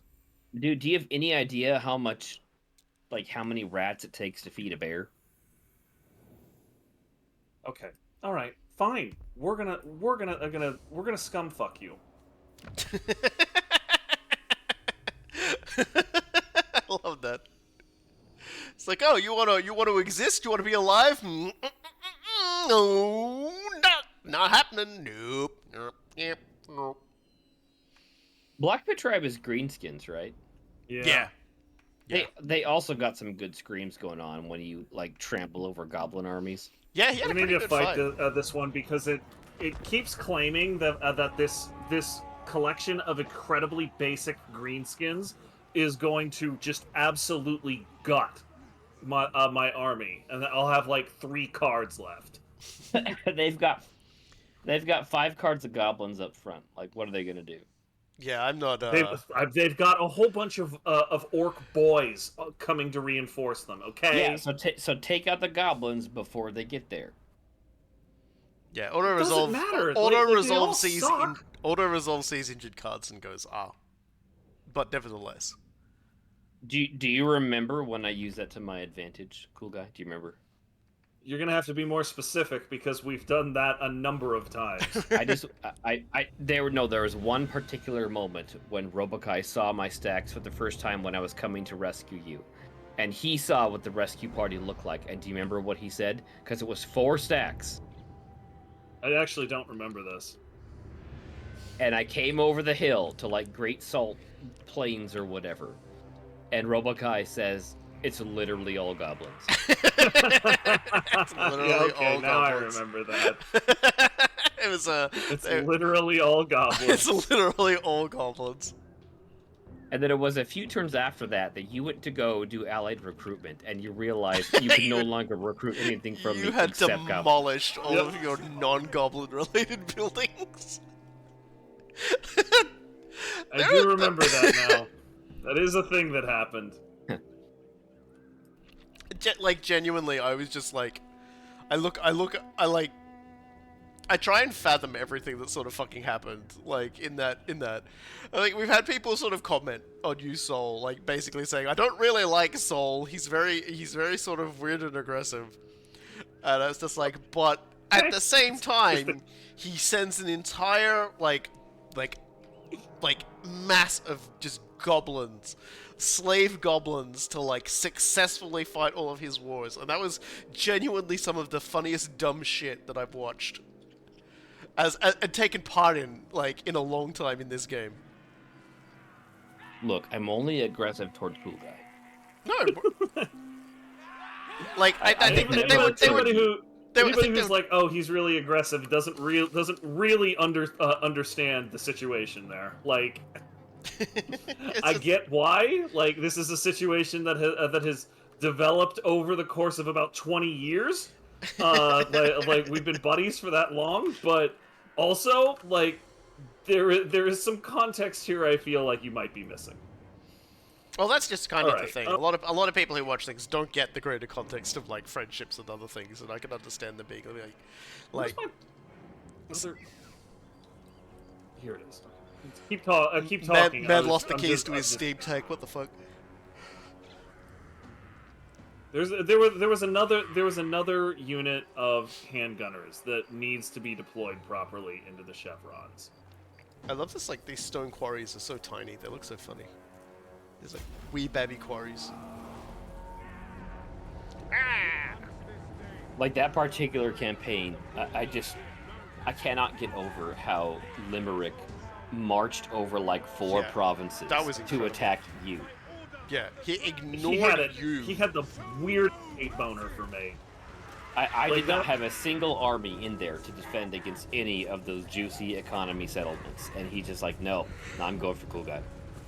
That was very much, you know, going on frickin' Facebook and being like, oh my god, this guy is like obsessed with me, and he actually was, and I wasn't fucking around. He actually was just obsessed. It was like, oh my god, this guy is so obsessed with me, and there's like this dragon like in the background, like setting dwarves on fire.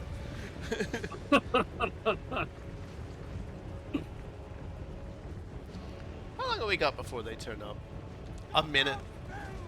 I don't even remember that entire stream. Who was Robokai even fighting? Was it Grimgore? Me? Oh, no. I fought... Okay, so basically what happened is early on, Village threw down with me. And so basically that ensured that I was going to head towards Cathay. So by the time you guys were sort of getting into, like, the fights with, like, Vlad von Carstein's Mega Stacks, I had already conquered most of Cathay. But you were like you weren't even there. You were gone. Yeah, no, like, I went to help Coolguy when he was in trouble, and you went to help him first. And I was like, the first time I went to help was against Grimgore, when Grimgore was pushing his shit in. But then Village attacked me. Grimgore was there first, because he got Grimgored and then he got tag teamed by Limerick. Yeah, so, like, I was gonna go help, but then Village threw down with me. I was like, well, I can't turn my back to Village because this guy can literally teleport, ambush you. So I went in to take care of that, and then when, like, Imric started his shit up. How about my How campaign? We're doing pretty good, actually. We're having a lot of fun. Coolguy is the Empire, as Karl Franz, because Karl's gotten a bit of a glow up this one. Oh, damn it! I Soul's screwed it up Kislev, because Soul likes Kislev, and he's been putting on a bit of sled fun. And I am Malachi, and I gave Soul, like, a crisis of purpose, because I got rid of Throt the Unclean and Throg within, like, the first 10 turns of the game.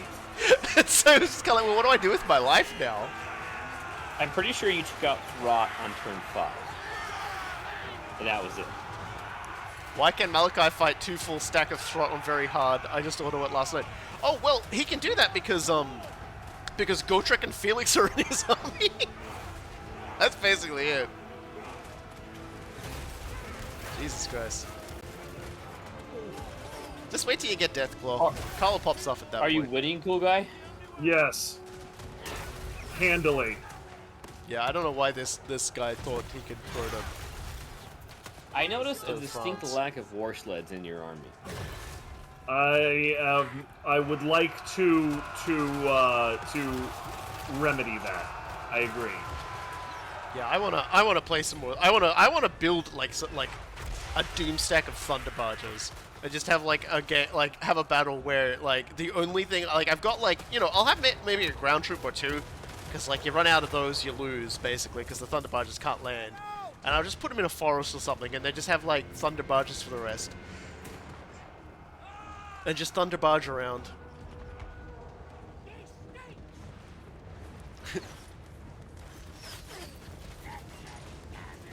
But yeah, Malachi doesn't seem like too difficult to campaign. We definitely need to get in and like do his fight against the dragons campaign, because that seems like it'll be fun. I'm gonna shut down Wulfric and then like rearrange my army into something a little bit more consistent, because right now it's a little bit all over the place. Because we are gonna get dragon attacked.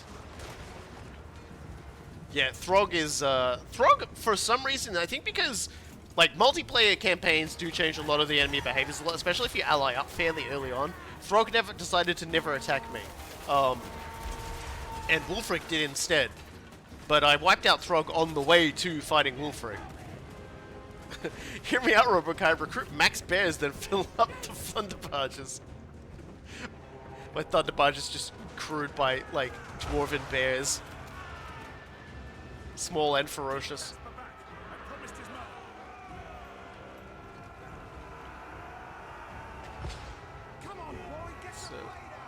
Oh yeah, here comes the rest of them.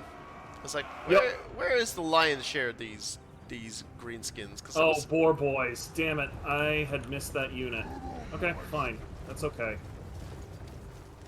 This man making all sorts of tactical errors.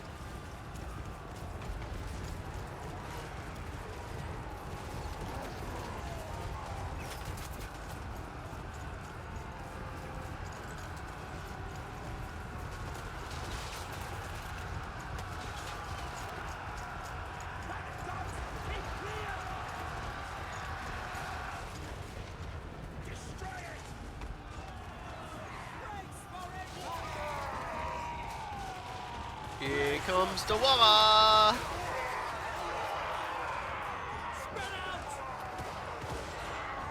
Oof. And there they go. Yeah, that was why I pulled them back behind the chevron.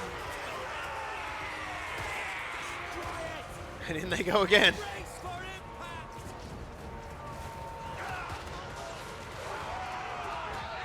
Yep, then Boboy's gonna run a little bit of amok. Only for a little bit. Yeah, there's a lot of pew-pew going on. God. And now is Coolguy losing yet? No, he's winning on the balance of power. He's doing well. I'm officially taking my very last antibiotic from this nightmare of a quadruple infection that I had. Would you kindly name a Slayer hero Kuzak? I will do that once we get another one. Who is Kuzak? I do not know, but I also do not know what that word means. But I'm sure it's not a dwarf slur, so it's okay. Yeah, it's a Khalazid word, but I don't. Maybe I it means don't bear. know what it means. Maybe it just means bear. Oh, you guys are out of ammo. Okay, fine.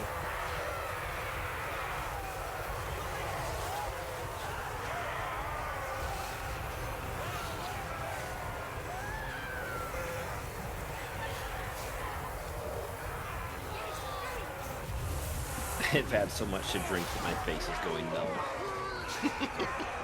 Well, it certainly didn't stop you from war slitting the fuck out of things. Dude, the bears just do their own thing. You set them on a target, and they take care of the rest. The whole time I'm hearing that song, it's just the bare necessities in my head.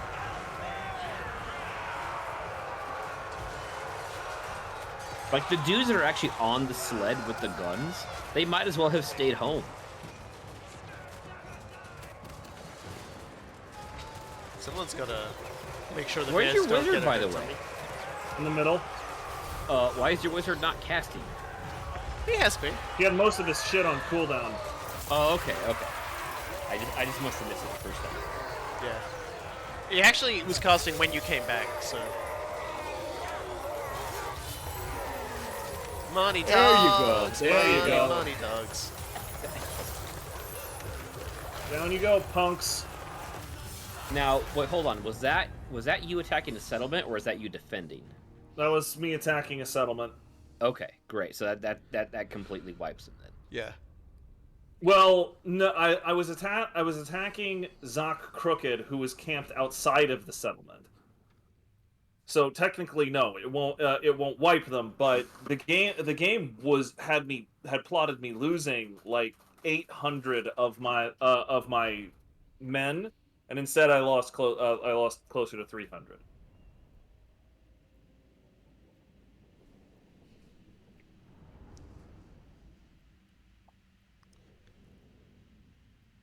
Is it worth running multiple spellcasters in an army? Generally, no. It depends. Sometimes you can get boosters from it. It's kind of funny, like runesmiths, which are not really but kinda technically are spellcasters. The more of those you have in a dwarf army, the faster the cooldowns get. Yep. The big problem that you run into when you do something like that is that you words hard. Everybody's pulling from the same winds of magic. Yeah. Like, that's the real issue. So you can do a lot of funny stuff, but then it runs out faster. Malachi McKayson. There we go. Decisive victory. Now that I've bloodied these assholes' noses a couple of times, everybody dies. I occupy it. There are some cases where, like, I'll have a Frost Maiden and a Hag Witch in the same stack, because the Hag Witch has a lot of abilities that are useful that don't take wins. But yeah, 2 casters is usually not a good thing. By my command, we march. Okay. So Actually, these these Empire dudes should theoretically. They should theoretically reinforce me here. Join war against the... Okay, I need to ask them to declare war against the Fecundites. They really don't want to do it. You can't even get your own vassals to join your own war. This is a war that I'm fighting on his behalf, no less. That guy's What just kind an of asshole. emperor are you even, really? Well, one that kills Festus the Leech Lord. Because I just killed Festus the Leech Lord. He just absolutely destroyed all healthcare in the region. Also, especially with Kislev, you don't want 2 casters because, like, their magic kind of sucks and is very, very expensive, and so, like, you're not going to get any mileage out of that. By Grungni, it's me. Spellcaster hero versus spells on your lord. Well, if you've got a spellcasting lord is usually something very specific. If you have, like, just some sort of generic spellcaster lord, yeah, it's probably not that great. But, like, usually when you're talking about, you know, this is a lord that casts spells. Typically, there's some further synergies that they've already thought of that get put into that. I mean, I always put my lords always do blue line first. which means even if they are a caster, they're not casting until like level 15. Yeah. Like that is I generally do that as well. Like if you're not doing blue line first, then why are you even here? Only death. Okay. Anyway, so with all of those attacks that I just did, I now am flush with money. And Soul, no, you're not getting any of it. I have to spend it all again. Define flush for me, please. I had 8,000 gold, and I just spent every last penny. You call that being flush? I mean, with compared to my predicted income of 1,500, yeah, that's pretty flush. Why are the people who are alcoholics and make love to bears making more money than the Empire? Because the Empire is completely fucked up by design. No, the answer is that you have to pay humans wages, but you don't have to pay bears anything except rat corpses. That is true. That is true. Like Empire troops are ridiculously expensive for what they are, which is generally not that much.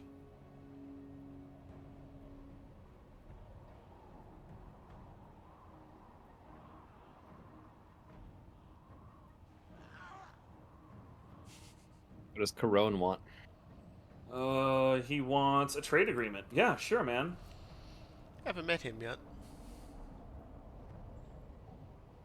Hochland wants a trade agreement. Yeah, sure, man. They're back! Yeah, they are attacking a walled settlement, actually. And it's supposed to be a valiant defeat with 1, 2, 3, 4, 5, 6, 7, 8, 9, 10, 11, 12, 13, 14, 15 units of plain goblins, and 1, 2, 3, 4, 5 units of goblin archers. I think I can take them. Well, that is a lot of goblins. That is a lot of goblins. I say I think I can take them. I'm not going to claim that I've got this in the bag. we have this incredible track record of Coolguy saying, "I'm going to fight this settlement garrison battle," and then it just being a loss.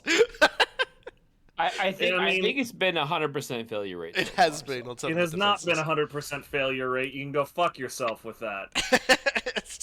Someone go back and watch the other VODs. All 20 of them. I managed to pull a couple out, but yeah, no, I get my ass kicked pretty often on these. The settlement defense is primarily. I'm not gonna lie. Why is there a big pile of poop in the corner of the settlement with spears sticking out of it? This is an orc settlement originally. Yeah. But it's literally just a pile of poop. Yeah. Fucking do this. Yeah, the orcs like. Also, like, are you unfamiliar with greenskins? So fun fact about greenskins. Like, really fun fact about greenskins, okay?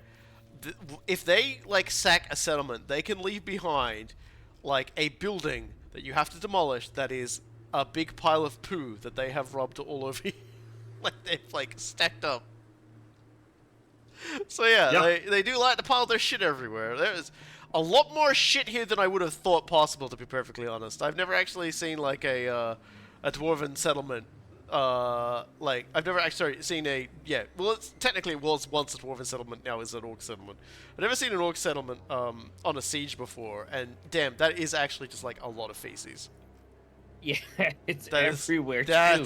It's like up on the battlements, and like it's everywhere. Got, like, mushrooms growing out of them, and they've got like houses growing out of them. I'm guessing some of these places were like meant to be the toilets. They've just piled up around the toilets. Like, how much your army would have to eat just to make that much poo? And then you would have to go, like, tell them, yeah, I need you to And then they've incorporated some of it into the general structure as well. So they've, like, got poo-architecture. And then the Empire shows up. And they're just like, well, if it works, it works. Well, look, okay, you're Karl Franz, you've just taken an orc settlement, you're consolidating it so you can continue the rest of the war, and one of your like administrators comes up and goes, "My emperor, what do we do with all this shit?"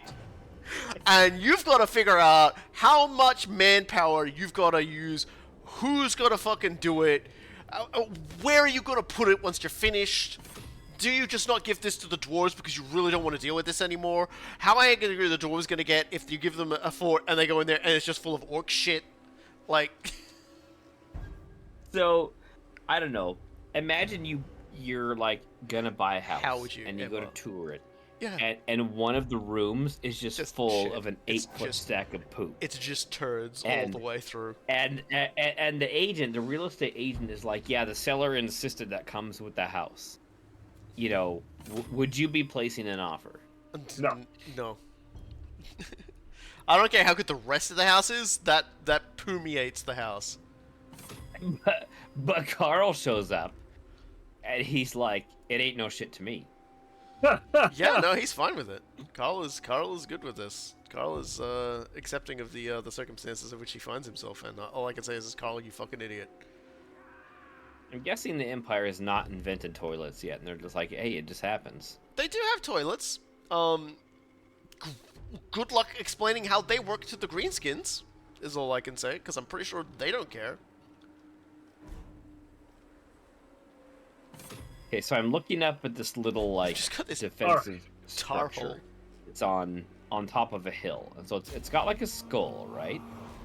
And then on top, behind the skull, is sort of a like tower that you could like shoot down from, and all of the tower supports are wrapped in pillars of poo, and then behind them, the ladder itself is propped up by poo, and then behind that are like 3 little like sleeping quarters. That are all flanked by a big wall of poo. Yeah.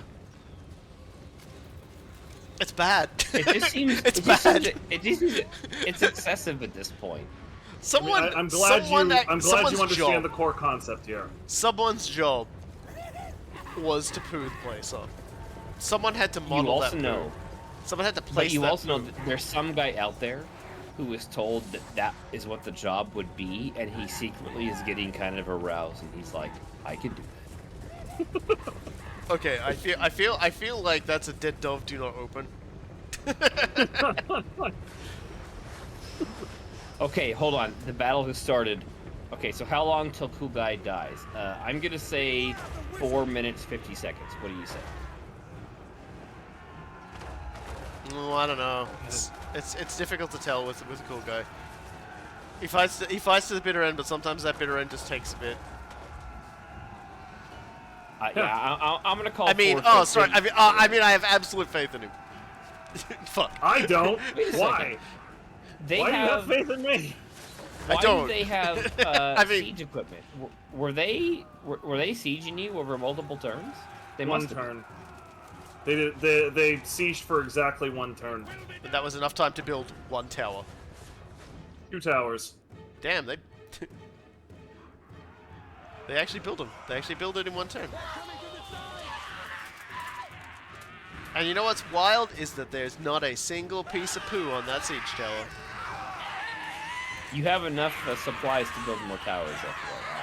Yeah, it's just that I don't have a whole lot of good positions to build said towers. I think the best position would have been a city that wasn't covered in poo. Can you find one of those? Yeah. Why did we let? Why didn't you immediately abandon this? Why didn't you immediately abandon this place when you took it when you saw that was much poo in it? I'm starting to become a little bit suspicious now. Like, why did he hold on to this place? Is he, like, what? Is he developing weapons out of this poo? Do you think? Like, are we gonna have to like take him down? It's gonna be like a poo bird and a poo dish and a poo crossbow. He's gonna have like a manure tank. Like a tank. I'm pretty sure I read about some king who he and his dinner party all died because the floor collapsed into the latrine below. Who was that? That is horrifying. It is horrifying. Drowning in turds is like not a good way to go. Yes, drowning in turds sounds fucking awful. Okay, it's called the Erfurt Latrine Disaster. The Erfurt Latrine Disaster occurred 26 July 1184. When King Henry VI, King of Germany, held a assembly at the cathedral in Erfurt. The combined weight of the nobles caused the second-story floor to collapse, and they fell into the latrine cesspit below the ground floor, where 60 of them drowned in liquid excrement. Fuck. That is terrifying. Did the king actually die in it? King Henry V. No, he did not die. The king survived, but 60 of the nobles died drowning in poo. You know, I can't think of a better way for some rich fat cat to die than that. That's pretty great. That's something special. It's certainly appropriate and helps them understand that their shit does in fact stink. That was +1 for the peasantry that day. Too bad they had to wait like another 900 years for the next one.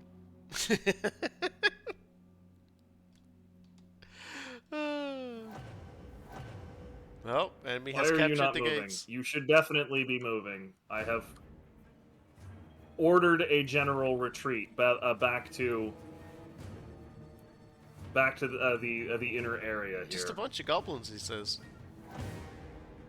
Okay, here we go. So it was describing the event down below, and at the end, King Henry survived because he sat in an alcove with a stone floor, and was later pulled out with a ladder. And then... Okay, so he didn't drop at all. He just got to watch everybody else drown. Basically, yeah, he was like dangling from a stone platform, hovering above a pit of death and poo. Those people just and then it says, and of those who died, most drowned in human excrement, others suffocated from the fumes emitted from the waste, and a few others were crushed by the falling floor. Okay, yeah, like, I'm definitely gonna lose this. There he goes. What time is it? Oh my 7 minutes and 5 seconds. He beat your prediction. You can visit the cathedral that this happened in. It's still there. Yeah. It's St. Mary's Cathedral. St. Mary's Cathedral, the largest and oldest church building in the city of Erfurt in Germany, episcopal seat of the Roman Catholic Diocese of Erfurt. It's St. Mary's Cathedral more like shitable. In Germany. And it is the site of 60 nobles drowning in poo. That is amazing. I might need to go to Germany just to visit that place. Just to get a feel of the place. Yeah. And like Wikipedia has pictures of, like, some of the effigies they have there. None of the effigies show the drowning scene, unfortunately. Yeah, I feel like the nobles probably wouldn't have had good humor about that. I don't understand why he's not conceded at this point. Like, it's game over, and he's just fighting on. Yeah, well, he's going to do as much damage as he can before he loses, which is perfectly... I'm going to do as much damage as I can because it's going to take Karl a turn or two to get back here. And I need these assholes to be as hurt as possible. I'm also frankly just kind of figuring out exactly how you could build exactly how effective some of these barricades and stuff are, because I rarely use them. I mean, it's just like, I only just got enough context to Google what the fuck you guys are talking about. Holy shit. Yeah. Holy crap indeed. Yeah, because that's blessed shit in an old cathedral. Yeah, that's St. Mary's Cathedral. Yeah. Okay. Do you imagine Mary looking down? Now it's time. Okay, there we go. Mary just being all like, well, I don't exactly approve of what's happened here. Bless this mess. Bless this mess indeed. I probably would have done better if I would have just abandoned the walls entirely. Yeah, Arena, really, like, that's a pretty horrifying way to die. Like, I don't know that there are not many people, I would say, are worthy of that kind of death. Medieval nobles, though, they definitely come close. Yeah, it's like, If there was a group that did deserve it, like I guarantee they did. God, I almost virtually guarantee you that narrowed the family trees a fair bit as well. Yeah, that put a lot of selection pressure on the 10 nobles that remained. It's like the Habsburgs began from here.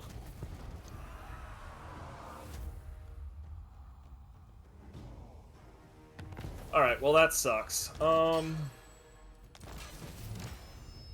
nice. You took out Astrogoth, right? I punched him in the face, and so he's got he's still got some armies around there.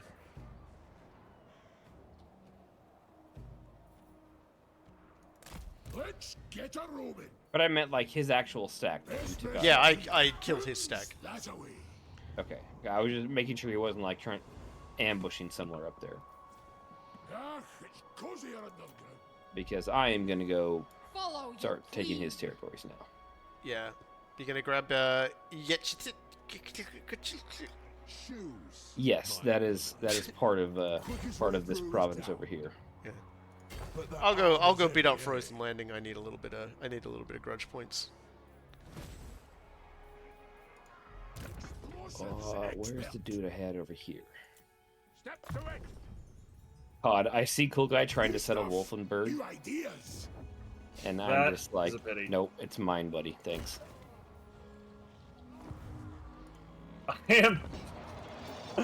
I'm considering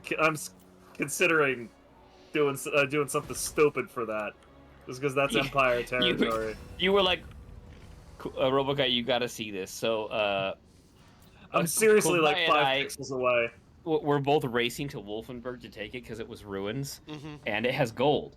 And so I recruited a new lord just to march over there, and so did Coolguy. And he brought Boris, and Boris made it to it was like a nanometer away and ran out of movement. Yeah, like if Boris was instead Karl, because Karl gets 10% extra campaign speed, he would have made it. Karl would have done it. What the fuck is wrong with you, Boris? Now I got the gold, and the guy with the gold makes the rules, and the rule is you whatever. have to eat all that poo, and that poo you just lost. Well, he has to take it back first. I mean, yeah. Oh, that's true. Yeah. I need to murder Grievous because he has been a thorn in my side for a little too long. You somehow have to sell it to your soldiers that they need to go retake the city of poo that you just lost to the orcs. It's El just so, Purado, the city of poo. Which has much undoubtedly now even gotten a new, fresh coating. is back and forth. I mean, God. forever. Like King of the Hill, like the island where it was like Canada and Denmark or something trade whiskey or some shit, and they go keep retaking it. Except this time it's like a mountain of poo. I want it on the record that I've got Malachi's take a piss. ranged damage at about 668 missile strength. That's respectable. Yeah. He's and it's armor piercing as well. so things he shoots at die now. Where is Malachi? He's at the monolith of Bjorkil Bloodyhand, about to bloody his hand a little bit further by putting a gun against it and shooting.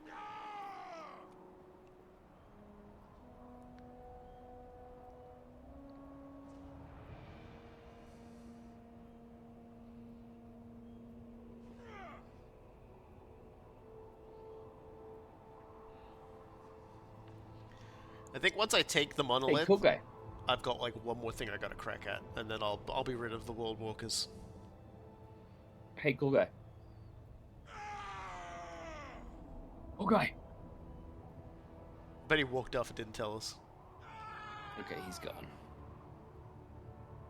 I wanted to tell him about something in CK3 that I think he'll love. Well, I'd love it if he fucking stuck around and did his fucking day, you fucking idiot. There he is. Hello. Cool guy. I needed to piss. You can do it when you retake Shit Town. Speaking of. No rest until Shittown. It doesn't matter. This is a throwaway noble I recruited like 10 turns ago, and he's just been kind of hanging around. His stack is literally himself and like 10 spearmen. Okay, so he's So dead. whatever. He's gone. He's dead. He fucking Nobody died. gave a shit.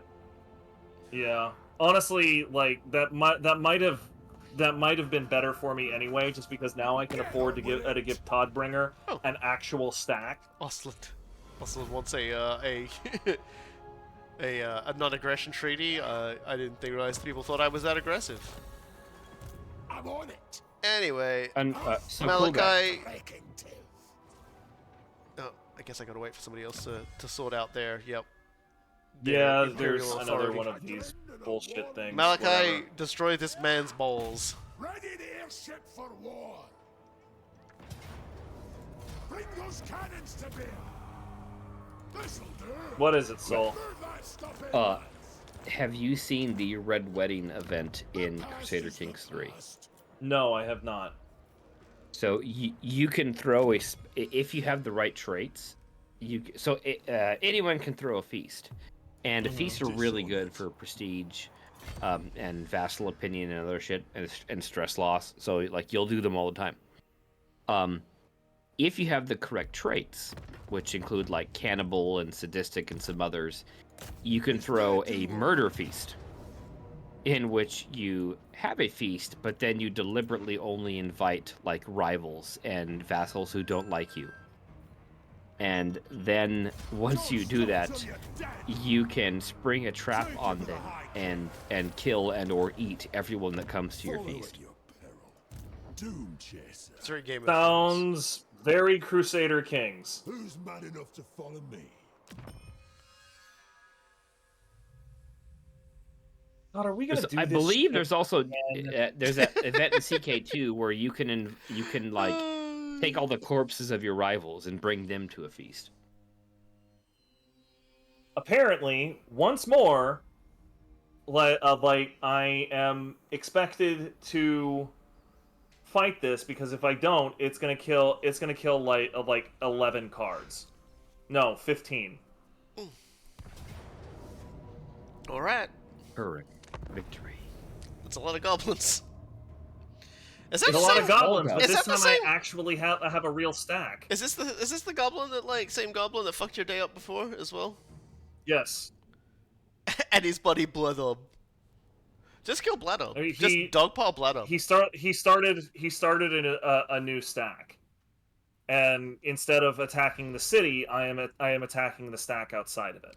As The you best do. part is that now they have the experience from killing your guys at Poo Town. They are now hyped up on poo. They are ready to. They're all now rank 1 goblins instead They're of gonna. rank 0. They're gonna start some shit. All right. Well, while you do that, I'm actually going to take a moment to go up and make myself a coffee, because. All right, let's get back here.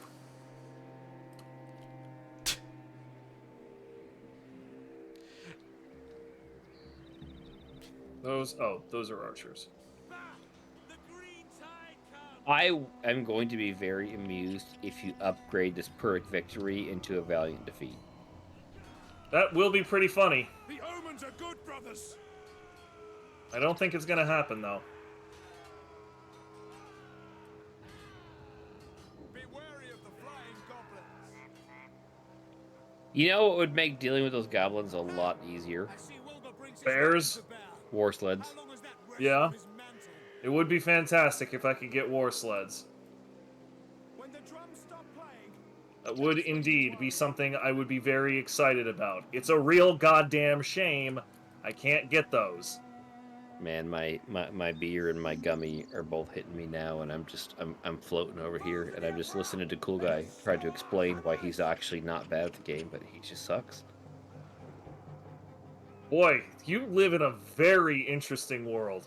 Are the detachments in place? It's called Seattle. Well, It's, have you ever seen Portlandia? like I saw like one episode once, So the thing is that people that watch Portlandia that aren't from the Pacific Northwest, and they think that Portlandia is like a send up or like hyperbole, when it's actually a tribute, and the Portlandia episodes are way closer to reality than you would expect. Like, from what I understand, the feminist bookstore is actually literally just a bookstore, and they didn't embellish it at all. It's just a bookstore that's in Portland. So the lesbian bookstore episode, when I was in college, and this was in 2002, there literally was the lesbian bagel shop, and it was about a block from my college. And I would go there now and then, and it was literally it was like called the lesbian bagel shop, and their entire staff was only lesbians. Are you with Okay. me, men of the Except I'm pretty sure that the owner was like an old white dude. For the Empire! For the Warhammer! Oh, do not waste frickin' mortar shells on a single orc. You're never going to hit that. He's level 1. Is he a wizard, or is he? He's a He's war sword boss. infantry. He's actually charging me too, which is what I wanted. So I'm slightly concerned that that he will die before or break before the reinforcements can come on the field. But We'll see. You can literally just say await reinforcement. Ah, good. Well then.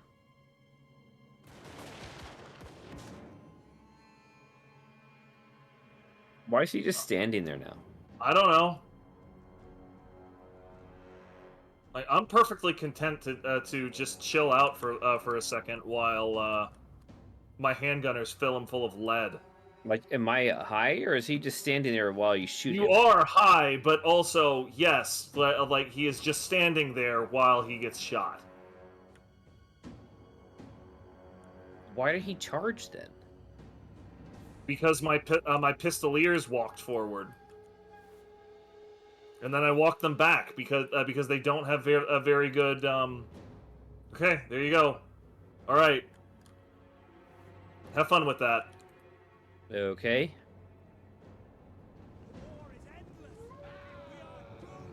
Well, while you're busy doing this, I'm going to get a snack. All right. Well, where are those other idiots? Because I have pistoliers that are ready to shoot things. There they are. Come on, idiots.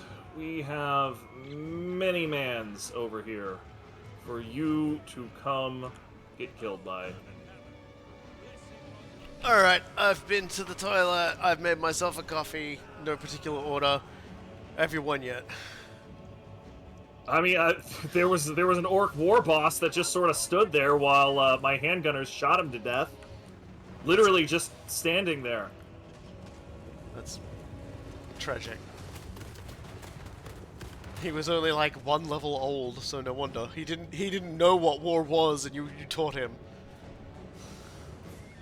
And how he became the boss of war is a mystery for the ages. That's a big sword.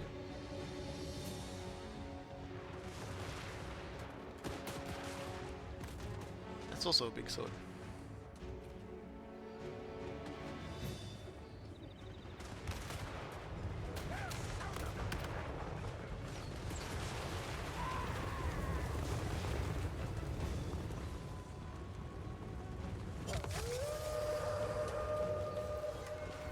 God damn it, I fucking did it again. I really need to change that shit.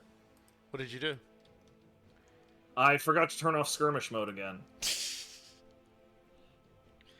The thing is like I do want skirmish mode on like the Free Company militia and the pistoliers, but the handgunners in the middle, like, no, absolutely not. I do not want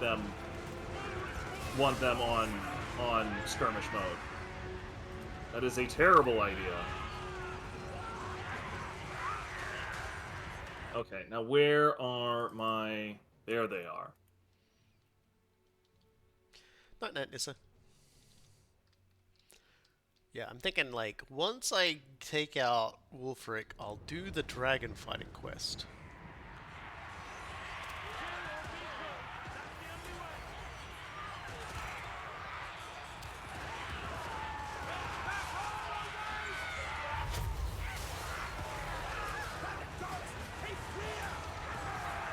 Okay, now we're good. We're good and in a furball, so let's start casting spells, killing people.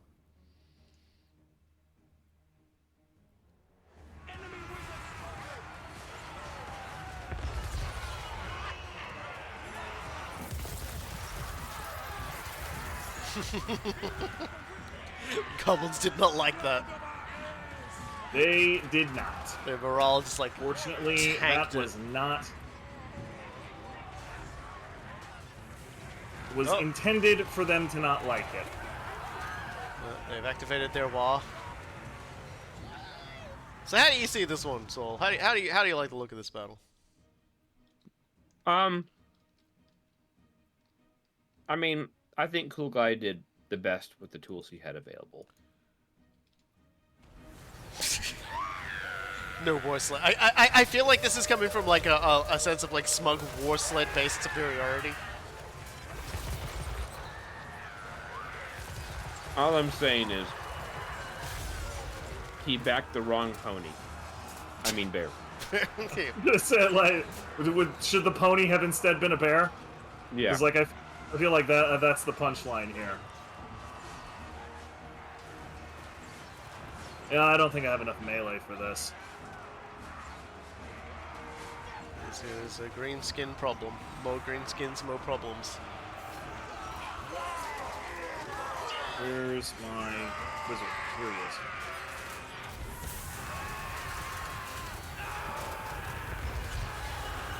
They're getting their war up pretty rapid fire too. Honestly, I didn't feel like that. Like that war coming back up that quickly, like that feels sketchy. Nah, it's because they're all in melee now. So yeah, the reason why I would have taken. Christ, I'm actually gonna lose this. Yep. I'm actually gonna lose this. The game called it right for once. Excuse me, the game told you victory, and I said it was funny. No, it did not. Didn't it say perfect victory? Didn't you say it was a perfect victory? It said perfect victory, but only Karl and the wizard survived. Like that is basically what's going to happen here, but that is not a victory. Like you can call it whatever the fuck you want. That's not a victory. The point is, I remember saying specifically it would be funny if Coolguy upgraded this perfect victory into a valiant defeat. Huh. You did say that. I do remember you saying that. Yep.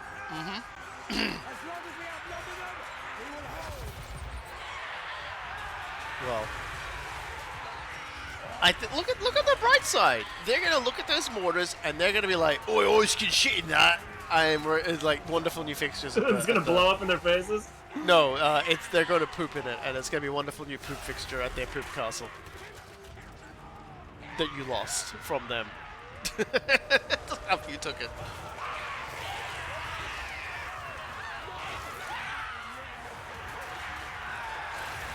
Yo, buddy, why do your units have that white flag above their head? What is that? I can't imagine what. It's Napoleon tactics. I can't tactics. imagine what's going on there. There was just too much of a. I just didn't have enough melee to hold them while I was getting stuff done. Yeah, that's like one of the biggest problems is if you're up against two stacks is you never have enough troops to handle the overlap, and they will just wrap around you, and then, you know, all your fancy formations don't matter in the face of sheer overwhelming numbers, and that's what greenskins are. Which actually is literally what you did with "Are You Ready, Guys?" Yes. That story we were telling earlier. Yes, basically, playing Shogun 2, and Coolguy was always able to outmaneuver me and pull my forces apart while I tried to take him, and then I just made an entirely all cavalry army and just slammer jammed him from like multiple directions at once after screaming, "Are you ready, guys?" like Date Masamune in Sengoku Basara. I think we can all agree that if Coolguy had simply taken his vitamin B injections, he would have won this fight. The B stands for bear, doesn't it? It does. He absolutely stands for bear. A vitamin B12 specifically, where you have bears, but then 12 regiments of them. He isn't able to do that though, because you can only have like 5 or 6. No, I think it's only even like 5 or 6 of like allied regiments in your army. It's to stop you basically constructing a doom stack out of somebody else's doom.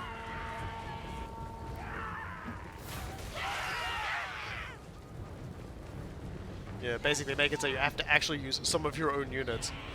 The game still believes Coolguy is winning this. I noticed the balance of power, so like I'm sticking in there and basically having Karl hit stuff in the back, because like more or less to just say, okay, maybe they're closer to cracking than I think they are. Yeah, you just gotta kill another 1,200 dudes and you're gravy. Your army's looking pretty dire in terms of troop count, though. So. Yeah, no, I don't think I can do it, like, at all. But like, okay, we'll give it a go.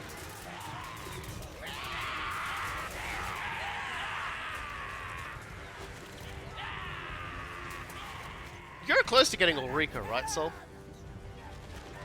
Wait, what? I said you're close to getting Ulrika, right? Yeah. Yeah.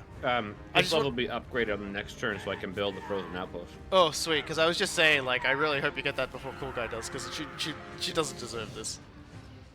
No. No. She requires an entire thing that I am not equipped to do anyway, because the first like 30 turns of the Empire's game is just constant harassment. You need like 15,000 gold in order to do it. I think I feel what Ulrika really needs. She needs a real bear of a man. Mm-hmm. She doesn't need this. She doesn't need this guy who died. She's a lady who likes romantic sled rides under the moonlight, and I don't think Coolguy can supply that. At best, a war wagon ride, which is just not nearly as smooth because they have wheels, not like ice. Yeah, just magic ice that appears underneath them, swooping down from the moon. Okay, yeah, I'm just gonna go ahead and concede. Ugh, that sucks. Well, it was a Pyrrhic victory. For the other team! Nice one, Franz. Nice. Was this attack or defense? Attack. It was an attack. So, they'll probably be able to catch up with him after he leaves. More than likely. The most horrible casualty of all this is Bladder. His longsworders, the Regiment of Renown, they're dead. The Karaberg greatswords are down. Mm-hmm. Mm-hmm. Yeah, that's okay. Like I haven't recruited another set for a long time. Like they should be ready for instant re-recruit. Yeah, they're like on a 10-turn cooldown or something. At least they used to be. I don't know what it is now. Yeah, something like that. I forget. Jeez, you got a lot of kills, but that's the problem with greenskins is there's a lot more. You killed like over 1,000 of them, and there was still over 1,000 of them left. Yep. Oh dear, that's kind of like why I like dwarves, because you can pulp them a lot quicker. The biggest thing that I was expecting them to do, and they didn't, like their leadership hung in there way better than I've ever seen goblins hang in there. So like unless it's Skarsnik, like Skarsnik hangs in there like a fucking champion. Wag. But Malachi McKayson. Beyond that, like, oh, okay, I can probably sneak away actually because I have ambush stance. Ooh, what's this? The spirit of Grungni will no longer disengage during battle. Yeah, sure, I'll upgrade that. Yeah, sure, I'll buy that. I'll purchase that upgrade. No worries. Like it just stays forever. It stays after I summon it. Well, that'll come in handy. Apparently. What's the final one then? Just like more influence, more range. Apparently the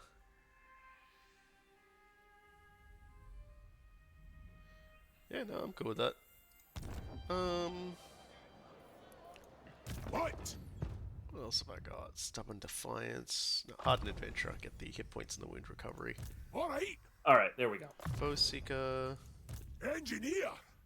He's not quite there yet. I'm really hoping for him to get it up there. Ancestral Grudge. You know, Hey, you know what? Guess what, guys? I got good news. What you got? I might have not gotten Boris, but I got someone even better. Boris? I got the single most overpowered Kislev Lord, which is Ostankia. Oh, Oh, well, there you go. Lord. So Nice, now all those congratulations. war sleds are going to have a magic attack on top of it. Very nice. What is, A question. Can players use the borrow army option against other players? I was wondering about that. I don't think so. Because I was thinking, because you used to be able to, like, permanently acquire Felix by stealing him from, via an alliance from somebody. Like, you'd be able to get, like heroes from other factions by doing that. But it was like... I'm pretty sure you can't for the same reason that like all of the mechanics that would allow you to confederate another player are also disabled. Yeah, so I assume that's a no-go. So I'm taking him in here because I just confederated Ostankia, and so now I need to divest of her properties. Need to just sell it off to the elves. Yeah, I'm gonna see if they will take Cult of Pleasure. Peace treaty for Arnheim, they will not go for it. Peace treaty for Bleak Hold, they will go for it. In fact, they will pay me 7 grand to make peace with them. And then Forest of Arnheim, Oh, they don't even want it. Okay, scary than I fine. expected, actually. I mean, I know it's good they're going to send dragons at me as well, but that's all I get hit with. That might not be too bad. I just need to change his army up because it still looks a little looks a little unideal. I need long beards. All right, I can't build them yet. I'm good to go. So Coolguy, you broke, buddy? I mean, not anymore. No, he's up. Like now I'm getting. Now I actually am getting money because I'm not paying for a whole bunch of units. Carl Coin might have crashed a little, but let me tell you something, buddies. Ah, if it isn't Costal to Lodlun, he wants a trade agreement. Okay. Buy the dip. Buy the dip. Costalton just bought, like, Costalton, like, I was talking about that. Carl Coin's just gone down. Costalton's, like, investing in Malacoin now, so. What the hell? Exiles of Nehik want me to pay them for military access. Like, fuck off, skeletons. It's just like, when are you gonna send anyone to that area? It's just like, just sell them your house, like. Yes, I'm going to sell these properties. Oh, I don't know what that guy was thinking. Hey, Coolguy, I just got the at the end of your turn have an income of 6,000 quest, and it automatically fulfilled. How you doing? 4K. So not as good. Even after you got stack wiped? I don't know what to tell you, dude. Like we've gone over this actually. how like you have all of these things that reduce upkeep as Kislev, and you're just like, oh my god, Kislev is so OP. If you just do these one weird tricks, you want to know what happens with the Empire? They don't have those one weird tricks. They don't by default. You are supposed to be struggling and fucking around with them a lot because that is what the Empire does. Excuse me, you have Helmgart. I don't understand how many times I need to explain this to you, but it's been a number. Obviously a few more. It varies, but at least 10. Yeah, basically he wants to hear it till it stops being funny.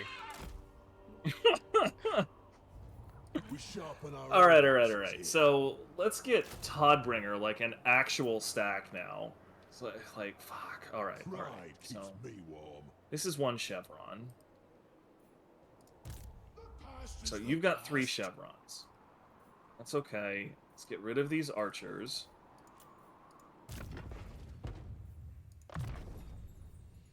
Actually, fuck it. Let's get rid of all of the archers because we have frickin' crossbows here. crossbows. Yeah, my upkeep isn't nearly as great. Like, my income isn't really as great as you guys, but that's mostly just because I'm investing a lot of it into my airship, and not into my townships. I mean, part of the issue, like, part of the thing here is that because you're already up, like, dealing with Wolfric, like, I don't need any other stacks. I just got Gadarin. Yeah, basically. I've got a second stack, and it's as you can see. I want you to take a look at the other guy, by the way. So I want you to. He's just nearby you. He's heading towards the Temple of Heimkill as well. What? I want you to take a look at that stack. King Lun, King Lun. Yeah, King Lun Coral Seeker. Might have been an idea. Does he have all your regiments of renown? Those aren't all regiments of renown. Some of those are like grudge taker units, basically, which are like my Age of Reckonings produce those, so it allows me to just sort of quick purchase a lot of dudes. The game wants me to declare war on Drycha. I'm not doing that. I have one very important unit in that army, and I'm sure you appreciate it. Is that the war sled? Yep. You the war sleds, baby. We're doing this. War sled gang. I would have more, but I didn't have enough allegiance to get more. I'm actually a little happy that I got that I lost that one mortar. I always feel bad getting rid of the mortar for various reasons, but now that it's gone, I don't miss it at all.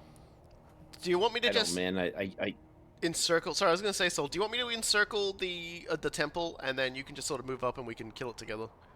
And that way, we can like earn like ally points and stuff. I think that's one way to do it. Oh no, Archeon! No, Archeon, no! Don't declare war on me, Archeon. That's so fucking rude, dude. I'm busy right now. Well, the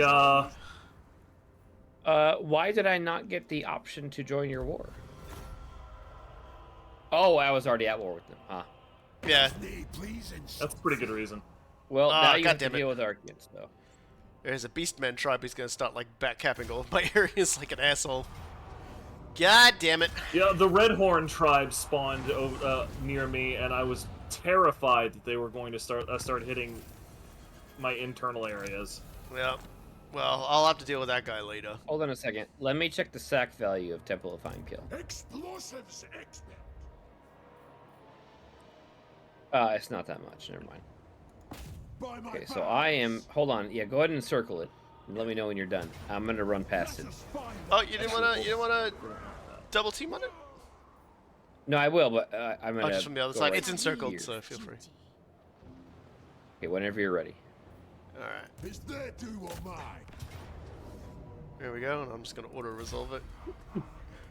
Cause I really don't see them getting through both of our armies like that. Rip those. Okay. It says we lost 31. Did you not see that Skaven fight? Look, man, I only had one. Like I've only got one unit of light war sleds, so there's only so much I can do. The good news is the light war sleds didn't lose a model. Like they were fine. As well could be as expected. Not bad. Okay, so Patriarch of Kislev. Malachi can reach this guy and punch him in the snoot. Goodbye, Wolfric the Wanderer, or. You gotta go, bro. No one likes you. Oh god. Oh, it's like he just pulls out his fucking gun and just fires it. Oh man, World War. I don't know what Wolfric expected. Yeah, he kinda stepped to the wrong neighborhood, I guess.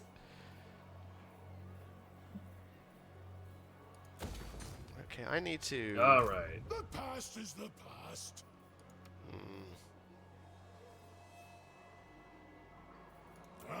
Is there a better army I can make?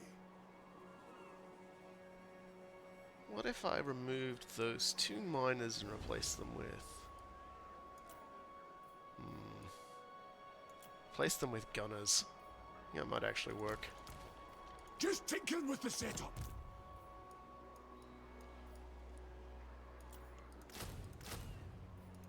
Yeah, I think that'll work.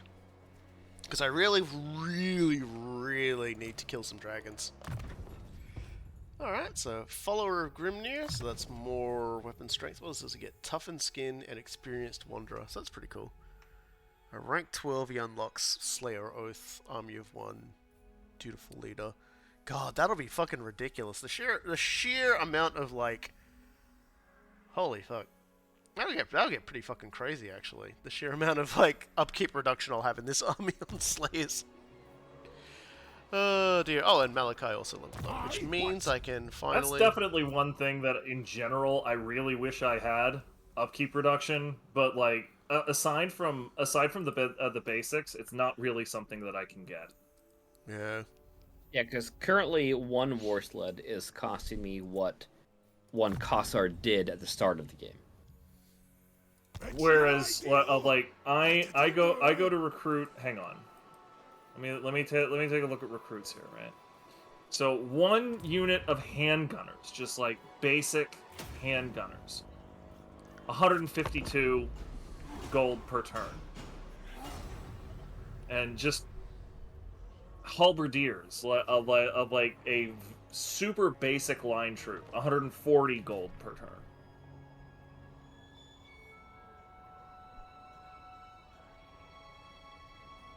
Right, so... Faction encountered the Scourge of Cain.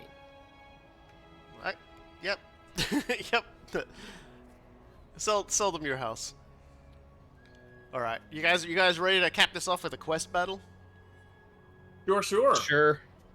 So Yeah, I'm gonna need a couple more turns to rebuild. And yeah, they're attacking another settlement that I don't give a shit about. Whatever. Another settlement's under attack. Can you help? Like after, I'm basically just gonna need to. What the fuck? Faction encountered. No, faction stop destroyed. that shit. Alright, well, I unfortunately didn't manage to do much better than I did last time. That's fine.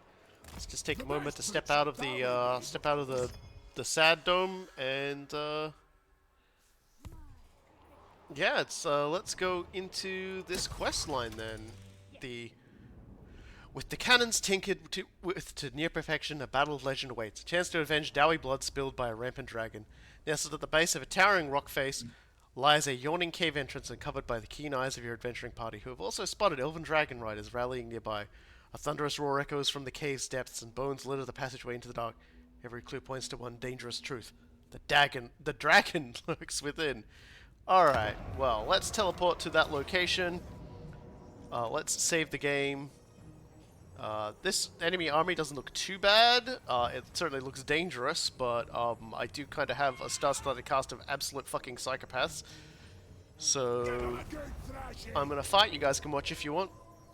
I'm gonna watch. Yeah. Wait, hold on. Spectate. Got those goggles. Still not over those goggles.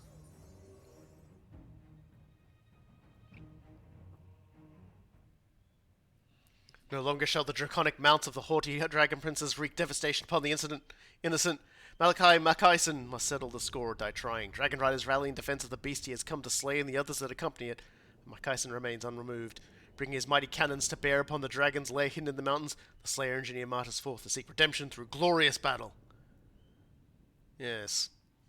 This is going to be... And these are entirely new fights, right? Like, these just did not exist before. Yep, these are custom quests for him. So we need to, the enemy has, some elite cavalry and some dangerous boys, but we have the power of guns and cannonades on our side.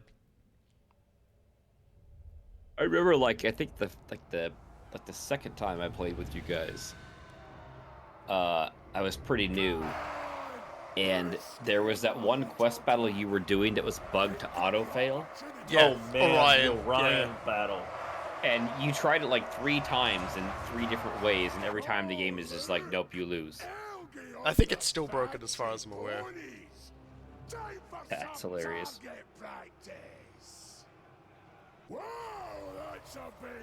Okay, so who are you fighting in this battle? High elves. This voice actor is fucking loving it. Alright, good, it's letting me deploy. Let's get... Dude, the enemy lord is level 1. Yeah, this is like the starting one you do. So I could have kicked this one off a lot sooner, but you know. The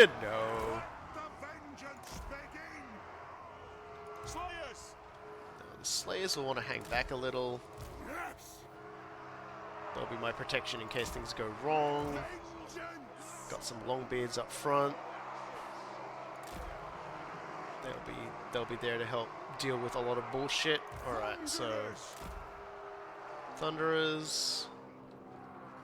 I'm gonna put the cannons here because the cannons will want to be slightly higher ground, and that is slightly higher ground. And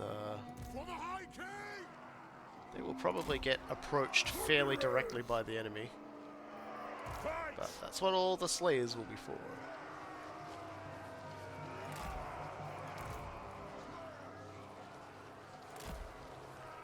They will be the problem solvers. Are you attacker or defender in this fight? Don't know, to be honest. Attacker, I think. I guess I am. Doesn't matter, I've got cannons. I'll basically be luring them over pretty effectively. I command the spirit of Grunyi. Thunderers! Hit them! Slayers! Yep, got the Slayers back here. Got that army up there. Keep this psychopath here with the other Slayers, just in case. Kaisen can stand up here, and then I'll have these two fucking psychopaths in the middle. It's not much of a formation, but... Switch these things to Grape Shot. Oh, that's a lot shorter range, actually. Yeah, okay, Grape Shot is if they get closer. Get back into Long Shot. Start fucking shelling these sort of bitches. And yeah, some Dragon Riders on one side, most on the other.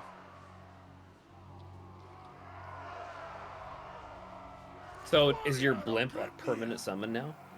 It will be when I call it down, yeah. At least the thing said it wasn't going to leave, so... I don't know, I guess we'll find out. Once we kill enough of the High Elves, the big boy will come out. Do you have to kill to get it available? No, it just starts like on a cooldown. Yeah, look how accurate those fucking cannons you have are compared to the mortars. Yeah, it's one of the things that I would do if I had the money for it. Like I have Altdorf at level 4, so I can upgrade my my siege workshop to level 4, but it's everything the Empire does is so expensive.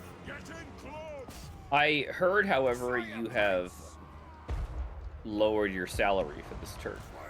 It was a blessing in disguise in some ways, and I do actually mean that. Like, I wish it hadn't happened because I've completely lost momentum, and I was really hoping to get rid of the Black Pit tribe and Festus before I went back and did all of this shit. But swordsmen are simply not good units. Like, they're just not.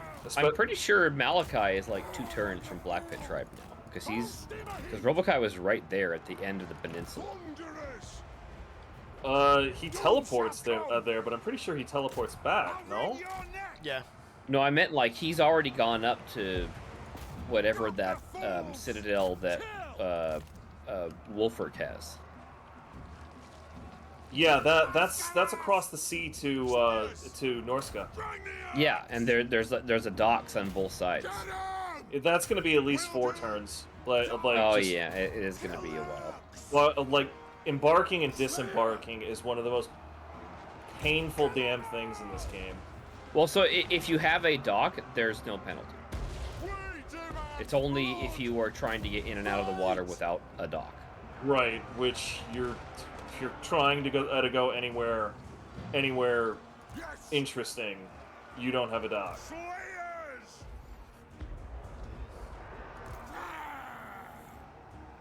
Plunderers! Look at that dwarf just like getting shot in the face like 900 times and he doesn't care. He's more forward than I would like. Does he outrange those guys shooting at him? A little bit. I'm ready. Foot to stone. Lie me at 'em. Ah, damn. Shadowless. I was afraid they might try to do that. I had to zoom in to really see it, but yeah, Malachi like shades his eyes anytime he's moving. It looks so silly. Shoot those motherfuckers right now. Dude, those slayers were hanging on by a thread right there. Fighting that cavalry on your right flank. For the Karazanko. Axes out. Those dragon princes, though. Strike. Wait, they're coming back for more. We demand blood. We got very lucky. Those dumb motherfuckers were not ready for my counterattack. Slay them. I think you're gonna lose those slayers if you don't help them. But the Oh wait, no, Doomseekers- the dragon princes are ignoring them. They're going somewhere else. No, they're going for Oh, there they it. come. There they come. Okay, here come the dragons. Ready. Sir. Be it ready. Anu. Yes. What is a dragon prince anyway? That sounds like a made-up name. They're doomed first. If there was a dragon prince, they would be on a dragon, but they're on a horse. Like, Yeah, really. just sounds stupid to me. Like, isn't that dude from Cathay an actual Where dragon? the fuck did these He guys come probably from? thinks Holy you're pathetic. fuck. Do I even have anyone to deal with these guys? Where did they come from? God, that's so Oh, annoying. they've got some dragons coming in. Yeah, my major problem is the Yeah, that's the spearman main unit must have objective. like retreated into my direction. Find your target. I think you need your blimp, buddy. Yeah, Those it's dragons are time. coming. I should have called this down ages ago. I don't know why I didn't. I as your command. Fucking Gargrim's in trouble. Gargrim, why are you on the other side of that unit not killing it? Kill that unit. Kill the dragon unpronounceable name. Onward! Sun Dragon, Ra, and Gaion. Understood. You need to VTech right into them, cause Holy that collision shit. damage.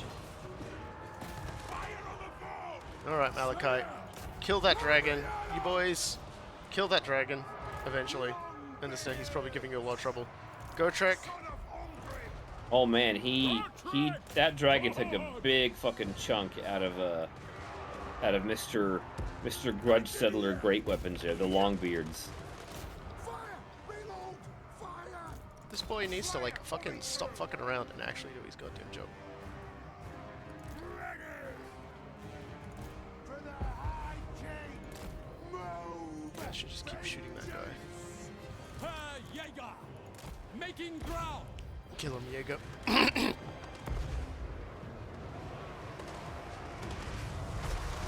Ooh, Dude, and they've got Malachi's one 3 in of those face. things.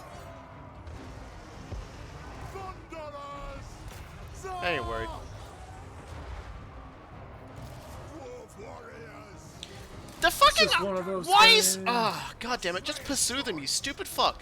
He like they walk like an inch away and then he fucking runs into them again. Like and then he stops attacking them again.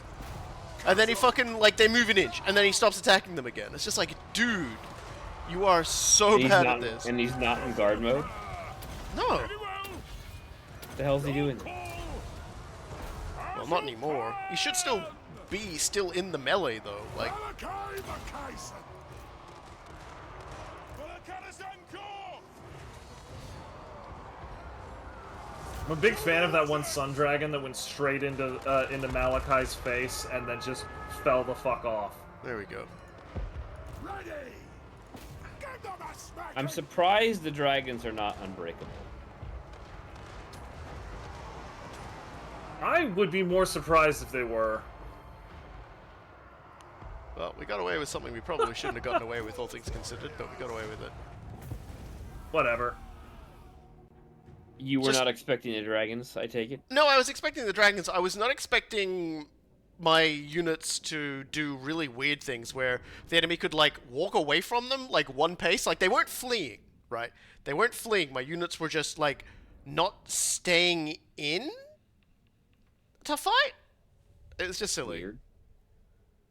Like, yeah, guard mode must have just been, like, really bombing it out, but, like, we got there in the end. Was it like infantry fighting cavalry, and the cavalry was no? It was a hero in the midst of archers, and the archers took one step forwards, and he wasn't gonna fight them anymore. It's fucking weird. That is fucking like if that's like I've never had that problem with guard mode before, so like obviously like I just need to be more careful with my heroes and not have them on guard mode. I just don't like it when my heroes run halfway across the map chasing somebody, and then I look back and I'm like, oh dear. Yeah, it's kind of annoying. There should be more nuance there. Like, if you know, if you're infantry versus infantry, and the unit you're fighting routes, and you're not fighting any other units, you should keep attacking them. Yeah. Well, regardless, we won, and we're rich. I seem to recall other games they do that where like a unit has a guard radius, and they'll pursue enemies within that radius, and then they'll go back to where they started. Yeah. So that was the end of the adventure. We have been victorious. Give me just 1 second to queue up some recruitment orders. Well, I've managed to put up some recruitment orders as well, but that's okay because that was a fun fight, and now I can actually like replace some of these units with like different units now. So I definitely want the Slayer Pirates still. Fuck it, the Doom Seekers lived, which is so funny because that's like their entire thing is don't live. It's like, all right, dude, that's how you want to do it. Actually. I mean, Gotrek's there teaching them how to be really bad at dying. Yeah. It's not their those guys fault. instead. I'll grab the Doom Seekers, because it'll take them 2 turns to heal, which will take everything else a little time to heal up as well. And, a lot of black pooder. God, he's saying poo. What is it with everyone in this poo? I don't know, man. So, I don't recognize these people anymore. 3 chevrons. And then we got 2 of those. You guys have outlived your usefulness at this point, so. Nearly got Gargrim like killed because of all that shit. Well, I do not want to construct an outpost with those guys. Outpost upgrade available. Good. So that's as many as I need. Fuck those guys. Not gonna upgrade that just yet. That's a little too soon, man. My map has just been flipping sideways and doing all sorts of fucking weird things. It's like, calm down, my game map. Stop being silly. Yeah,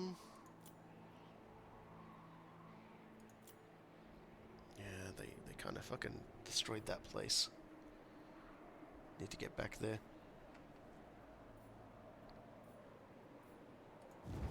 How's the Malachi's quest line for his... Yeah, I still need to kill like another 700 units to get his gun. Like the things I'm attempting to do is just acquire more gun.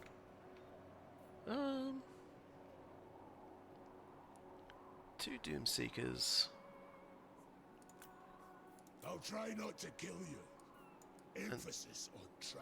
Maybe 2 Slayer Pirates to replace the 2 I lost, because it's not quite yet for the other things.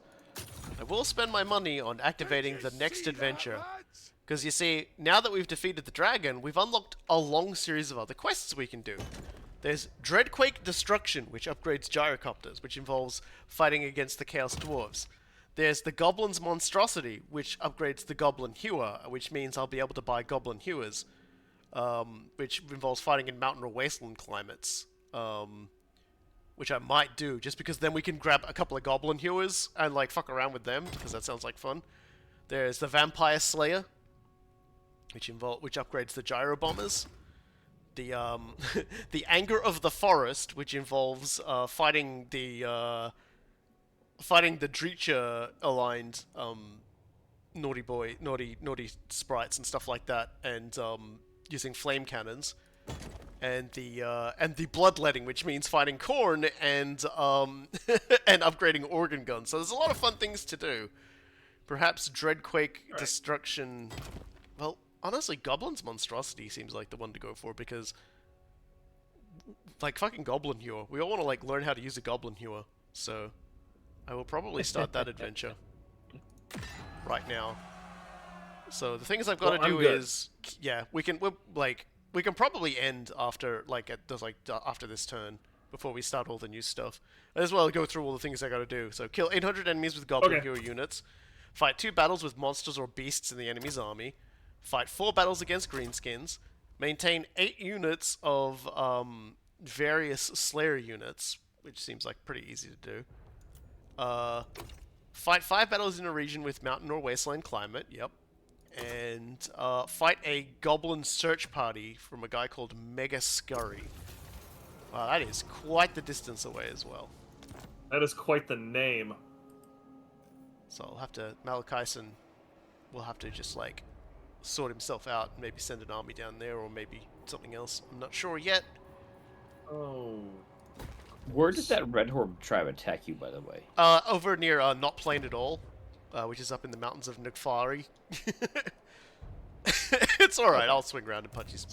I need to.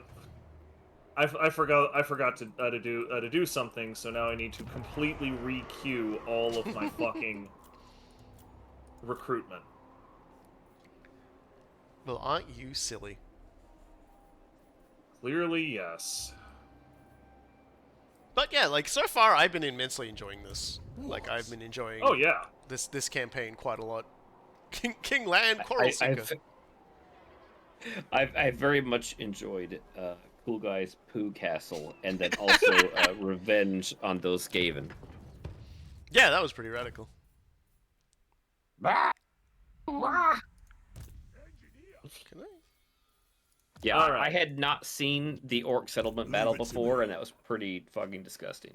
Yeah, that was great. Okay, so 1, 2, 3, 4, 5. If I'd waited one more turn, oh no, that just lowers upkeep on like missile units, so which is gonna at least improve my funds for that. After that, that's all Iron Drake stuff. Might want to start investing in. And then 1, 2, 3. Oh, that's pretty good though. That's a pretty good one. But it might be time to like start working on Slayers. Which will mean Grimnir's favor, Slaughter on Slaughter. Slayer's Onslaught. That's a pretty good one.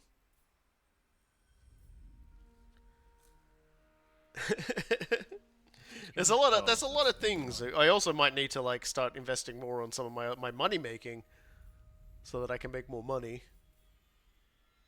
Maybe yeah. Like basically every single one of my my settlements has some kind of money making thing, and I still don't have anywhere near enough money. Moving. So warms you. It's not enough. It will never be enough.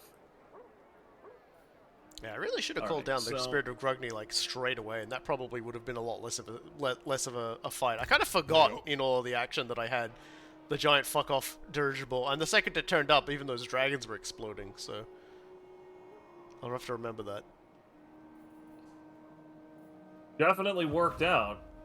Oh, Costalton took the Sol encampment. I didn't even notice that happen, and he took the Bay of Blades. He has Azazel completely fucking surrounded right now. He's just toying with him. He is. That's fucking scary. I don't want to go near that guy. He's weird and he's smelling. He won't let me have the chicken in his beard. Yeah, and like those tattered rags he has, they barely cover his balls. And just goddamn. And considering what he's doing, he's pretty big balls. Oh, All right, that's there we go. That's more like it. a quick FYI for the both of us. So, Archaon the Everchosen is up near the Tower of Torment across the way from Frozen Landing. Yeah, I think. I'm actually heading that direction. I'm gonna like, I'm gonna head to the coast now and sail over there and start taking his. But I'm also at war with Ferric right there, so I might just go through his territory instead. Okay. I'll try and I'll try and like. Once I leave, you can have that Krakadrak back. Yeah, Karak Vlag. Yeah, you can just gift it to me. Yeah. Sarina Catherine of Kislev. Yeah. So So do we want to just end it there then, and then just round I'm up on good. this next week? Cool. I'll save the Yeah. game. Yeah. So thanks everyone for joining us. This has been heaps of fun. I will probably continue to play. Like, I might try a Tamarkan campaign. After after we stop playing. I know I said I was going to play Ungrim, but I might actually do Tamarkan. And yeah, so Oh my gosh. yep, Well, I there'll definitely always need be to more get some Warhammer. We'll keep playing this until it does what it likes to do, which is super murder and unsync us. It'll eventually just be like, all right, you're done playing now. So yeah, thanks everybody. See you all next week. And of course, also thank you, Coolguy. Thank you, Sol, for joining me. I know you guys were excited to do this, but it is good to play. And there we go.